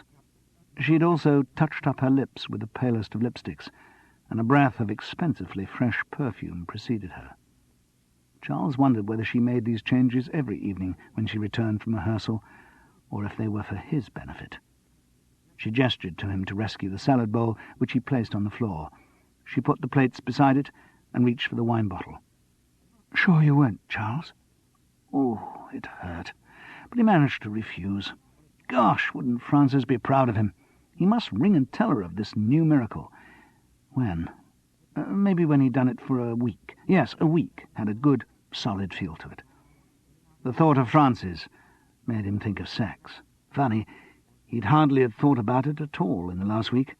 The shock of Warnock's death and the hard work of rehearsal seemed to have driven it atypically from his mind. At least he hoped that was the reason. It could, of course, just be that he was getting old. Like many men before him, he suffered a momentary panic at the idea that something he'd so frequently cursed as a troublesome distraction might be about to cease troubling him. Or maybe it was because he was off the booze. Now that really was a terrifying thought. He tried to recall whether previous bouts of abstinence had had this bromide effect on his libido. Trouble was, he couldn't recall any previous bouts of abstinence. Felicia sat beside him on the sofa. She didn't suggest moving her Macbeth library from the low table, and they ate off their knees. The lasagna was good, creamy and spicy. They were both hungry after the day's hard work, and ate in silence. Charles chased the last strip of lettuce around his plate and leaned back in satisfaction. "That was really good. Thanks. Would you like some fruit? I've got apples and kiwi fruit. Or there's yogurt." No, thanks. That was fine. Just right." "Coffee? You do drink coffee, don't you?" "Yes. In a minute, if you're having some. But there's no hurry." She finished her last mouthful and put the plate down on the floor. She too leaned back, grimacing as she stretched against the sofa. "Bad back?" She nodded. I know it's just tension. Always happens through rehearsals. Every vertebra seems to lock into the next one. I do exercises, but it still seizes up." "Has it ever stopped you going on?" She looked at him in amazement. "Good heavens, no. As soon as I get on stage, I don't feel a thing. I can do really elaborate movement stuff without a twinge." "Dr. Theatre strikes again." "That's right. Oh, I know it's psychosomatic, really. Doesn't make it any the less painful." "No." "What kind of symptoms do you get?" "Sorry?" "Anxiety symptoms. You know, running up to a first night." "Oh." Charles would have liked to say he got none. His pose of world-weary cynicism should put him above such self-indulgent frailties, but he knew that it didn't. "Tends to go to my stomach. Always think I'm about to throw up just before a first night." "Do you ever?" "Have done. Well, not for a while." "Do you know any actors who don't get nervous?" Charles shook his head. "Nope. I always feel for the ones who keep insisting that they don't. It's just their own way of expressing their nervousness. They go on about it so much." "Yes." There was a companionable lull in the conversation. Their mutual confession of nerves seemed to have made a bridge between them. Charles wondered how he was going to steer the conversation round to Russ Lavery and Warnock Belvedere's death, but he didn't wonder with any great urgency. He glanced across at Felicia's head near his on the sofa. Her eyes were closed as she relaxed, and the little furrows which during rehearsal became a fixture on her brow had been smoothed away. She looked very young. Such soft, smooth skin. He realized with ironical relief that the anxiety he had had before the meal was groundless. He was quite capable of thinking about sex without alcoholic prompting. In fact, he was thinking about it quite a lot. To divert his thoughts from that particular track, he deliberately moved the conversation back to his murder investigation. He must behave himself. Perhaps his new image of abstinence should carry over into his sex life too. Mr. Clean, no vices. Proper little Sir Galahad, he thought. My strength is as the strength of 10, because my heart is pure. It had some appeal. Not much, though. Sir Galahad's life may have been jolly pure, but it never sounded as if it had been much fun. All very well in principle, devoting all your time to one long-term grail. Charles preferred the idea of picking up a few nice little lesser grails on the way. As if it couldn't have mattered less, he floated a new topic of conversation. Felicia, about Warnock Belvedere's death. Chapter 14. The change of subject didn't seem to upset her. She still lay back on the sofa with her eyes closed and said nothing. I think very few people were sorry to hear about it, Charles continued. I certainly wasn't, Felicia agreed sleepily. He was making my life impossible. Oh? Not just the rudeness. I could ignore that. But his constant interruptions made concentration so difficult, and I'm trying to get inside Lady Macbeth, she said, confirming what Charles had thought earlier. In fact, it was just as well that he did die when he did. Charles rationed himself to just another, Oh? Well, I'd given Gavin an ultimatum. I said either Warnock would have to go, or I would. Yes, I heard you say that to him after last Saturday's run. I didn't know you meant it literally. Oh, I meant it. I said it again on the Monday. Saw Gavin on his own and told him that if Warnock was at rehearsal the next morning, I was going to have to leave the company. Really? I know that sounds unprofessional, threatening to break a contract, but you can only be professional if other people around you are being professional. Warnock Belvedere was sabotaging any chance I had of building a performance. Yes. Charles allowed a cosy pause to develop before he continued diffidently. So Warnock's death was quite timely for you. Couldn't have been more timely. I really meant what I said. If he'd still been there on the Tuesday, I would have walked out. He was an obstructive, offensive old man, and death was the best thing that could have happened to him. This was spoken so openly that it seemed to Charles to absolve Felicia from suspicion of direct involvement in the murder, but the possibility still remained that she had, either knowingly or unknowingly, inspired someone else to commit the crime. Did anyone else know how strongly you felt about Warnock? I didn't make a secret of it. Anyone could have worked it out for themselves.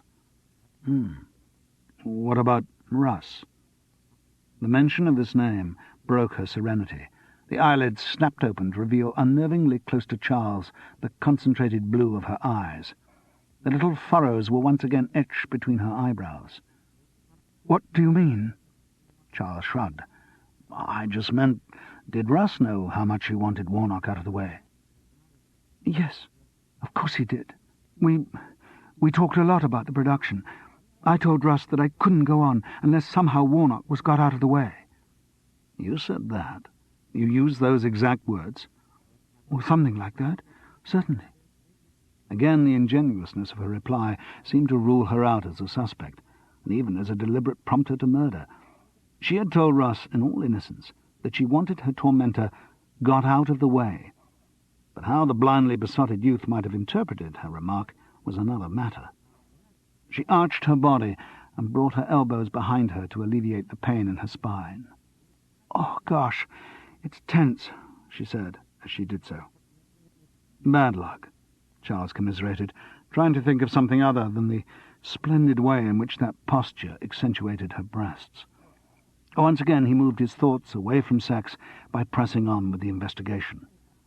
Russ is rather keen on you, isn't he? She diminished the idea with a gesture. Oh, maybe a bit, I don't know. We certainly got on well, talking, you know. He's a very intelligent boy. He sees Lady Macbeth in very much the same way as I do. Ah, you don't think it's possible, do you, Felicia, that he... Abruptly she stood up. Oh, Charles, sorry. This back's just so tight, and my shoulders... I say, would you mind just massaging it a bit? No, I wouldn't mind, he replied, very honestly. Thanks. She moved the table of Macbeth books and lay flat on the carpet in front of the sofa. If you don't mind just kneeling or... No problem. Where, right down the spine itself, like that? Yes, and sort of easing off to either side. Yes, you can really press down on it. It needs a lot of pressure. Oh, that's nice. Charles thought it was rather nice, too. Her spine was quite prominent through the soft cotton of her tracksuit, but there was no transverse ridge of a brassiere, and the flesh was comfortingly soft. He permanently revised his opinion about his interest in sex being dependent on the intake of alcohol. But he wondered why she was behaving like this. It could be completely innocent, just the behaviour of someone with a bad back, or it could be one of the most blatant come-ons he'd ever encountered. He wasn't yet quite sure which. Of course, it had had the effect of breaking off the conversation about Russ, and Charles began to wonder whether maybe that had been its primary intention. But he was determined not to be sidetracked. "Felicia, about you and Russ, I really don't want to talk about it." Her voice was muffled by her arms on which she was lying, but he could feel its resonance with his kneading fingertips. "I do want to talk about it." "Why?" He decided there was no point in going the pretty way. "Because I think it might have something to do with Warnock's death." She raised her head and squinted round at him. "What on earth do you mean?" "Felicia, most of last week you and Russ were as thick as thieves." "So?" "But nobody in the company could fail to notice that on Tuesday morning you didn't want to have anything to do with him." She coloured and turned her head back towards the floor. "Surely that's my business." "Well, yes, it's your business so long as it doesn't start involving other people." "It doesn't involve other people, just Russ and me." "Listen, I've been asking myself what happened between closing time in the bar on Monday and the start of rehearsals on Tuesday. It's none of your business what... And the only thing that I know happened between those times," Charles went on inexorably, "was that Warnock Belvedere died." Well, that's nothing to do with Russ and me. By your own admission, you wanted Warnock out of the way. Yes. And wasn't the timing of his getting out of the way rather convenient? Yes, it was, but... She rolled over and sat up, facing him.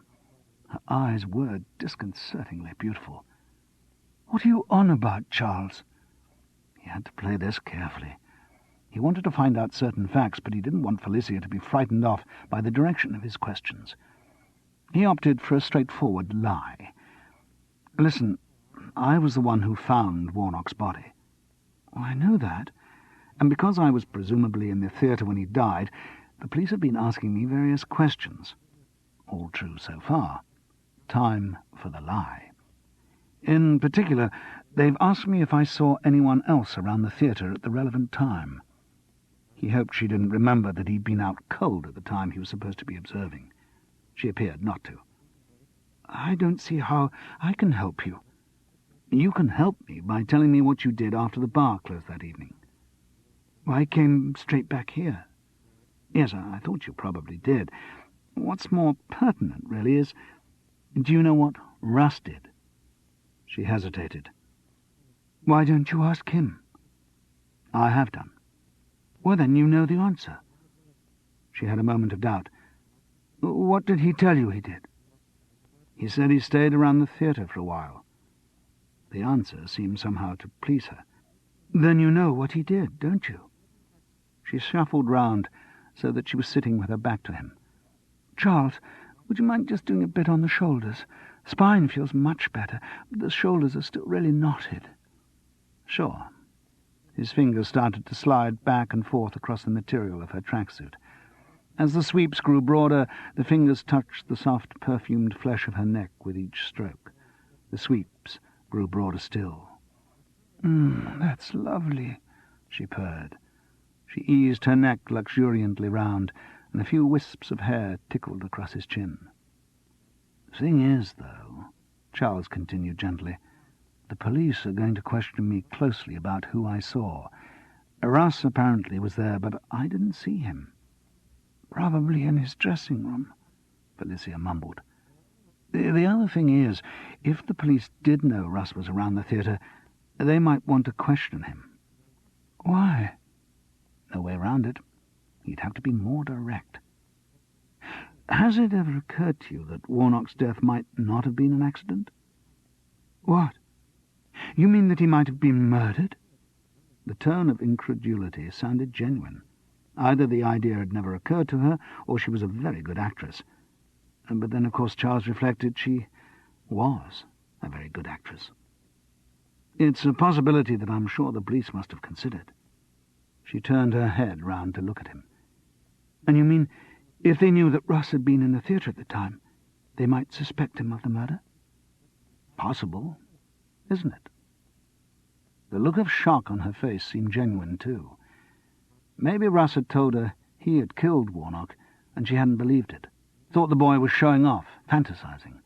But now she was having his story confirmed from another source, and that was frightening her. There was a long silence. Then, in the deep voice which had so captivated Stratford theatre-goers, she announced, Russ didn't stay around the theatre. Oh? She knew she had to tell him more. He came back here, with me. Straight after closing time? Yes, I drove him here. Oh, well, that's fine. Lets him off the hook then, doesn't it? Charles was surprised at the depth of his relief. He hadn't enjoyed casting Russ Lavery in the role of murderer. The boy was too young, too appealing, had too much ahead of him to do such a thing. Besides, Charles liked him, and he didn't enjoy unmasking murderers he liked. So it had just been a secret lover's assignation. Russ's devotion had paid off. He had achieved the prize which John B. Murgatroyd had jokingly set his sights on. But, as well as relief, Charles couldn't help feeling a twinge of jealousy. Felicia was very lovely. She turned her back towards him again. Do you mind going on? It really is working. Knitting up the ravelled sleeve of care, am I? He asked with a grin, as he fingered the sleeve of her tracksuit. That's it. She let out a little contented sigh. She was comfortable with Shakespearean quotations, and they weren't in a theatre, so Macbeth could be quoted with impunity. Charles's fingers worked round the neck and shoulders, sweeping in ever wider and wider arcs. She nuzzled back against him, though whether this was merely to make herself comfortable, or with a view to making him comfortable too, he could still not decide. "One thing's odd," he murmured. "What's that?" "Why didn't Russ tell me he came back here with you?" "Oh, I don't know." Obviously she did know, but it didn't seem too important to Charles, as the curves described by his fingertips moved lower and lower. "Ho, ho, ho, John B. Murgatroyd, I may have something to tell you tomorrow that'll make you green with envy." "Actually," Felicia announced in a voice that was informative rather than admonitory, "it's just the neck and shoulders that are tense. My breasts are fine." "You took the words right out of my mouth," mumbled Charles, as he moved his face forward to nestle in her soft hair. She gently disengaged herself and looked at him. "Shall I tell you why Russ lied about what happened?" "Sure. I'd be interested." "We were talking about Macbeth in the bar, and I was telling him about one of the essays in this book." She indicated a new companion to Shakespeare studies. "He sounded interested, so I invited him to come back for coffee and have a look at it." "Ah." "Unfortunately, he didn't understand what I meant." "Oh." Another embarrassment arising from the fatal ambiguity of the word coffee. Charles found he was now avoiding Felicia's eyes. "Russ thought I was inviting him to come to bed with me." "Oh, dear." "It was embarrassing. He's very young. He took it as a personal slight." "I'm afraid men often do," Charles mumbled. "I couldn't make him understand that it wasn't just him. It was any man." For a moment Charles wondered if he was about to receive a confession of lesbianism, but Felicia's next words fortunately cleared that up. "Not while I'm in rehearsal," she said, speaking of the mystery in an awed voice. "You mean," asked Charles, having difficulty piecing the idea together, "you don't have sex while you're rehearsing?" "No. I find it spoils my concentration." "Oh. Don't you?" "What? Find it spoils my concentration?" "Yes." "Well, no, I don't think I do, really. Seems to help it, actually." But she didn't pick up the hint and volunteer to experiment with this novel approach. "No, I just can't do it," she said. Charles, whose recent edifice of plans for the rest of the evening had just crumbled in jerry-built chaos, was intrigued. "What about when you're actually running, when a show's on? Do you find you can manage it then?" She shook her head. "Very rarely. I've tried, but it still does affect the concentration." Charles hoped she wasn't very highly sexed. If she was, and insisted on maintaining this Spartan discipline, she had certainly chosen the wrong profession. And all that time at Stratford, working in repertory, getting one show on and going straight into rehearsal for another. Good heavens! Must have been years since she had had anything. Poor Russ, barking up the wrong tree. Never mind, at least the boy wasn't a murderer. "Actually, Charles, there was a reason why I invited you back here this evening." "Oh, well, that was nice to know." He wondered what it was. Not just the massage, surely, and definitely not sex. What? Maybe the odd light bulb needed changing? "No, it's because you're an educated man." Well, that was different, at least. "You read English at Oxford, didn't you?" "Yes, over 30 years ago, though." "Well, I wanted to ask you about the interpretation of some of Lady Macbeth's lines." She eagerly pulled the table of books across towards them. "I mean particularly the I have given suck problem." "The I have given suck problem?" "Yes, I mean it's a crux which has been discussed for centuries, because, of course, it's at odds with Macduff's. He has no children." "Of course." It dawned on Charles that now Russ had blotted his copybook, Felicia was in need of someone else to discuss her work with. He groaned inwardly as he realized that he had drawn this particular short straw. "So you see, I think you have to get into Lady Macbeth this sense of bereavement, because clearly she's had a child which has died in infancy." "Ah." "But this raises particular problems in some of her scenes with Macbeth, and when we first see her and she speaks of the milk of human kindness, surely she must feel a pang, thinking of her own milk, which was inadequate to sustain the life of her child. Incidentally, of course, there's quite a valid alternative reading of that as the milk of humane kindness, which I'm sure you agree puts a rather different complexion on." Felicia Chatterton continued for some time. Charles provided the occasional agreement or grunt, but she didn't seem to need them. After a time, his chin sank onto his chest. His eyes closed, and he slipped easily into a comfortable slumber. Oblivious, Felicia Chatterton talked on. What Bloody Man Is That? Cassette 4. Chapter 15. Charles spent a restless weekend after the Saturday run-through. John B. Murgatroyd had offered another Sunday tour of the locals of the locality, but the idea of comparing the size of lemon slices with which various pubs garnished their Perrier water did not appeal. So John B. went off with a couple of other actors from the company, leaving Charles feeling like the last child in the playground to be picked for either team. He felt restless about Frances, too. He must make contact with her, but he'd promised himself a week of abstinence before he did, and he'd had his last drink at closing time on the previous Monday. Even as he worked these sums out, though, he knew he was deceiving himself, and he came round reluctantly to the idea that he was actually afraid of contacting Frances. Her unwillingness to see him made him feel raw and adolescent again, fearing another rebuff. It was stupid to feel like that about his wife, and yet he had to admit that Frances had put up with a lot.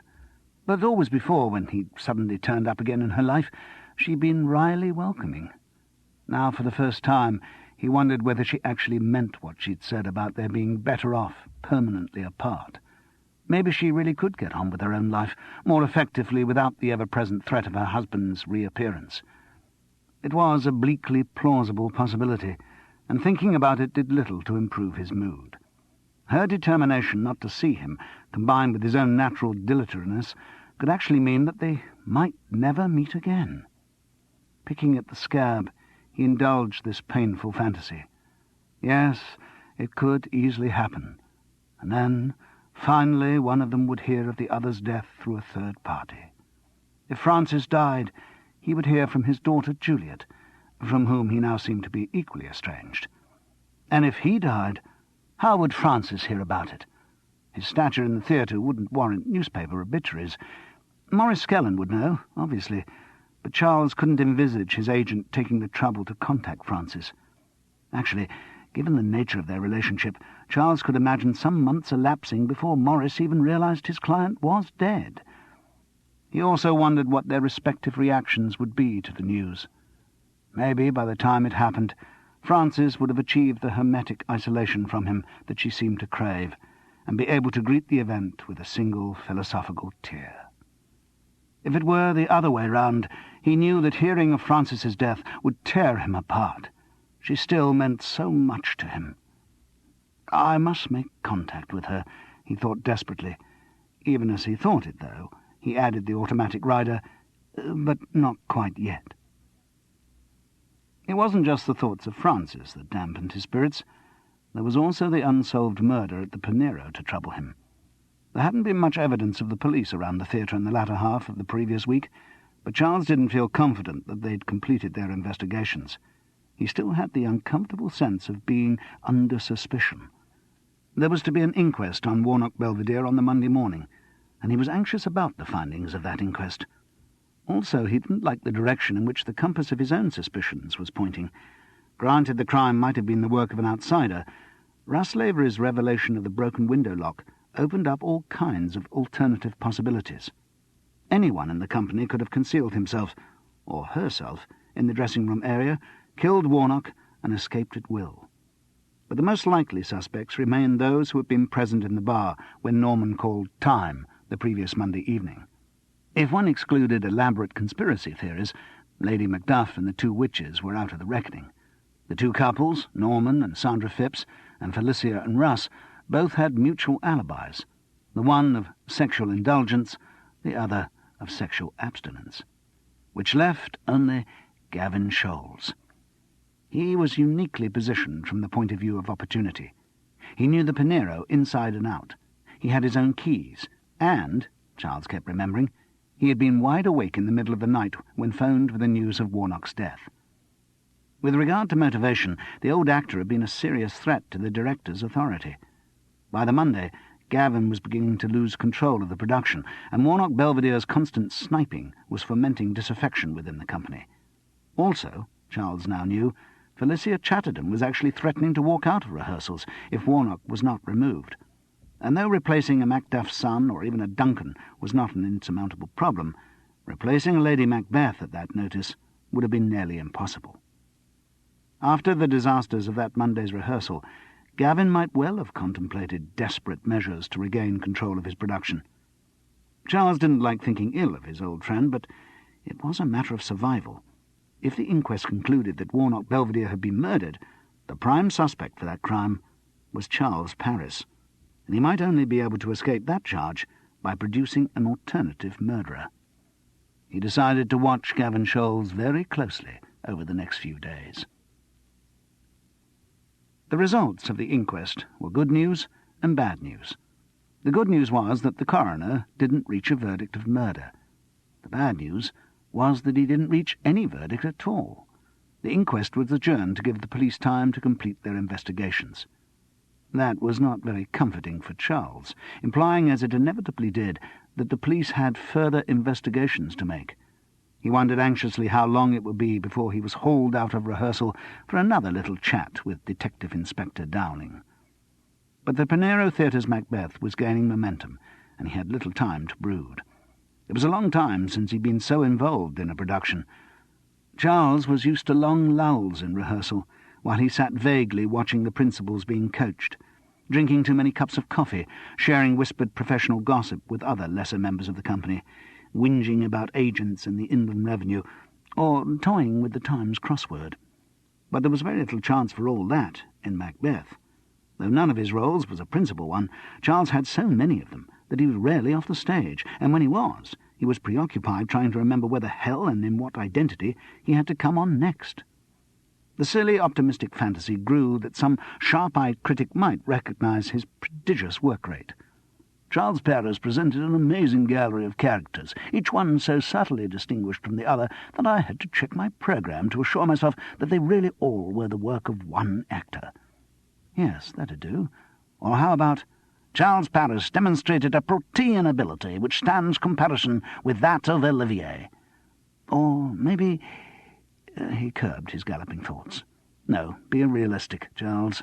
Remember the last time you played more than 2 parts in a production? What was it the Lancashire Evening Post had said?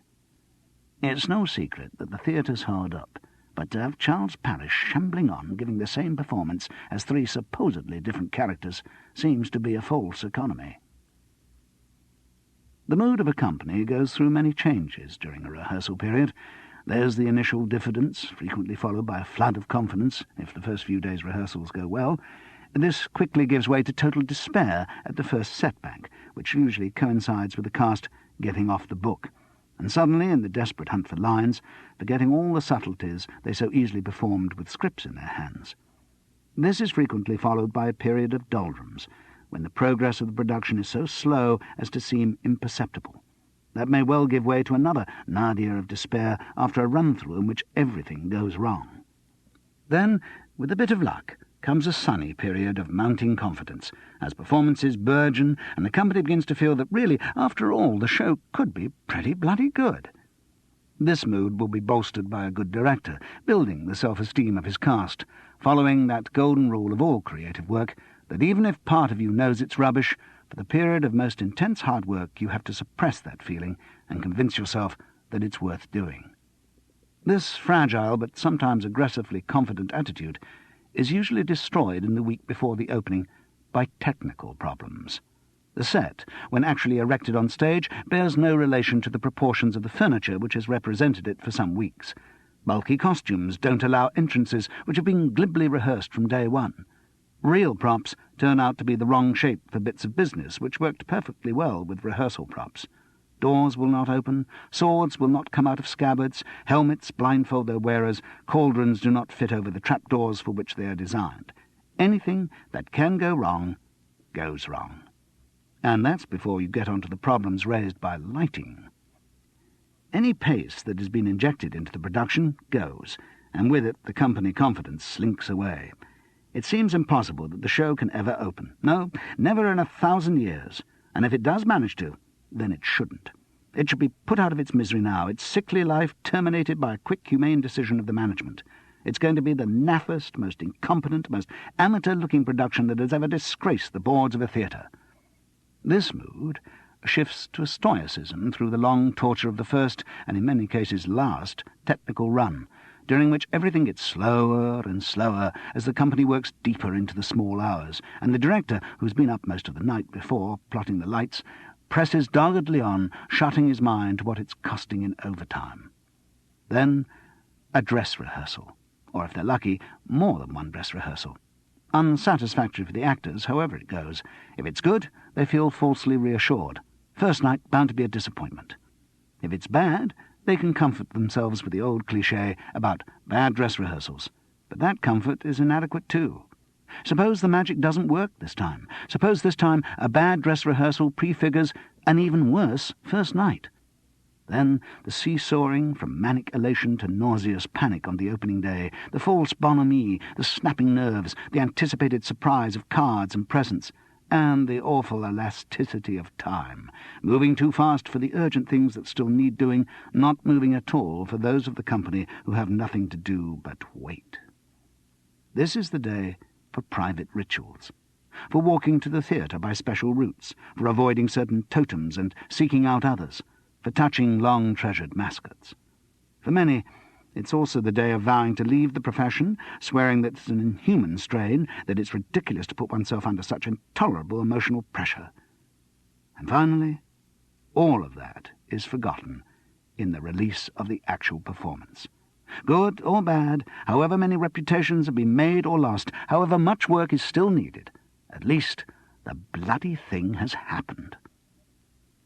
All of these changes, all of these swings of mood, all of these alternating images of triumph and disaster were experienced by the Pinero Company in the run-up to the opening of their production of Macbeth.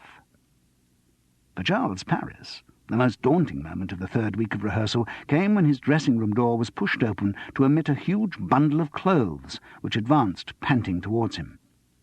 Can I help you?" he asked, uncertain of the appropriate way to address a bundle of clothes. He heard the muffled word, "wardrobe," which suggested that the bundle of clothes had a voice. When he looked towards the floor, he saw that it also had feet, wearing grubby tennis shoes.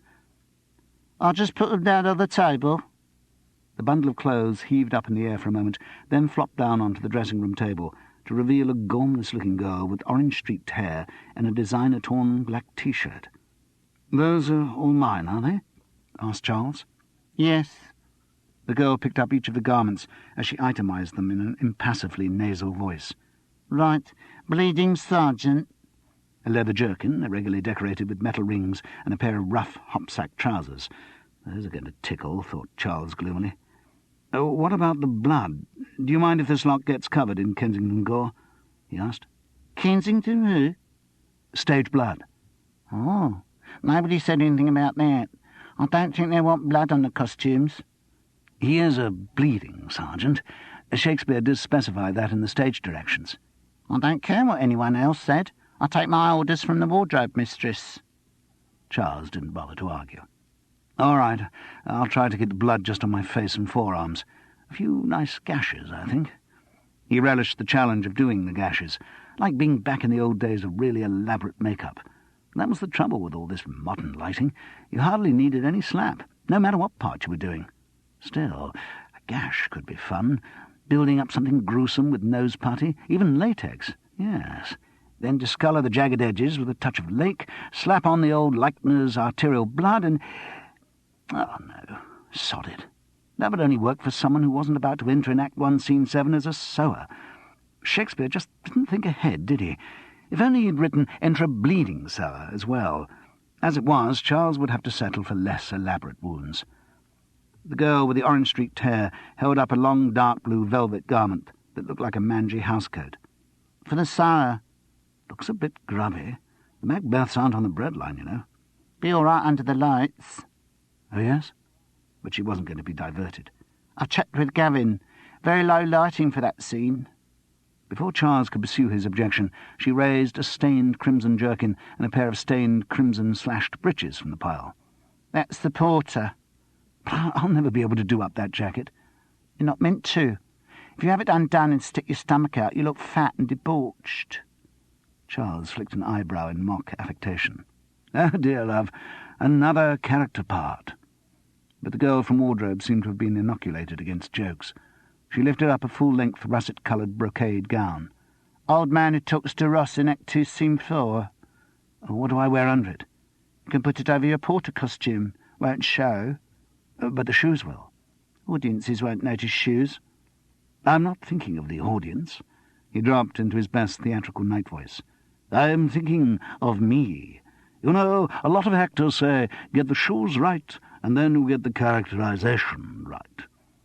Once again the attempt at humour was ignored. "As a third murderer you wear this."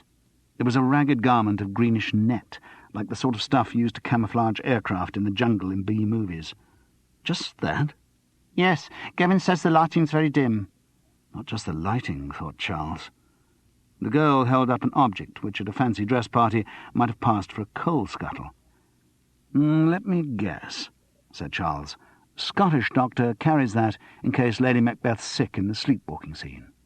"No, it's what you wear as an apparition of an armed head." "Just that?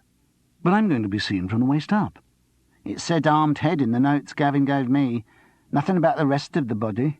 Anyway, I thought you were in the cauldron." "The cauldron only comes up to my waist." "Then you'll have to crouch. This one," she produced a long white nightshirt, "is what you wear as the English doctor, and this," She produced an identical garment in black. "Is what you wear as the Scottish doctor." Finally, she indicated a mass of silver-painted dishcloth chainmail, a noisome sleeveless sheepskin jerkin, and a horned helmet. "And that lot's for when you're a soldier." "But I have to be 2 soldiers," Charles objected. "What?" "I have to be on Malcolm's side and then on Macbeth's side." "Oh." The girl was momentarily stumped, but then saw a solution. "You can turn the jerkin inside out." "Oh, what?" said Charles. "You mean really be a turncoat?" She didn't get that one either.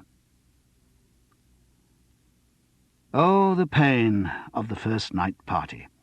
God alone knew how many first night parties he had attended, but Charles Paris was certain this was the first one he'd attended without benefit of alcohol.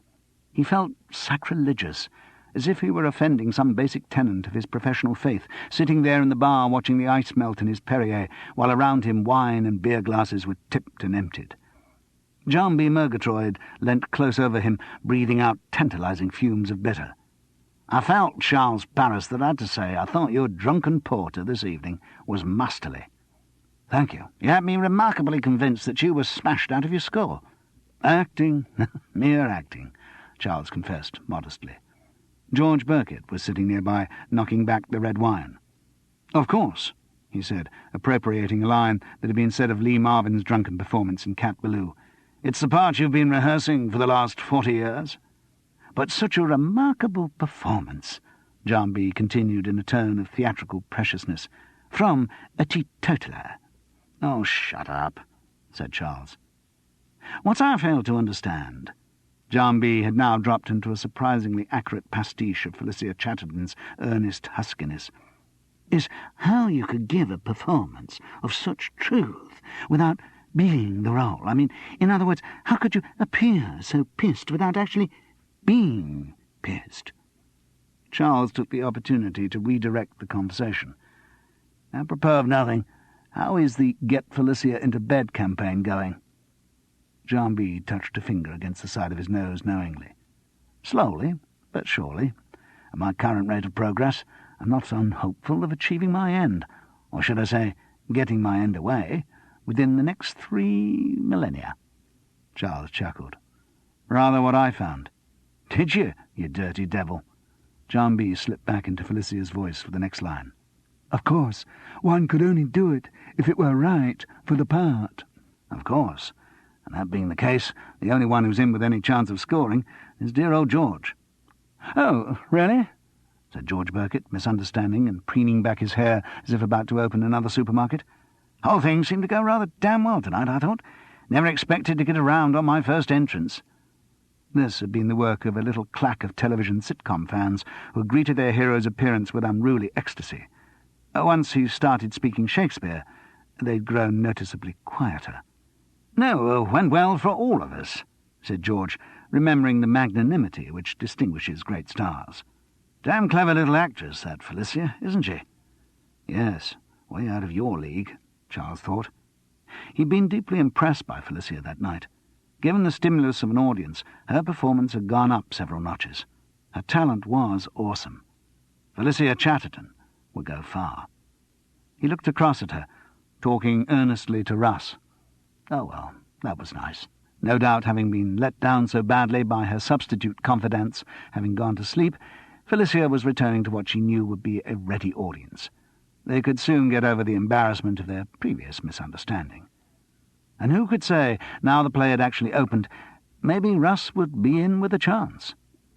Charles doubted it, though. A role as demanding as Lady Macbeth was going to take all her concentration. He rather suspected that the only way to have an affair with Felicia Chatterton would be to book it with her agent, 6 months in advance. "Smashing, all of you. All the hard work's paid off. I can't thank you enough." Gavin Scholes had joined them, full of relief and bonhomie. Also more than a little drunk. A lot of quick alcohol, after 2 days of eating only the odd sandwich, combined with the relief of actually having opened the play, had left him cheerfully glazed and indiscreet. "No, you all came up trumps. Terrific. Can't thank you enough, because, God knows, I needed this show to be a success." "Oh?" asked Charles diffidently. "Having a bit of trouble with the board. Money, you know. Not getting enough bums on seats.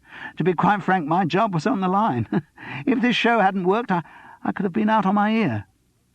If that were the case, thought Charles, Warnock Belvedere's disruptive presence must have been even more of a threat.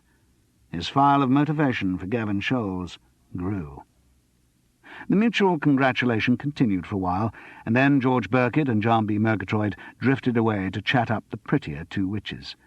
When they were alone, Gavin looked at Charles, and his eyes seemed slowly to find their focus. "Charles, the policeman was round the office again today?" Detective Inspector Dowling. The director nodded. "Wants to have another talk with you." "Oh, yes," was all he said, but the news gave Charles an unpleasant frisson. "When?"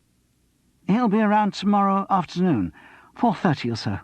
Wondered if you mind having a chat between the school's matinee and the evening show." "No problem," said Charles, with an insouciance that didn't go very deep. "I wonder what he wants." Charles shrugged. "Presumably he's still investigating Warnock's death," Gavin mused. "I thought they'd had the inquest." "They have, but it was adjourned pending police inquiries." "What does that mean?" "Well, I assume it means that the police haven't yet worked out what they think about the case." Gavin's fuddled mind was having difficulty grasping simple ideas. "Why, what could they think?" "Well, they could think it was an accident." "Yes." "Or they could think it was murder." Gavin's jaw sagged. "You don't believe that they really think that, do you?" "I don't know what they think. Presumably I'll find that out tomorrow." "But why you? What can you tell them?" "I was there, wasn't I? I'm their only possible witness." "Yes, but you were dead drunk all the time, weren't you?" "Suppose the police thought I wasn't telling the truth. Suppose they thought I just pretended to be out cold." The conclusion to Charles's unfinished sentences was, in his mind, that he might then become the police's #1 murder suspect. But Gavin's shocked face suggested the director hadn't reached the same conclusion, and his words confirmed it. "You mean you could have actually seen anything that did go on?" "Well, if I'd been awake, yes, I could have done," said Charles, unnerved by the look in Gavin's eyes and trying to lighten the conversation. "But I was dead to the world. Really." "Dead to the world?" the director echoed.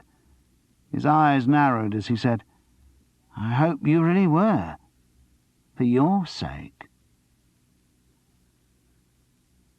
Chapter 16. His impersonation of Felicia Chatterton was now becoming one of John B. Murgatroyd's party pieces. "But it's just so difficult," he complained huskily in the dressing room on the Wednesday afternoon, "to try and give a full performance at this time of day. I mean, one's body clock is tuned to peak around 8 in the evening, not straight after lunch." Charles chuckled, but he could see that Felicia, whom John B. was quoting verbatim, had a point. Matinees are welcomed by few actors. They make for a very long, hard day's work, and they always leave that awkward gap between afternoon and evening performances, not long enough to do anything properly, not long enough to wind down fully before winding oneself up again. But of course, on that particular day, Charles Paris had an engagement to bridge the gap. Detective Inspector Dowling. It was not an engagement he was looking forward to. "It does seem pretty callous scheduling," he observed, "to put in a school's matinee on the second day of the run." "Bums on seats, love." John B. Murgatroyd's voice had now taken on Gavin Scholes's slightly ineffectual tone. "Need the money, I'm afraid. Being a set text, you know, we can really cram them in for this show." None of the cast had thought much of the prospect of doing 2 shows on the Wednesday. Indeed, the equity representative in the company had got quite heavy about it, citing any number of rules and regulations against the scheduling. But of course it had been billed for a long time, the seats had been sold to schools from a wide area, and there was very little that could be done about it. Charles looked with dissatisfaction at the scar on his face and applied another trickle of blood. Not really very good, but the best he could do if he was going to have to whip it off and appear as an unwounded sewer in Act 1, Scene 7. Maybe if someone in the company was going up to London, they could buy him a stick-on rubber scar. Trouble with those, you had to match the makeup around them so carefully. "Bing, bing, bing," said John B. Murgatroyd suddenly. "What's that for?" back into Felicia's voice for the reply. "Sorry, just the alarm on the old body clock, telling me I need a little sustenance." John B. reached into his shoulder bag, which lay on the floor, and produced a pewter hip flask. He unscrewed it and proffered the bottle to Charles. The head was nobly shaken. A saint, not an ordinary man, thought Charles, in wry self-congratulation. "Well, please yourself," said John B. in his own voice.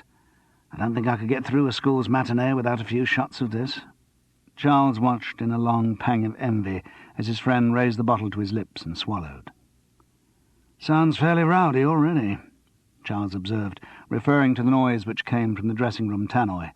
Actors all know the familiar buzz of a pre-performance audience, indistinguishable conversations and muffled movements from the stage microphones by the curtain. But the noise from a school's matinee is completely different in quality, much higher in pitch and with more giggling and movement. Most of the movement is caused by last-minute changes of seating arrangements, as boys jockey for positions next to the girls they would most like to sit in the dark with, and every child tries to avoid the awful ignominy of sitting next to the teacher. The lot who were filling the Pinero auditorium that afternoon sounded louder than the average, and that did not augur well for the company. "What lines do you reckon are going to get them going?" asked Charles. "The giggles?" John B. gave the question serious consideration. "Well, the witches will certainly get a few titties. I'm still not sure Gavin's right to be playing with lesbian overtones.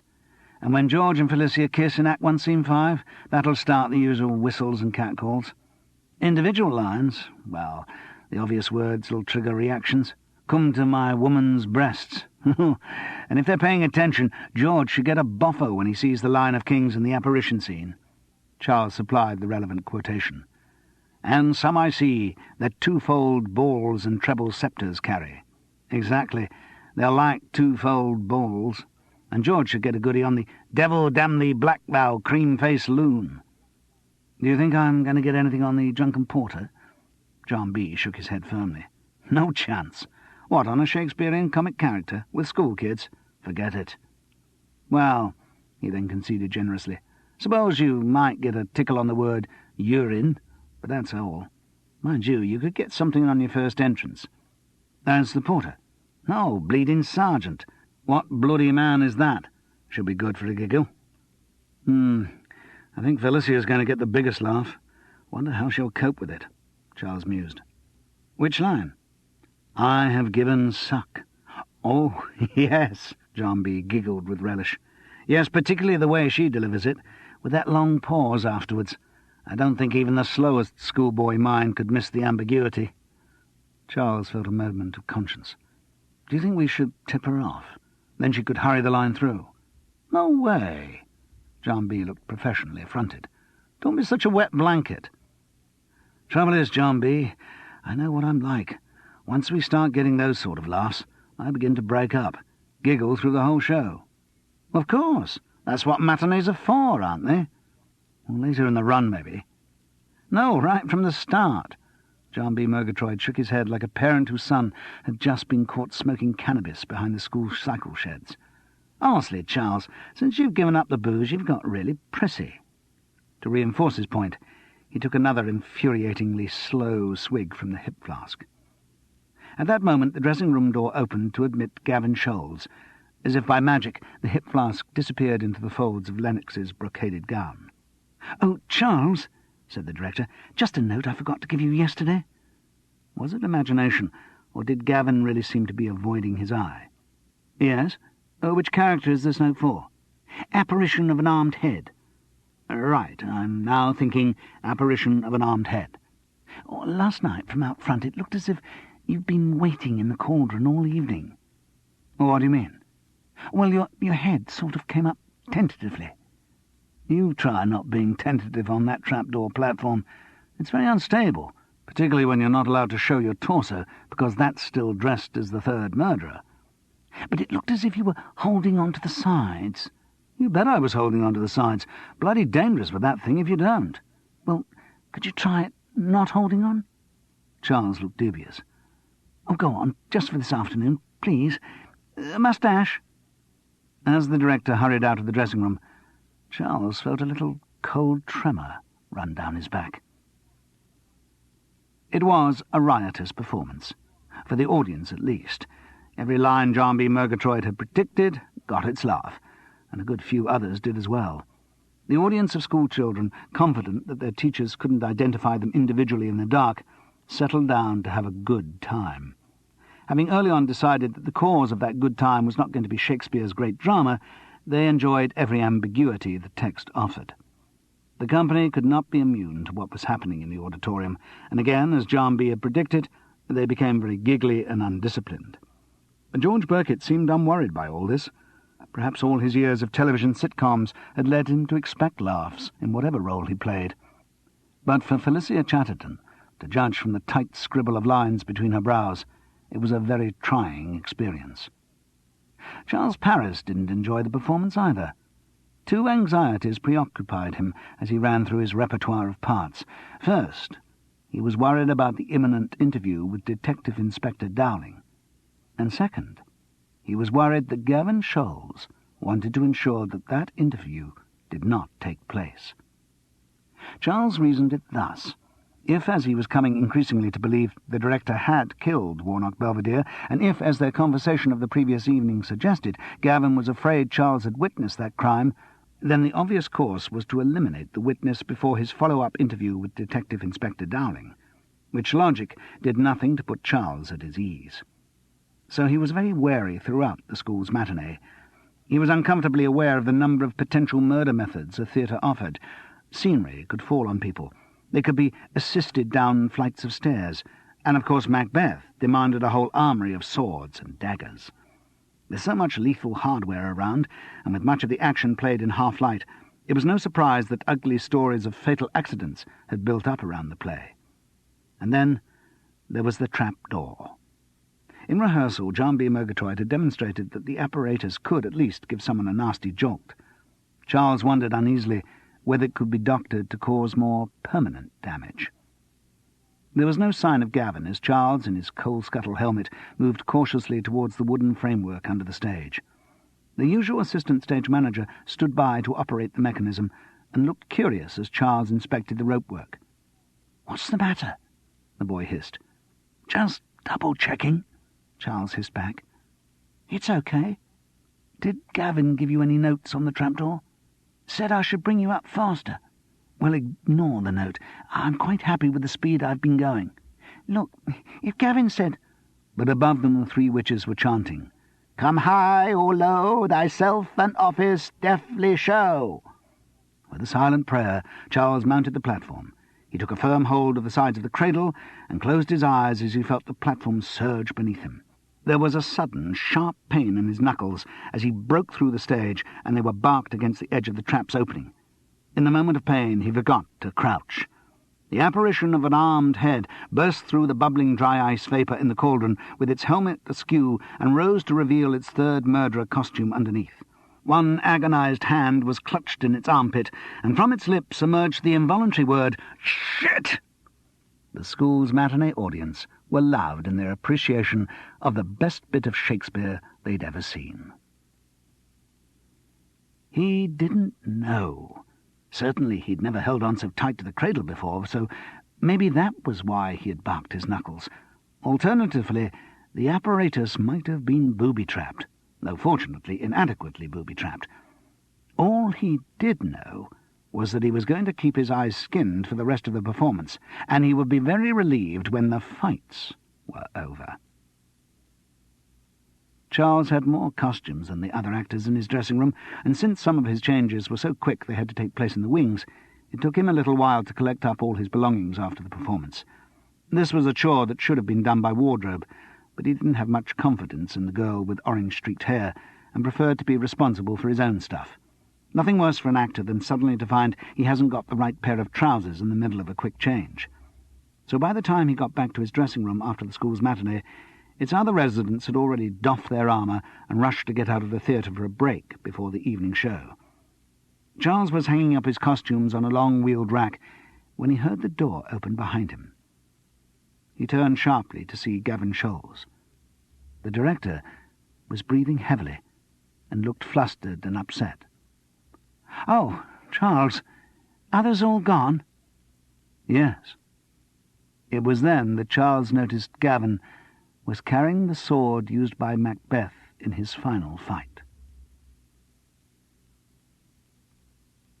Chapter 17.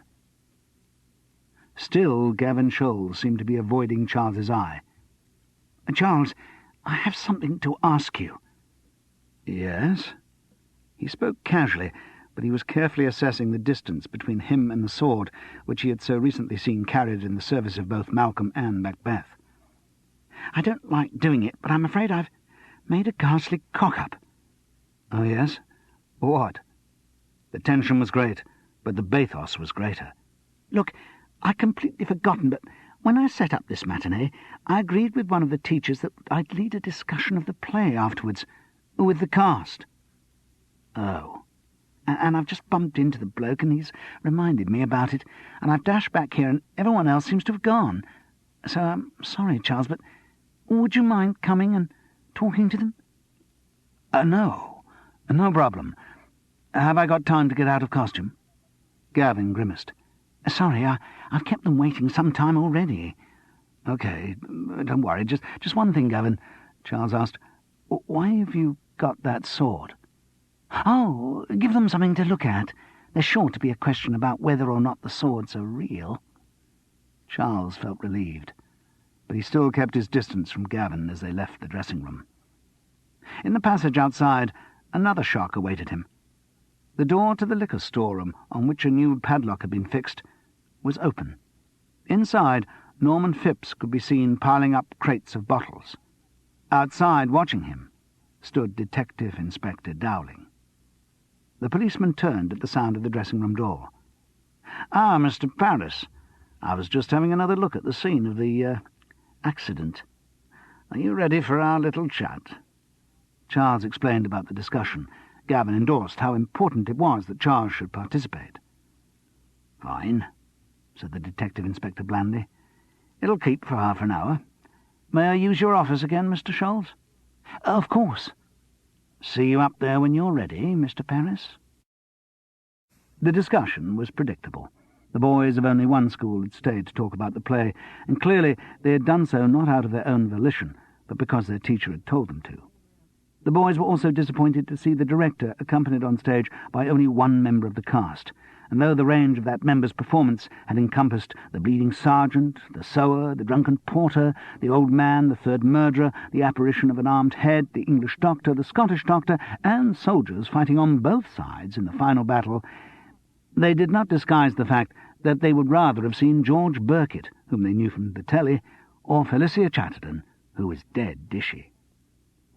Gavin gave a brief exposition of his view of the play, which seemed to engage his audience's attention no more than had the actual performance, and then invited questions. The response was sluggish, and only heavy prompting from their teacher, a small, enthusiastic man with gold-rimmed glasses and a wispy beard, elicited anything. The first question was the one Gavin had anticipated about real swords, and with a knowing look to Charles, he produced Macbeth's weapon from the wings. He then asked if any of them would like to look at it. This was unwise because it precipitated a rush onto the stage.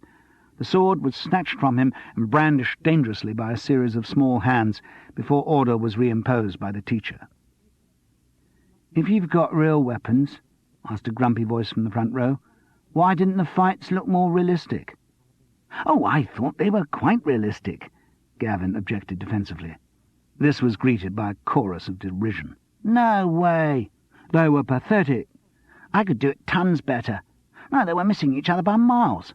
And "The A-team's much better," came from various parts of the auditorium. "Yeah," the grumpy voice from the front row added a supplementary question. "Why isn't Macbeth more like the A-team?" This inquiry was greeted with considerable enthusiasm, and seemed to be the cue for a series of machine-gun noises and Mr. T impressions. "Well," said Gavin as the hubbub subsided, "I think this is one that perhaps Charles can answer better than I can." "You bastard," thought Charles, as he scraped the bottom of his mind for something to say. He had at least heard of the A-team, thank God. When he'd last seen his grandsons, Juliet's boys, which he realised with horror had been nearly 6 months previously, they'd talked of nothing else. You see, what you have to remember is that for the people of Shakespeare's time, There was no television. Plays were their television, if you like. Cool, give me EastEnders any day, came an opinion from the back of the auditorium. Charles persevered. So for them, you see, the theatre provided everything. Tragedy, comedy. Where's the comedy? Demanded an aggressive, recently broken voice. Well, even in Macbeth there's comedy. Where? The drunken porter, he's a comic character. But he's not funny. No, I know he's not funny, but he is a comic character. Dear, oh dear, this is uphill work, thought Charles. How on earth does Francis manage to be a teacher doing this every day? You see, for people of Shakespeare's time, the porter was making very good jokes. He parroted this opinion because he'd heard it so often stated, but he couldn't really bring himself to believe it. You see, you have the latest sitcom, but in the same way the people of Shakespeare's time had the drunken porter. You have the A-Team, they had Macbeth. Poor sods, came a voice from the back. The short-bearded teacher leapt up in fury. Who said that? Come on, who said that? We're not leaving this theatre until the boy who said that word owns up. Oh, God, thought Charles, we could be here all night. Now, come on, I don't care what language you use at home, but when you're in my charge, you don't use those kind of words. What will Mr. Scholes and the other gentlemen think of you? I don't think they'd actually mind, said an earnest, owl-faced boy sitting near the teacher. I think they're probably used to it. I mean, when that one, he pointed at Charles, popped out of the pot, he said shit. This was greeted by choruses of, yes, he did. Protho's right, sir. He really did. He said shit. And, did Shakespeare write that? Once again, it was a while before a relative calm was re-established. Any further questions? Asked the bearded teacher, glaring round the auditorium.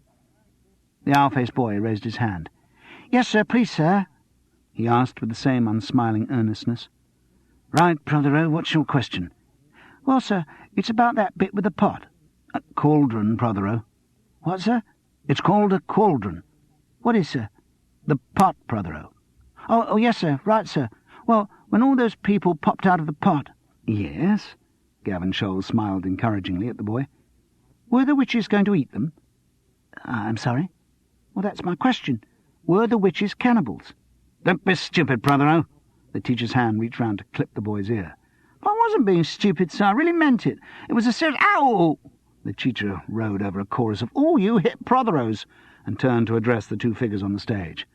I must apologise for the stupidity of some of my pupils, but I would like to say... At this point he reached into his pocket and produced a file card scribbled with notes. Oh, no, Charles groaned inwardly. Speeches. I would like to say how much we appreciate having had this opportunity of talking to you about the, he heavily italicised the next words, nuts and bolts of production. We realise that you all are both busy people, and we do appreciate you giving up your time to give us a glimpse backstage. As head of English, I am aware that I can talk about a play until I'm blue in the face, and I'm sure some of my pupils present today reckon I do. He waited for reaction, but his charges were too familiar with his jokes to bother to give him any. Be that as it may, for a moment he lost his place in his notes.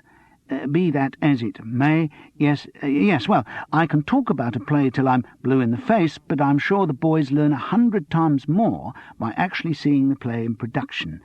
I sometimes think the best way for them to get to know Macbeth is for us actually to mount a school production, but unfortunately, with Mr. Palmer currently locked into rehearsal for Joseph and his amazing Technicolor Dreamcoat, that's not logistically possible. He lost his way. Be that as it may, and it is. I would like finally, thank God, thought Charles, finally to thank Mr. Scholes and Mr. The teacher glanced down at his programme. Mr. Murgatroyd. Thought Charles, so much for all my finely differentiated character work, for giving up their time and leading such a stimulating discussion. So, boys, he turned back towards the auditorium, I would be grateful if you could show your appreciation in the usual way. With 3 rousing hip-hips, he wrung 3 limp hurrahs from the boys, who immediately started to shuffle out of the auditorium, and the discussion was over. Charles watched Gavin warily as they left the stage, but the director didn't seem too interested in him. Thanks very much for your help, Charles. I must go and sort out a few things out here in the office. Oh, well, if Dowling's up there, tell him I'm on my way. Oh, I'd forgotten about him, said Gavin casually, as he set off up the auditorium. Charles wondered if that could possibly be true. He changed back into his ordinary clothes and left his dressing room. Through the open door of the storeroom, he could still see Norman reorganising his supplies of drink. It seemed months to Charles since he had discovered Warnock Belvedere's beer-sodden body there. But he knew grimly that he was about to relive that experience in an interview that could prove to be very uncomfortable. He slipped through a past door into the theatre foyer and was about to start up the stairs towards Gavin's office when he caught sight of movement through the glass doors at the front of the theatre. The bearded schoolmaster was titularly herding his recalcitrant charges into a minibus. But it was what was printed on the side of the minibus that caught Charles's attention, and it brought instantly to his mind another possible solution to the mystery of Warnock Belvedere's death. Chapter 18. Charles rushed back into the theatre foyer as the school minibus drove away. At the foot of the stairs stood Detective Inspector Dowling. On my way up to Mr. Scholz's office. Care to join me? Just a sec. Must just sort out something at the box office. The detective cocked an ironical eyebrow at him. A more sensitive man, Mr. Paris, might think you were trying to avoid him. Only take a minute, I promise. Dowling glanced at his watch. Very well. See you up there. And he started up the stairs. Charles looked through the window of the box office to confirm who was on duty, but he went through the past door out of the foyer and entered the small room by its back door. Sandra Phipps looked round in surprise. She sat there, queen of her domain, theatre plans spread over the telephones on the counter in front of her. Behind her were rows of wooden pigeonholes, each with its stock of different-coloured tickets and its date neatly printed on the frame. "Charles, what do you want? If it's about comps, you should come to the window, you know." She looked tired. The defiant brassiness was still there, but under the make-up her eyes sagged. Her shoulders, under the tight satin of her blouse, drooped. "I know," said Charles. "It's not about comps." "Oh?" "It's about Stuart." Panic flashed in her eye. "Is he all right?" Sandra asked. "Yes, he's fine." She slumped with relief. "Or at least he's not fine. Is he?" "What do you mean?" "Well, he's not gone to school today, has he?" "No, tonsillitis." "Stayed at home?" "Yes, he often gets it. Look, Charles, what is this? What are you on about?" Before he could answer, the phone rang. Sandra answered it. "Pinero Theatre box office."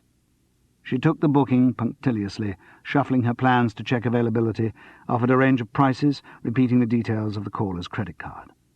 When the call was over, she turned back to Charles. "Macbeth's booking very well. Seems like Gavin's got a success on his hands. Of course, George is a good telly name." Charles said nothing, as she reached round to the relevant pigeonhole and withdrew a book of tickets from which she tore two, carefully checking the printed details. "What I really need," she continued, "is to have this whole system computerized. Of course, that's money, and—" She seemed to realize that this babbling was not getting her anywhere. She looked straight at Charles. "What is this about Stuart?" "Just a pity that he should be ill today, when St. Joseph's had a trip to see Macbeth." Sandra shrugged. "Yes, it's bad luck, but the run's only just started. Be plenty of other opportunities to see the show. I'm sure I can slip him in." "I don't think you will, though, Sandra. Will you?" She flushed as she looked up at him. "What do you mean?" "I've just been talking to Stuart's form teacher." "Oh?" "He's the head of English at the school." "I know that," she snapped. "Which is why he led the school party to the play." "So?" "He said in the after-show discussion that he thought his pupils would learn more by seeing the play than by any amount of talking about it." "Look, it's very good of you to take my son's education so much to heart. I will ensure that he sees the play at some point. Would that satisfy you, or would you rather—" Charles cut through her heavy sarcasm. "Stuart's form teacher also said how much he thought his pupils would learn by actually being in a production of the play." Sandra avoided his eye. Well, yes, I'm sure they would, but I don't see what... And yet you say he stopped Stuart from taking part. Yes. Well, the understanding was right from the start that Stuart could do it, so long as his work didn't suffer. Unfortunately, because the rehearsal schedule got out of hand, he missed some homework and... She gestured helplessly. And that was it. I see. Charles let her relax for a moment before continuing. Except that Stuart's form teacher gives a completely different version of events. What? He says he never made a fuss about Stuart's work. He didn't care a great deal. He reckoned a boy who wasn't basically academic was going to learn more about Macbeth by being in the production, as Macduff's son, than by writing any number of essays about it. He said he didn't care how much time Stuart needed to have off for rehearsals. Well, then, he's changed his tune. He told me... No, he didn't. You told him. He didn't ring over the weekend after the first run-through. You rang him and said that the rehearsals were proving too much for Stuart and that he was getting overtired, and you thought it was your duty as his mother to pull him out of the show. Well, all right, what if I did? A tap on the glass in front of her drew her attention. Excuse me, do you have 2 tickets for this Saturday's matinee? They'll be at senior citizen rates. She concentrated once again on her charts and dealt with the booking. Her voice retained its customary professional cheer, but from behind her, Charles could see the flush spreading to her neck. When the senior citizens had departed with their tickets, she turned back to him. All right. So I thought the show was too much for Stuart. That was my judgment as his mother. What's wrong with that? Well, if that was the case, why did you tell Gavin it was the school that objected? I thought it sounded better. If I said it was just me, Gavin would have tried to persuade me. Charles nodded. Good, but not, I'm afraid, good enough. What are you suggesting? I'm suggesting that tiredness wasn't the reason you wanted Stuart out of the production. I'm suggesting that there was something about this production of Macbeth that upset your son, that still upsets him, which is why he suddenly developed tonsillitis this morning, so that he didn't have to come and see it. I don't know what you're talking about. But I do. And he did. Suddenly he saw what had happened with dazzling clarity. It was all in the play. Think about Gavin Scholz's production of Macbeth, and it all became clear. Charles had observed before that nearly everyone was involved in the battle scenes. Even Lady Macduff and the witches had to change sex and don armour. But once the battle scene started, almost all the company would be milling around the stage area, and the dressing room area would be virtually deserted, as it had been at the end of the first Saturday run-through. In fact, there would only have been 3 people in the dressing room area. Felicia Chatterton, having given her all in the sleepwalking scene, would be lying on her dressing room floor doing relaxation exercises. That left 2. Warnock Belvedere, who had refused to double, had been there since the end of Act 1, Scene 6. And Stuart Phipps, good-looking 13-year-old Stuart Phipps, had been there since Charles and the other murderers had killed him in Act 4, Scene 2. I think, Sandra, that what upset Stuart about this production of Macbeth was that Warnock Belvedere made a pass at him. The panic in her eyes told him that his guess had been right. And I think that that is the reason why Warnock Belvedere was murdered. All of the colour drained from Sandra Phipps's face. Chapter 19. Norman Phipps was still reorganizing his storeroom when Charles Paris found him. The actor looked at the tubes from the beer kegs and gas cylinders. All had been replaced and looked as good as new. There was no sign that this was the place where one elderly actor had met his untimely but universally welcome demise. Norman looked up and nodded a greeting. He avoided words whenever they weren't strictly necessary. Norman, I've just been talking to Sandra. Oh, yes? About Stuart, and what happened. Norman deliberately placed another crate on top of a pile. How do you mean, what happened? He asked evenly. About Warnock Belvedere. The bar manager froze for a split second before asking, What about Warnock Belvedere? About how he died. I thought we knew that. Asphyxiation from the carbon dioxide? Yes, but what caused it? Norman gave a little shrug. He was drunk, wasn't he? On a bottle of Courvoisier. On top of what he'd had in the bar, yes. Surprising the drink alone didn't kill him. Well, the question is, where did he get that Courvoisier from? Norman looked Charles straight in the eye. Police seem to reckon he got it out of this cupboard, after he'd broken in here. I think he had it before he'd broken here. Seems unlikely. Still, there was no change in the man's even intonation.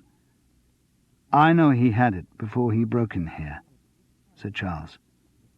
Oh? How's that? I saw him when I came down from the bar at closing time. Norman Phipps again saved words, but said it all with a sceptically raised eyebrow. Yes, I know I was pissed, but not that pissed. He was definitely holding a bottle, and he said it had been given him by a generous friend. Afraid I didn't know any of his friends, said Norman, turning back to his pile of crates. There was another suspicious thing about his death. Charles waited for a reaction, but didn't get it. When I found Warnock's body in here, the light was switched off. Again, the momentary freeze before Norman said, So what? It seems unlikely that he switched the light out before conveniently passing out on the floor. Possible, but as I say, unlikely. A non-committal shrug. Norman, Sandra says she gave Warnock that bottle of brandy. This at last did produce a reaction. Norman's body went rigid. Then he turned slowly to face Charles. To the latter's surprise, on the bar manager's face was a smile of pleasure. Did she? He asked softly. Yes, she did, which would suggest very strongly that she was responsible for Warnock's death. Norman Phipps shook his head slowly. No, he said. She's lying. But he didn't say the words as if they were important. The feeling of pleasure still meant more to him. As a casual afterthought he added, Sandra didn't kill him. I did. Because of what he did to Stuart? A slow nod of the head. Yes. I wouldn't have done it.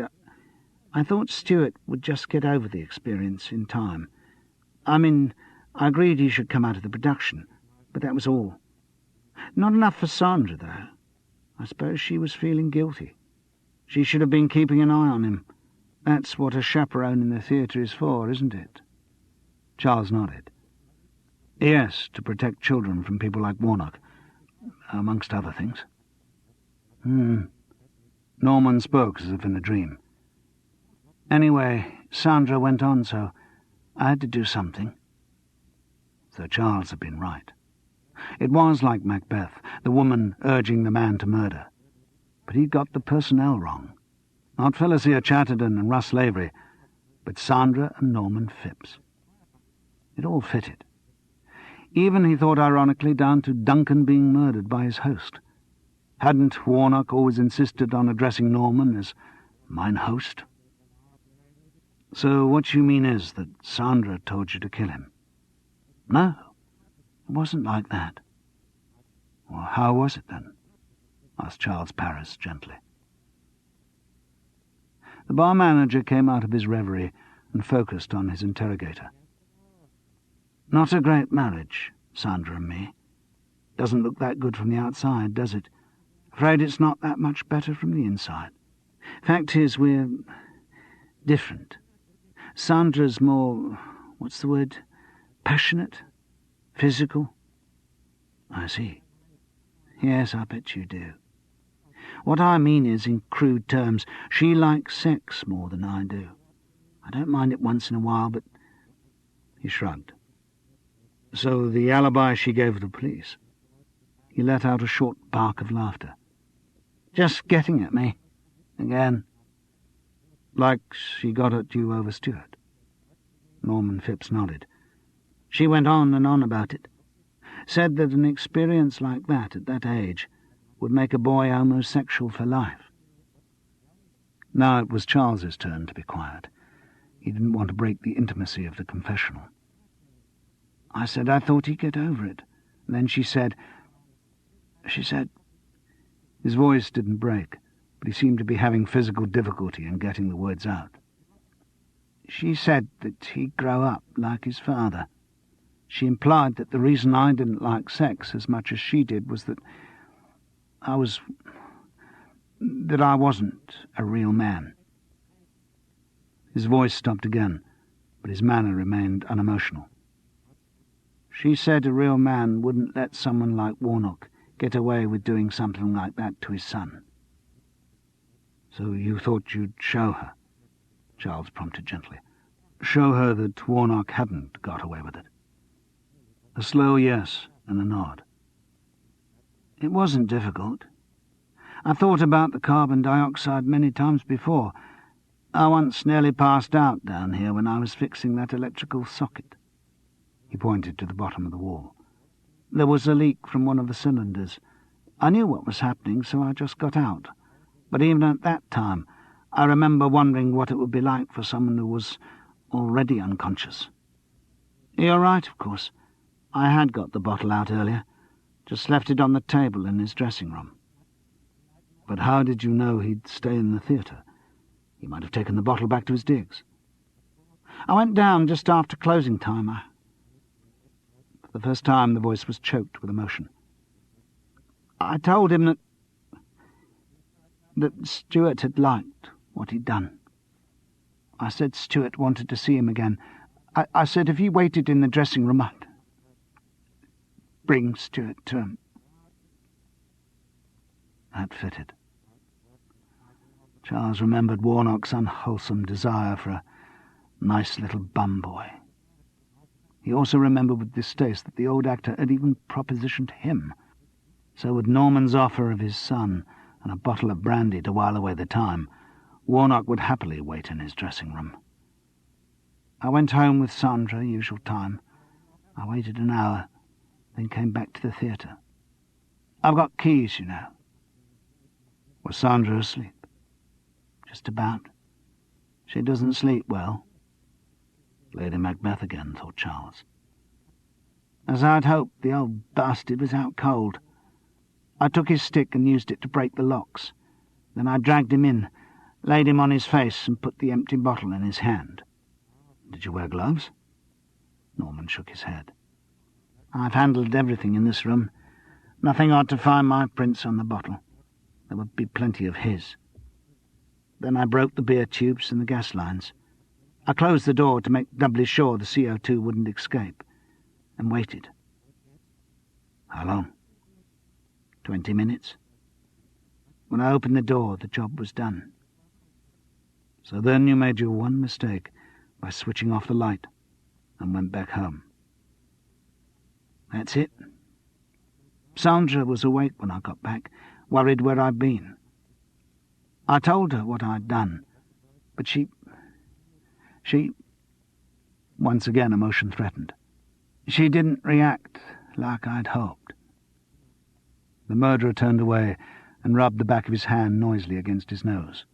When he turned back, he asked pathetically, "But she really did say she'd given him the bottle of brandy?" Yes, she did. Norman Phipps let out a sigh. Again the information seemed to comfort him. Perhaps it proved that beneath the jagged surface of their marriage, his wife really did feel some love for him. "Mr. Paris?" Charles turned guiltily at the sound of the voice behind him. Detective Inspector Dowling stood framed in the doorway. There was no longer any diffidence in his manner. On his face was an expression of uncompromising anger. "You're not going to be able to hide from me, Mr. Paris." "Oh, I wasn't trying to. I just..." Charles felt himself blushing. Why did he always revert to a guilty adolescent when faced by an authority figure? "I've had enough fluffing around, Mr. Paris," the detective inspector continued. "I want to ask you some serious questions about the murder of Warnock Belvedere." Oh, thought Charles in a panic. So the police know it was murder. Oh, God, and I'm still their main suspect, and they're bound to... But his illogical ramblings were interrupted by a voice from the other side of the room. "I think, Detective Inspector," said Norman Phipps quietly, "that I'm the one you want to talk to."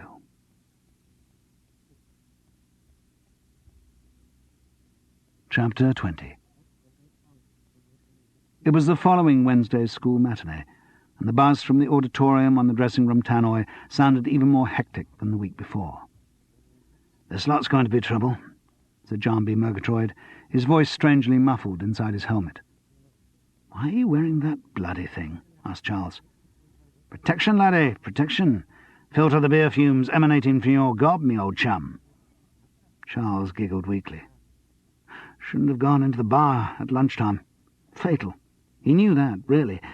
And shouldn't have had 3 pints. Would have a desperate urge to pee in the middle of the apparition scene. Oh dear, wouldn't do to pee in the witch's cauldron. Still, it was only a school's matinee. His pledge had lasted till after the previous Wednesday's second show, but no longer. Well, he had promised himself a drink once he'd worked out who killed Warnock Belvedere. In fact, in all the relief of ceasing to be a murder suspect, it'd been a good few drinks. And the familiar dry ache of a hangover had greeted him on the Thursday morning. It hurt, but it certainly felt more normal.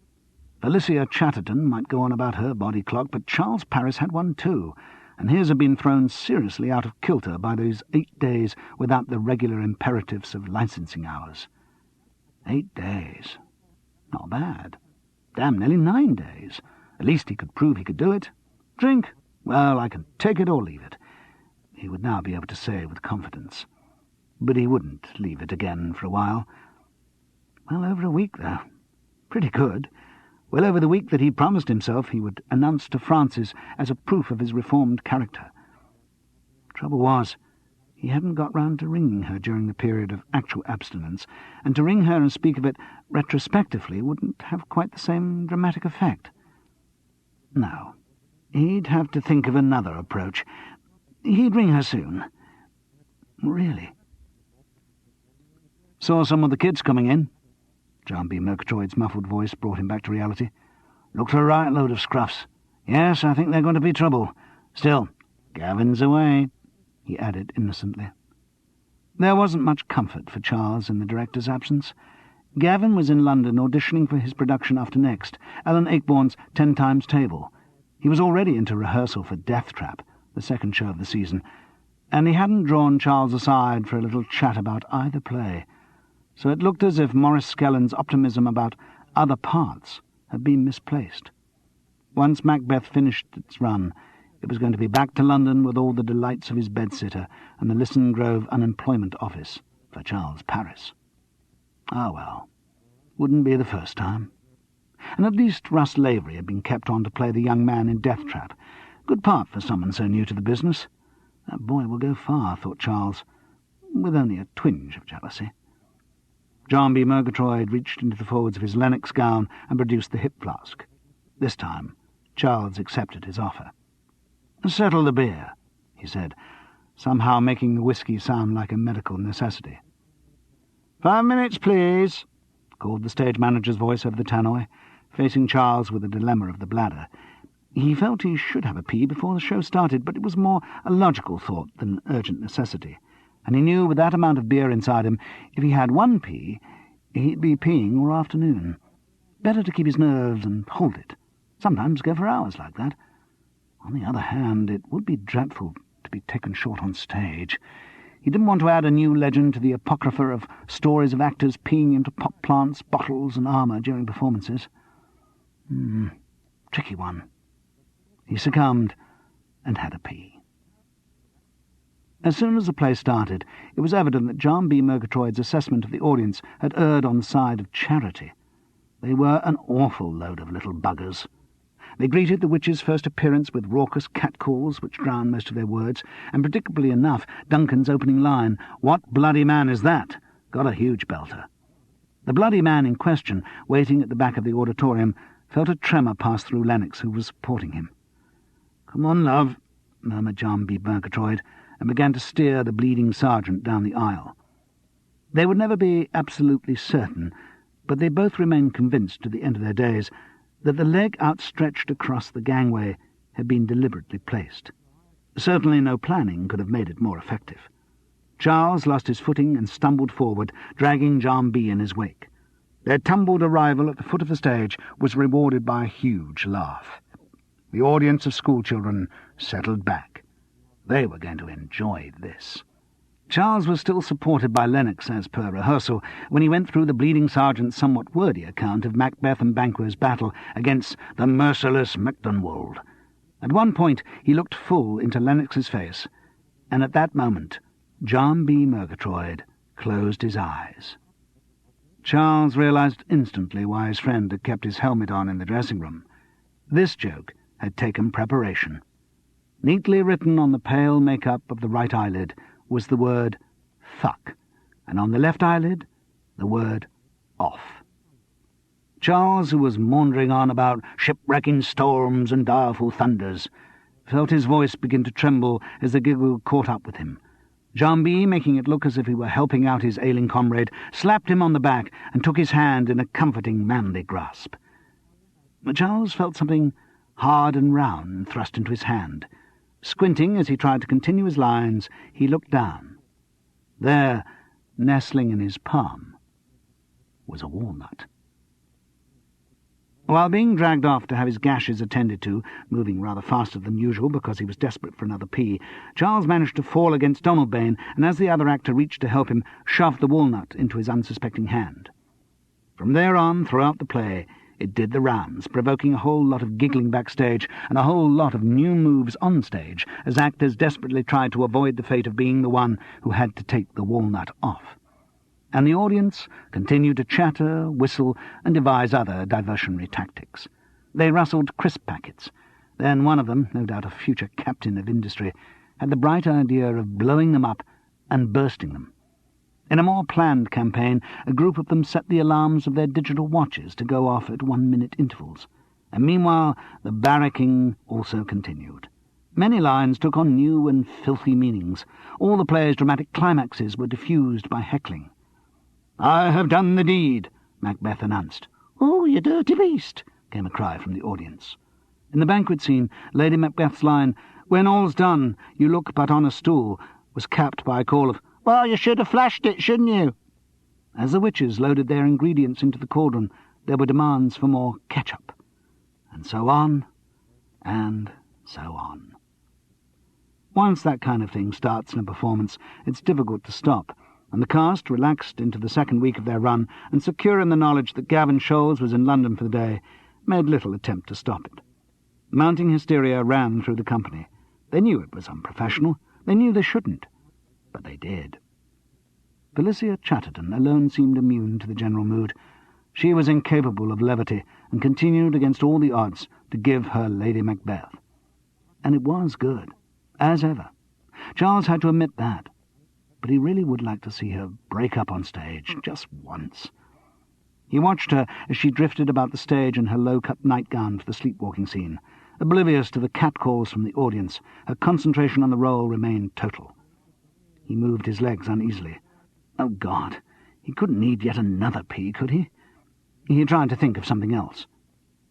The gentlewoman in the scene seemed to be acting closer to him than usual, and as she said the line, "I will not have such a heart in my bosom for the dignity of the whole body," she suddenly tapped Charles on the shoulder. He started at the unexpected action, and as he turned, felt a familiar object thrust into his hand. The gentlewoman, backing away downstage, stuck her tongue out at him. Charles Paris knew he shouldn't, but he couldn't resist it.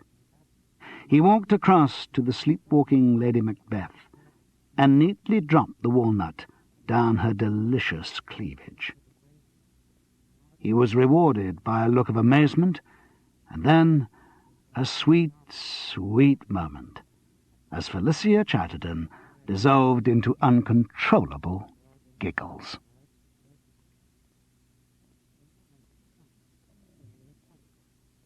The end.